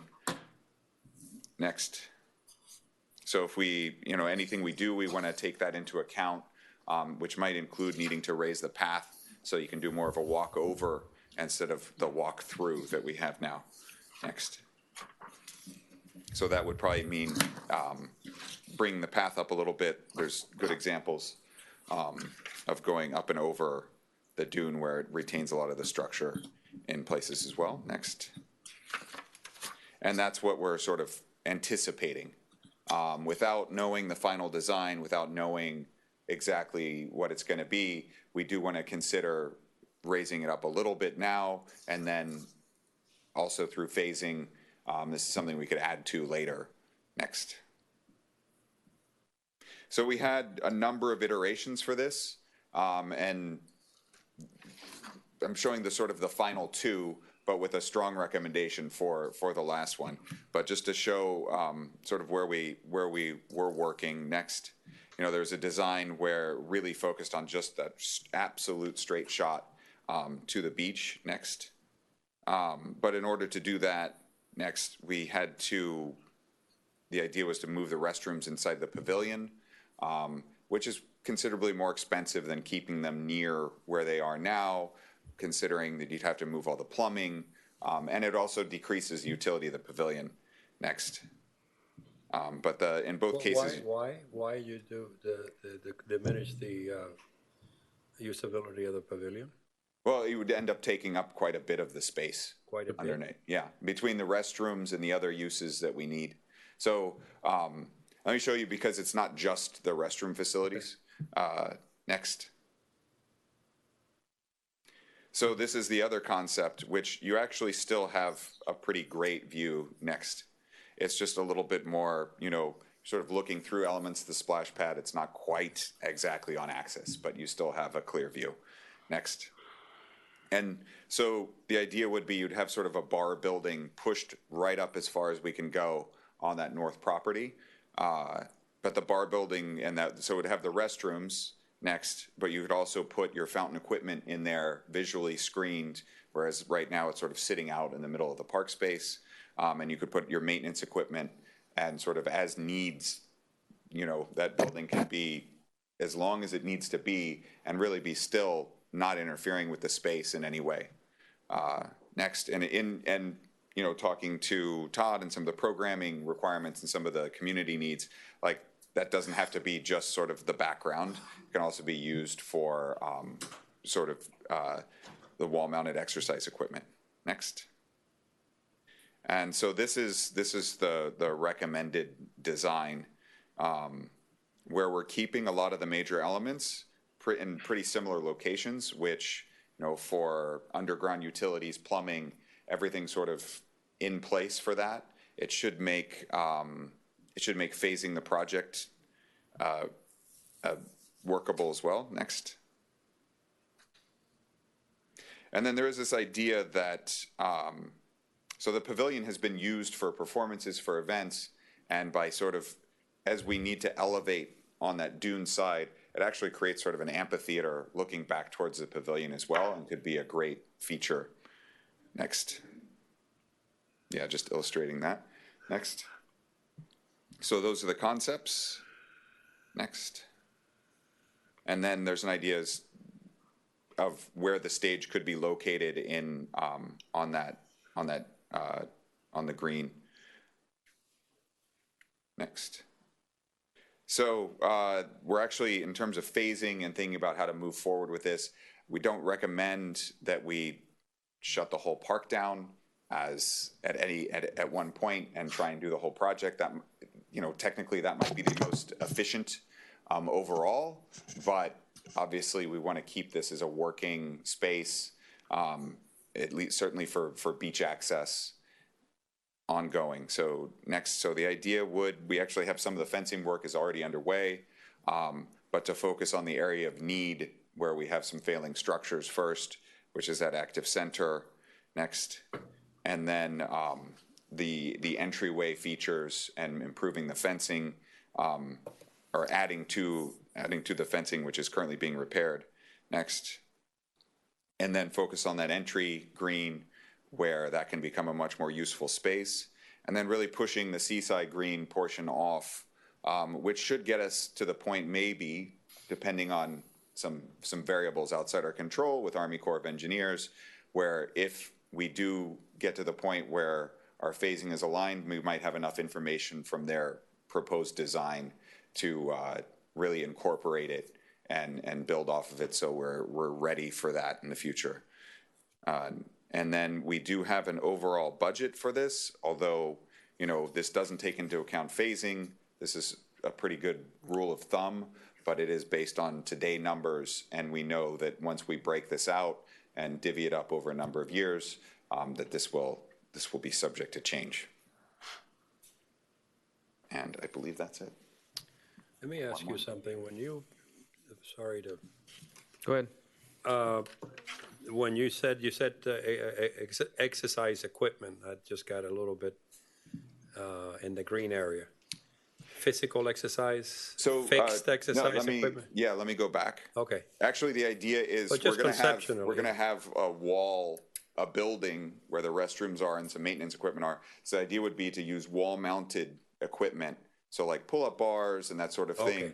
All right. Because of, I think what your concern is, this would be well out of the way.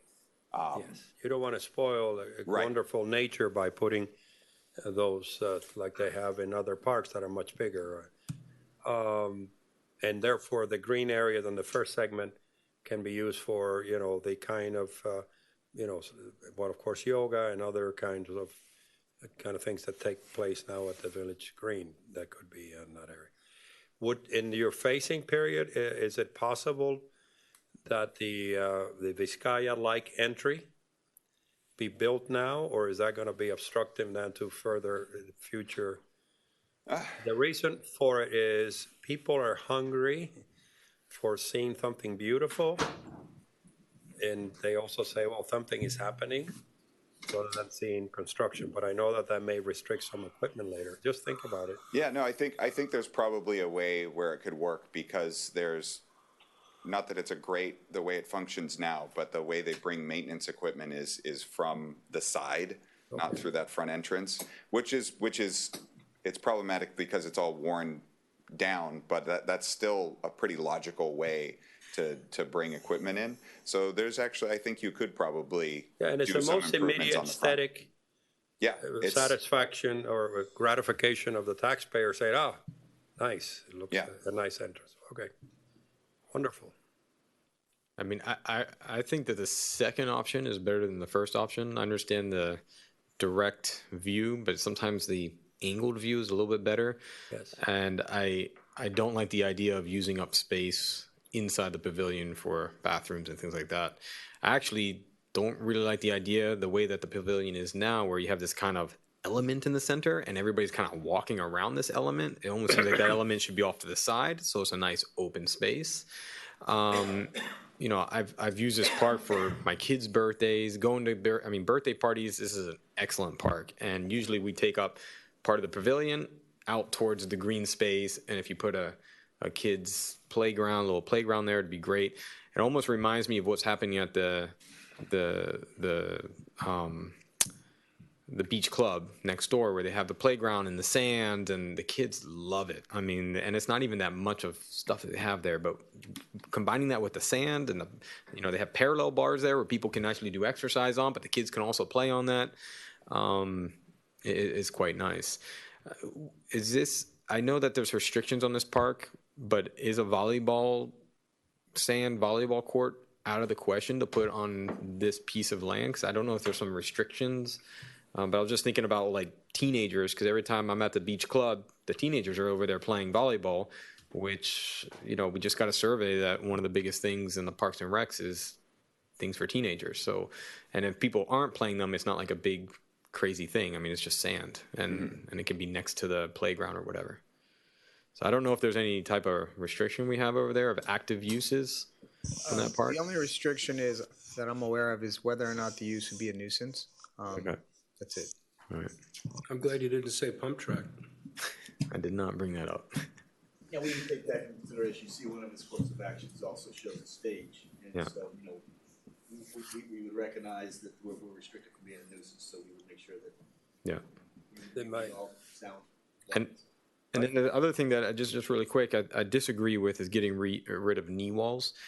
When there's big events there, those knee walls will all turn into these benches that everybody's sitting on, they're eating, they're hanging out on there. So be careful to remove those, because they actually work really well, especially these events when we had like the Christmas in July and things like that. They're actually really wonderful.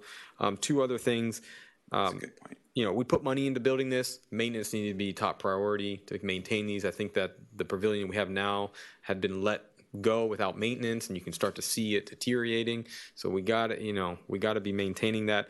And I think the last thing is cameras, because every time I go out there, you can tell that people are vandalizing it, and it's like not on purpose, but somebody was hanging up something for a party and is using staples into like things, and you're just like, why are you putting staples in the side of this and destroying the side? I mean, it's things like that, or kids kicking out the pickets in the fence and the railings and things like that. So I think it's good that we have some surveillance out there to make sure that people are treating their own home correctly.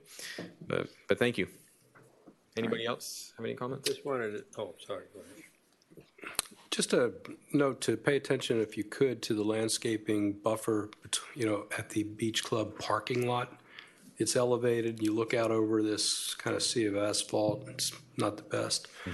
And I noticed last time we were over there that strangely, the benches, there's little seating benches that are oriented so that you're looking at the parking lot. Yeah. I don't know where that Should came be the up. other way, right? Yeah, it should be. Remember that, yeah.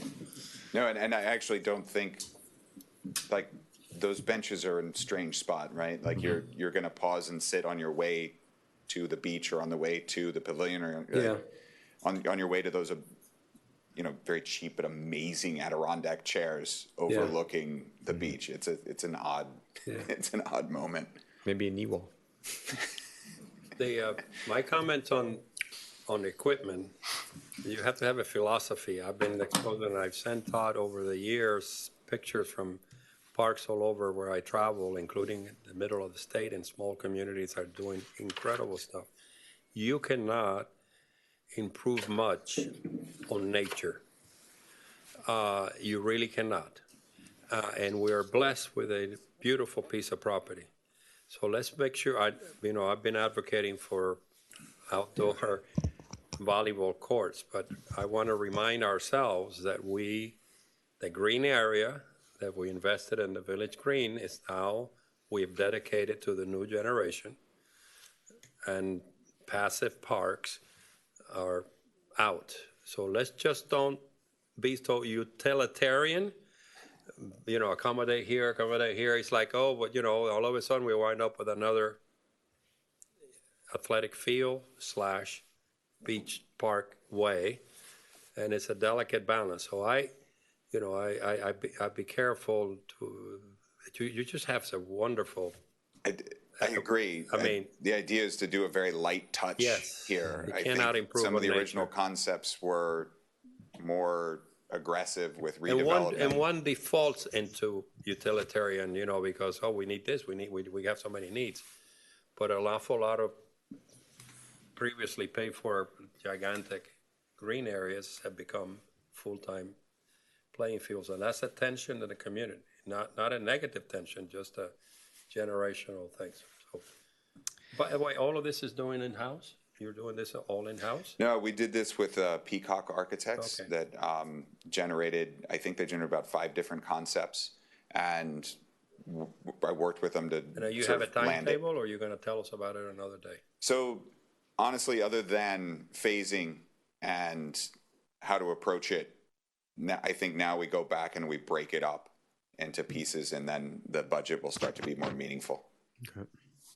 Thank you. I think in the interest of time, it's 10:15 right now. Cool. We still have a lot of things on the agenda. I think if we can, Manager, are you able to finish your report in 15 minutes so we can get to the council? You think that's possible or no? Well, it's impossible to do the whole thing, but let me take a look at what. That was a great report, Steve. Thank you. And perhaps you all can. Maybe some of the more important pick and things. Pick and choose one of them. So we have an update to Paradise Park. We have an update to the Sargassum. We have an update to Crandon Boulevard.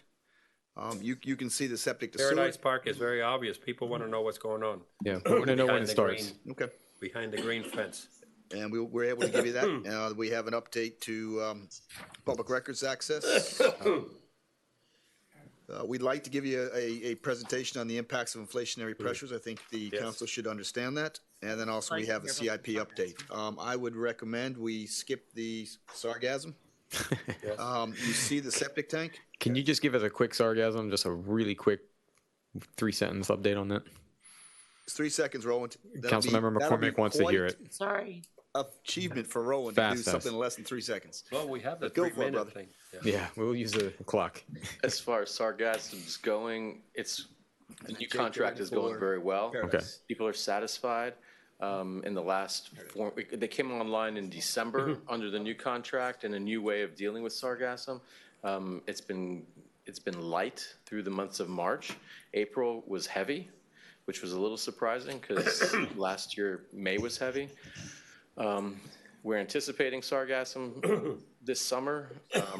We're dealing with it. The space considerations on Virginia Key haven't been resolved, and funding still remains uncertain. So as far as composting seaweed on Virginia Key, I'm not holding my breath for this summer. And I'm working with a company that's recently relocated their headquarters here to Miami for dealing with taking seaweed and turning it into a product. So maybe there'll be a way forward in the future with that. But right now, the new contract that we have is working well, and that I think was the right way to go. Great. And were you above your budget for April?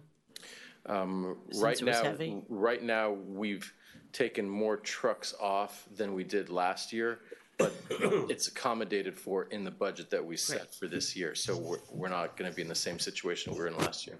Thank you. Yeah. This is related to sarcasm indirectly, but are we doing anything about the flipping of the signs for the dogs? Yeah, actually, I did talk to Nata about that, and so he's going to be putting the All right, signs because out. the dogs are on the beach. Yeah. Okay. Thank you. But I did speak to him about that. And Vice Mayor, we're going to have, where'd you go, Jake? Oh, he's back in the back. We're going to have Jake and Todd give an update on Paradise Park. I do, though, however, do want to make a comment, and I know you want us to move fast on this, but we do put this work together, and we do want to make sure we give you updates. You ask for these updates, we provide these updates. I just want to make sure that you're getting the information that you ask for. Yeah, we and that appreciate 2 or it. 3 months down the road, you're not saying, how come we haven't received this update? So, make sure we understand which updates you want and which ones you don't want. Because our staff has put this information together. Okay. We'd like to give you that information. This is light years for me. I've been only here 3 years. Light years and better from before. Not only the way you present it, and then we can, you do your homework before you get here. You don't do your homework when you're sitting here. And also your weekly reports are very useful to make the meetings much more efficient, because it is 10:15 but anyway, moving fast doesn't mean that we're neglecting you. Quite the contrary. Yeah. Okay. So when are we going to see trucks out there digging? The trucks have been out there digging. We did the source removal, as you can see. We've done the report. We've done half the well abandonment. You can see here, we're waiting for the approval from DERM to do the other half of the wells, to abandon those. And beyond from what you see in your report, if you'll notice today, there's the parking spaces on Village Greenway are blocked off because the construction trailers should be arriving tomorrow, if not a little bit later this week. The tree mitigation team has been on site, and they'll be back to start doing their work, the root pruning. We're just approving the portable toilet permit that's been submitted, so we're at that. I mean, you understand this phase where things are mobilizing and the visual appearance of things moving forward is taking place. Are we still on time for the completion date? Has it moved? It's 6 months when they start work, so we're close. We're going to push them to get done before the the what do we call it? Winterfest. Yep. Winterfest. Okay.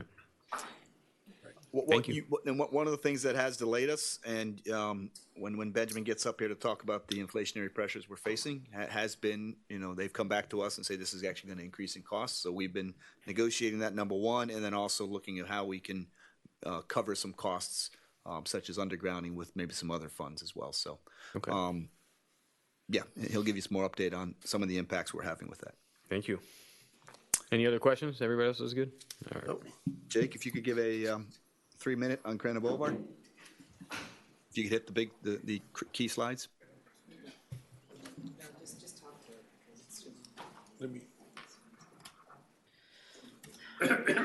In the meantime, as he gets that up, you can see the numbers on septic to sewer.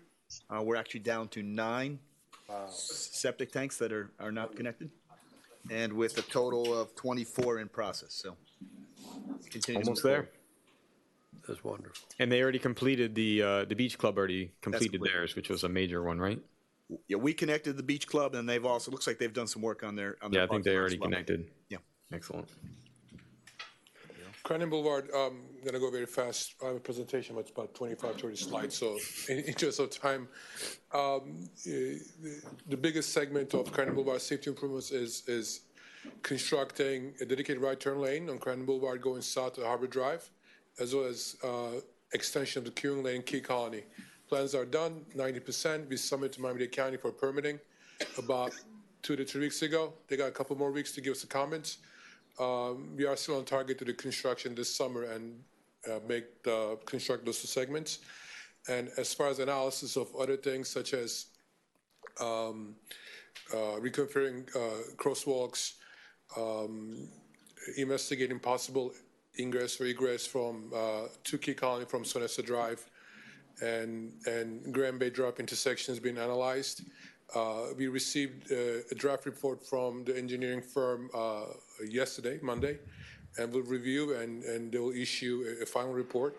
We do have a community meeting on May 24th to discuss preliminary findings, not discuss, but give to the community. And we will have a pool presentation before the council in June 10 meeting, because there will be a number of recommendations for overall Crandon on different segments that the council will have to make a decision on, so we can take them to design. Thank you. That's a fast one. Good. Thank you. Fast talk. Thank you, Jake. All right. Just real quick, Joe, if you want to get up and just give a quick update on Laserfish, or Mike, whomever's going to do that, just give the 30-second version. 15 seconds left.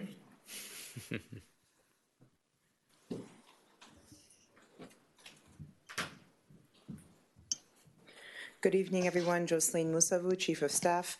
We just put together a very quick presentation on what we're doing with public records and access. You're going to see this section coming up a lot in the next few months, because we recognize that there's been a request for additional accessibility and transparency to our process. So next slide, please, Mike. What we've done is we wanted to go through this presentation and sort of define what we're doing. Next.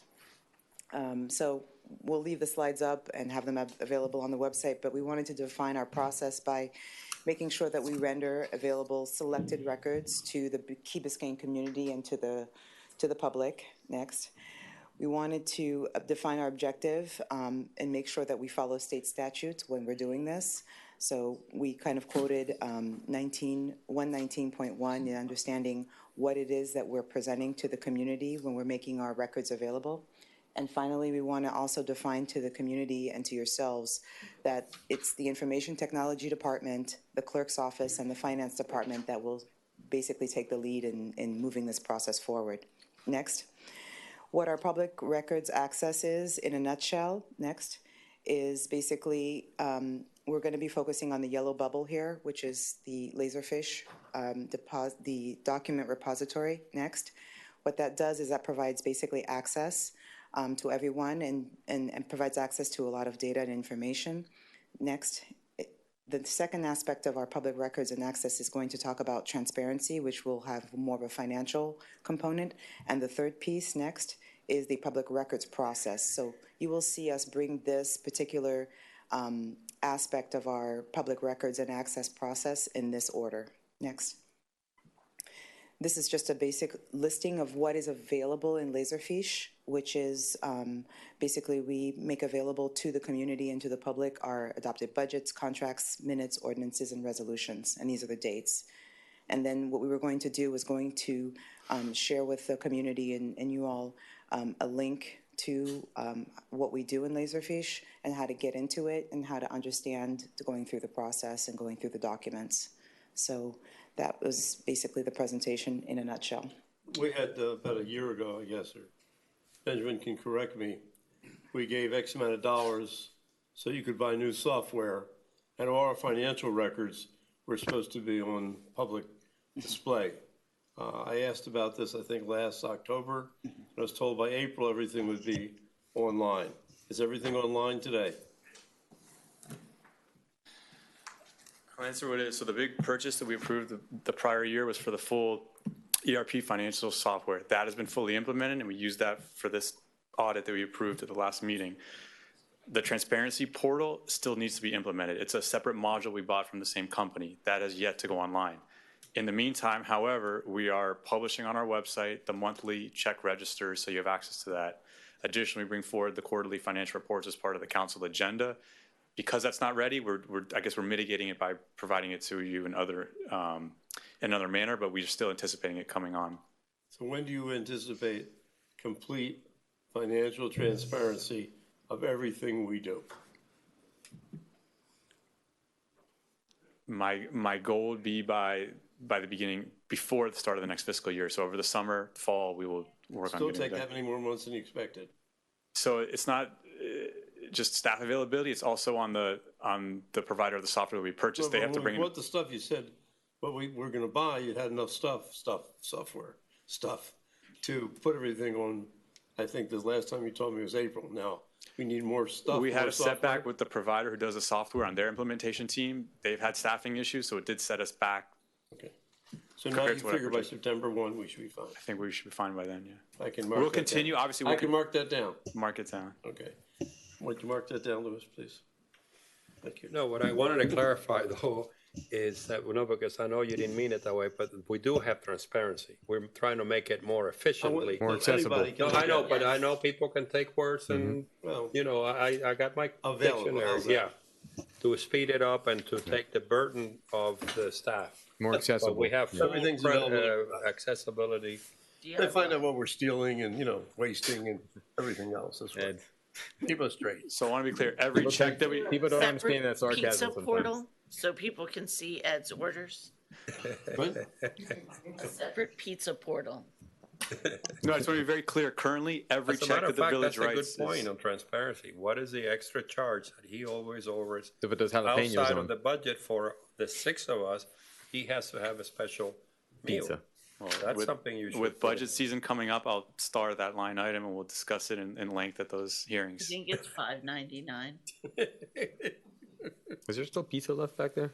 We haven't sliced yet. But I do want to be clear. So financial documents, our budget, our annual financial report is online. Every check that we write is accessible Yeah. online. And also with the presentation that Joe All just our gave, every contracts will be online? So what Joe just presented, if you go to Laserfish, every contract, and you can sort them by the name of the vendor, you can pick any contract in there and see that. Beautiful. So Great. And that's accessible. then, without and then the doing- real-time accessibility, you're thinking next fiscal year. Correct. Okay. Great. Thank you very Excellent. much. Thank you. Sure. So ultimately, and I think that Joe's concentric circles showed it just right. So what we're going to try to do is create one single web page where you can go, Laserfiche, financial data, and then Beautiful. your standard public Beautiful. records request that is above and beyond being able to do a search. Fantastic. And that is a perfect lead into Benjamin given inflationary pressures. Right. Not only are we facing it from increased prices, we're also having vendors who can't hire people, which he just mentioned, which is part of the reason why we've had difficulty implementing Socrata, because they don't have the people to actually do it. So with that, the floor is yours. Yeah, so as we move forward, obviously internally, we're already starting our fiscal year 23 budget talks. I know we have workshop and then ultimately leading up to the hearings. Obviously, you guys have all heard inflation is going on. I want to just prime you. Most of our labor, or all of our labor contracts, allow for an inflation, a COLA adjustment, which is based on the South Florida CPI. It's capped at 4%. We're already at 9.8% with 2 months left in the year to report. So we're well above where that cap's going to hit. So what will happen is when we present the budget, the existing positions, you will see that they all become 4% more expensive because we hit that cap. Although our contracts are capped, the challenges we're having with contractors is that obviously those are not capped. So a lot of the CIP projects we originally estimated, now they're coming back 20 to 30% higher. I think in reality it's a result of inflation, but also a lot of the projects are being funded by the American Rescue Plan Act. A lot of the contractors know it's all public. The villages are now flush with this additional federal funding to do these projects. So it's been a challenging time to work with these contractors with those increasing prices. Obviously, the village is doing everything in our power. We're going out to competitively bid these projects. We're right-sizing the scope to make sure these are services that are exactly what the villages need. So with our professional services contracts, capital projects, we're making sure that we're getting best value to the best of our ability during this tough time. Steve mentioned benefit providers and staffing. I know internally we've also had staffing issues with some of our part-time staff in the community center to fill it. We've had to pay more, and we're also looking at federal minimum wages. In 2025, you guys understand, $15 is the new minimum wage. So we obviously have to stay competitive to attract talent and adhere to those laws as well. So I just wanted to report on kind of what to expect as we anticipate this budget. We're obviously doing everything in our power to mitigate the impacts of it to the best of our Now that ability. we have a purchasing department with 2 people, are we bidding every old contract out? We actually prioritize them by dollar amounts, and as we will get through the list and Have we started to bid the maintenance contract out, the cleaning contract? we're actually working on writing Have we the done scope. it yet? What's that? Have we done it yet? It hasn't been issued yet, but we've started. When's the last time we bid it? I don't know the origin of that bid. 20 years ago? It's been a long time, but no, council member. It's My a point prior- being is, he's not there, but my point is, if you want to get stuff, we got to bid everything. That's what I'm saying. Nothing can be a sacred cow. So we completely agree with you, Councilmember. That's our intent. Sorry? We completely agree with you. And Good. That is our Okay, intent. well, yeah, I want to be clear. It's never happened in the past. We just keep doing the same thing. People just keep increasing prices. Well, Mr. Vice Mayor. Yeah, go ahead. One of the reasons I share with you when I first got a wind of this, plus in my other activities, what is clearly, in my opinion, illegal, gouging, and just unethical people all around that unfortunately live in our society, these price increases. And that's why I was pushing for this retreat, because, I'm one of those who keeps pushing for getting, get the projects going. But we may want to consider slowing down some things at that retreat, because this too shall pass, I believe, unless I hear otherwise. I think you're right. And it is just 30%. I mean, give me a break. Anyway, everybody who needs to know what I'm talking about. But it puts us on a very interesting policy-making decision. And it's sort of like policing, If we put out the word, just like the word as, they're flush with money, we put out the word, they're putting the brakes, they all come to their senses. So I don't have the answer, but I think that's one of the reasons I wanted to have that retreat before you get into the June workshop and, of course, September. So I want to It's also a big mention, we're first week in May. In about 3 weeks, we're going to receive the preliminary taxable property values from Miami-Dade County. They're going to publish that. And I think we all expect those numbers to be higher. I think it's kind of a lagging indicator. We noticed last year, I thought they would be higher. They only went up a little under 1%. I think this year, we all anticipate it's going to be significantly higher than that. But we've been surprised before, but we will have our eyes on that. There is full collusion going on across this economy. They may not have the weight of legality that our council gets have, but it's a conspiracy to take advantage of this crisis, which is a lot of it is already passed, including the supply chain. But we're all feeling it in our business and everything else. It just now, for us, it's like. But the labor market is an issue too, and it is. I don't know where the jobs are and why there's so many jobs right now, but it's hard to find people. Well, last month it went up for almost 500,000 new jobs were filled. But it's really hard. This is the strangest thing I have lived through. Yeah. But I know that there's collusion. But the numbers are not going to work out. Yeah. All right. Do we need to go over the CIP, or we're good with the report that we all can read? You all have it in the, do you have any questions at all? Any questions on the CIP? I just want to say, I know we spent through that last part. I know you guys spent a lot of time on this, so thank you. If you can send any of those reports to us directly too, I would love to go through them in more detail, meet with any of you. I'm sure the other council members too.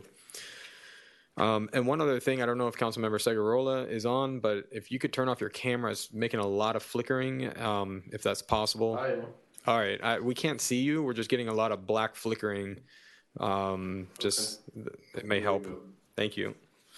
All right, next. Yeah, so I think that we're going to have to defer this. Mayor Davey wasn't feeling well, and he had to step out, and he's the one that makes this appointment. Let me take a deep breath because. I mean, he wasn't feeling well. He still has the stuff here. He nominates and we appoint. Yeah, he has to nominate by charter. In essence, legally, I could be wrong. He appoints and then you can. And we Right, confirm. but in essence, you are now, at this moment, our acting mayor. Yeah, but I'm not in any position to make an appointment, and I think our charter No, says I'm that gonna it's the withdraw. mayor. I'm embarrassed already enough. Yeah. I don't think I can even legally. Charter can invite It's, mayor and make an You appointment. go out and you try to I don't think so. recruit high-end people to serve, and What are we it's put- been what are pretty we much. appointing? Carlos de la Cruz Jr. to be on the parks. Why don't you It's put been Mike up 3 months before now. that? No, by charter, I don't think I can even do that. He's acting mayor, isn't he? I would. Underneath the charter, it says that during the absence or incapacity of the mayor, the vice mayor shall have all the powers, authority, Oh, you can do it. responsibilities of the mayor. Yeah, but I still don't feel comfortable doing it. I'd rather him do this because I think he's went through. I have no idea what he was coming to bring today. So, he's going through everything. If it's Carlos de la Cruz, Again, let me just say this for the record, because this is where we have a lot of differences with some of my colleagues. Having had a hand on drafting the original charter, it was supposed to, probably we drafted it wrong in the section, but this is not that he nominates. He merely nominates and we approve. Sure. We spent 2 years, 2 years of a lot of work to get these boards in the right track. It takes a lot of time. Some of you know about recruiting people with extraordinary qualities and talk them into willing to serve in our boards. I have nominated, this is now 4th meeting, and you know who I'm talking about. Not him specifically, but people of that quality. It is literally embarrassing. I understand. You're not willing to move, or you don't have you cannot move Carlos de la Cruz Jr. to be, and I, by the way, I'm the liaison of the council on that board. So even if you had the deference to me, we move this forward. It's such a no-brainer. I just don't understand. The mayor just called me. He's coming on Zoom. Jesus Christ. Hi, can you all hear me? Yes, sir. Okay, I apologize. I'm appointing Nick Molina to the Parks and Open Spaces. And I'm appointing Monsi Blanco Herrera to special magistrates. He's nominating. I have a stomach issue. I think I'm So my recommendation, and it's qualification of the candidate, and I'm the liaison, made no difference to you. Yes, it's correct. It's going to be Nick Molina. Okay, we'll call the question. I believe we can call the question on that, and if you all approve them, that's fine. But this is a wonderful, wonderful definition of these agendas that go on. He's Nod your head. Mike's appointed, No, he's nominated. so, No, I appointed, sir. yeah. No, you We have to nominate. confirm. You nominate. No, sir, I appoint. It is approved by council, but I appoint. Okay, you appoint. What is the word on the charter? Correct. Appoint. Okay, and then With we the have to approval vote of on it, right? council. Correct. So let's vote on it. Clarifying question, are we voting on both things together or separate? No, which one? Why don't we do it separately?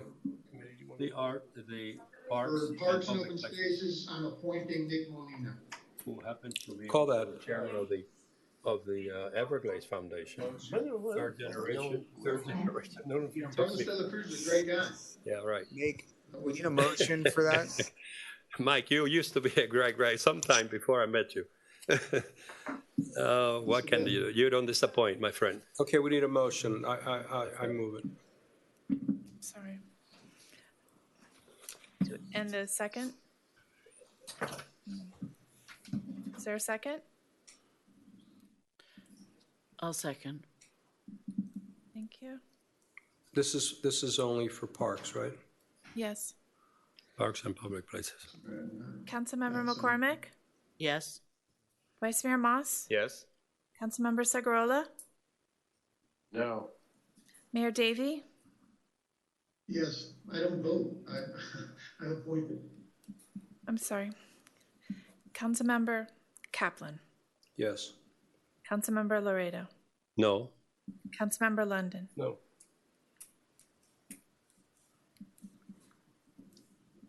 It's a So why does this go, 3 Chad? versus 3. What is it, tied? Does Mayor Yeah, Davies' I vote think count? that your vote counts. Okay, well then it passes. Oh, well. And the next one? The next one, is there I move. Muncy Blanco Herrera for Thank special you. magistrate. a second? Second. Thank you. Vice Mayor Moss? Yes. Councilmember Sagarola? Yes. Mayor Davy? Yes. Councilmember Kaplan? Yes. Councilmember Laredo? No. Councilmember London? Yes. Councilmember McCormick? Yes. Motion passes. Thank you. Apologies for my absence. Next item, The clerk. next item is the KBCS School Board Update. Councilmember Laredo. I wanted to get from the administration a little bit of a background on all the work that you're doing behind the scenes to what is an increasingly important issue that has come before us.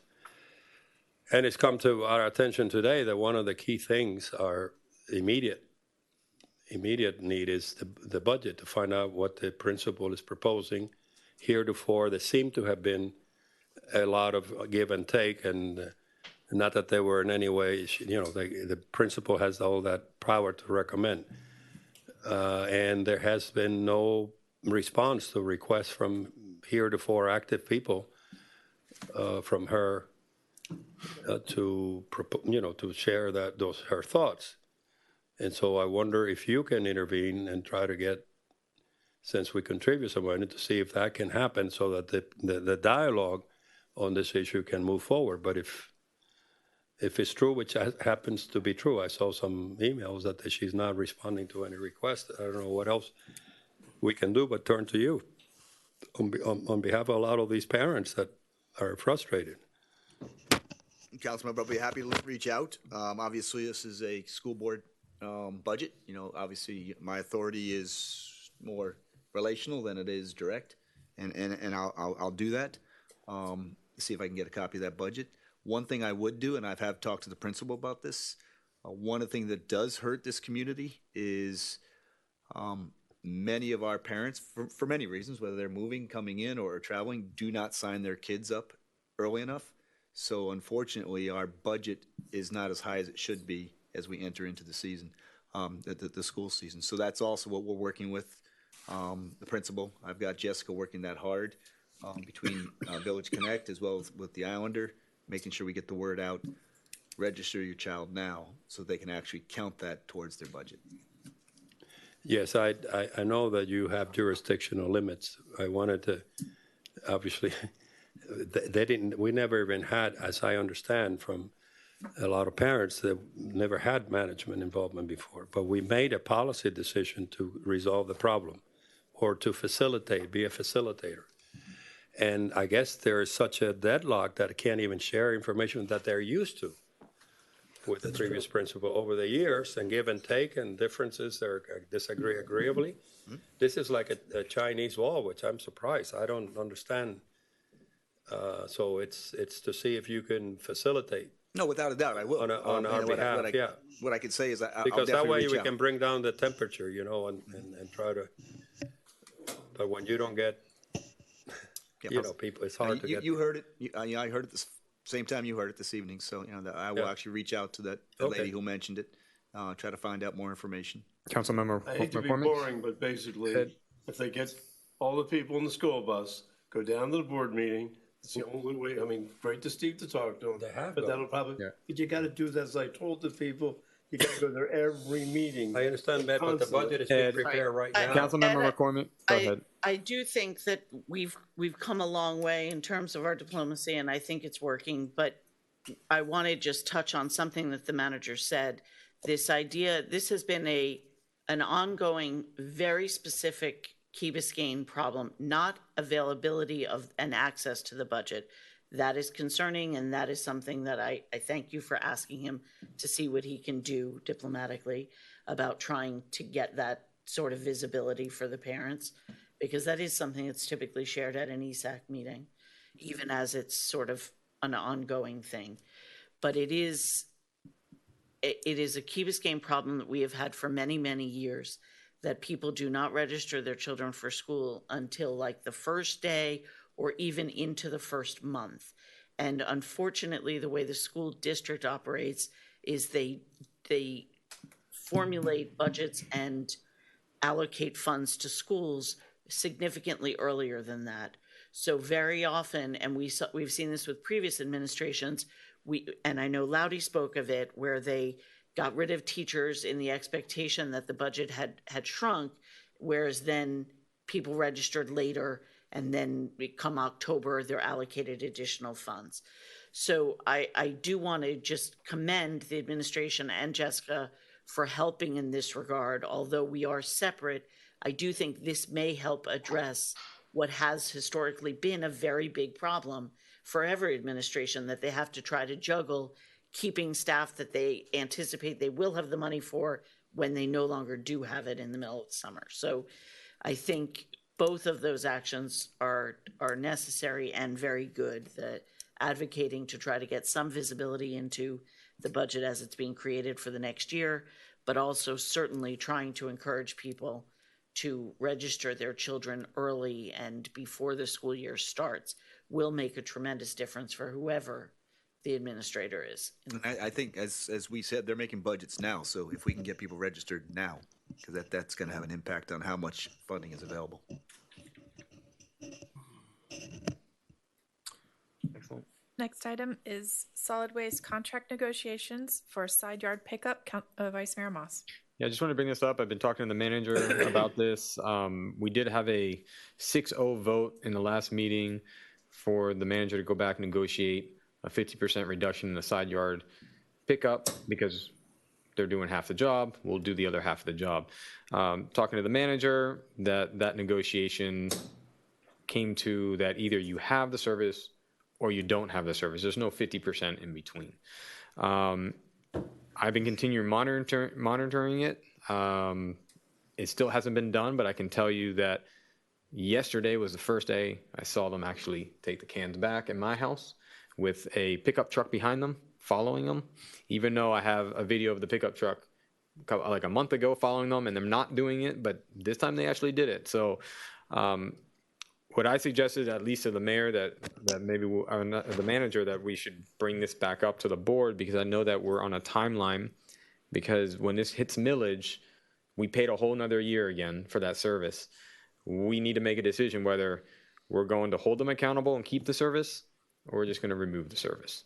So we need to make that decision, I think, soon. I think that we should direct the manager and our public works to follow these guys and make sure they're doing their job, double check. I don't think we need a survey or any of the other stuff. We just need somebody in our department to be behind these trucks without them knowing and make sure they're actually doing it, so we can hold them accountable. Again, I just want to make sure that you guys know that this is not a direct, issue with, bad service or anything like that from our contractor. Because I know, as myself as a business person in this world today, it's hard to find people, and that's the excuse. We can't find the people to do it. Fine, but you can't charge for it too if you're not going to do it. And you can't, if you're going to do half of it, then you charge half of it. If they're not willing to do that, then maybe there's another way of maybe just not having it. And I think that originally they did a survey of the residents, whether they want this or not, and it came back like a 50-50 split. It was pretty close. Yeah. And one of the reasons that I think we made this decision was the premise that the cans wouldn't get back away from the swale unless they took them back. Yes. Because too many homeowners don't. Yeah. But in fact, the contractor doesn't either in many cases. So, and people may not know, over a 5-year period, I believe this is about $1.4 million additional cost on top of the regular cost. So there's a cost associated with this service, and we have to make the decision whether we want it still or not. But Benjamin's statistics, I think a moment ago, just reflected a 20% ask for the next contract. No, yeah, they've asked for 19.5. Our conversation is, we can only go to a certain amount, and I think it's 4.3. That would be the number. So what we have done is we sent a very, very direct letter to him about a week and a half ago, specifying obviously that we need to meet the service requirements, which is others, but most importantly is the returning the side yard service. And then also stating that, as we move forward, we will consider working with the council for an increase of pay beginning in October 1st. I've given him to the end of May to show us that he can do it. If not, then we'll have that conversation about taking away the service. Okay, thank you. Do I have a motion to adjourn? Moved. Second?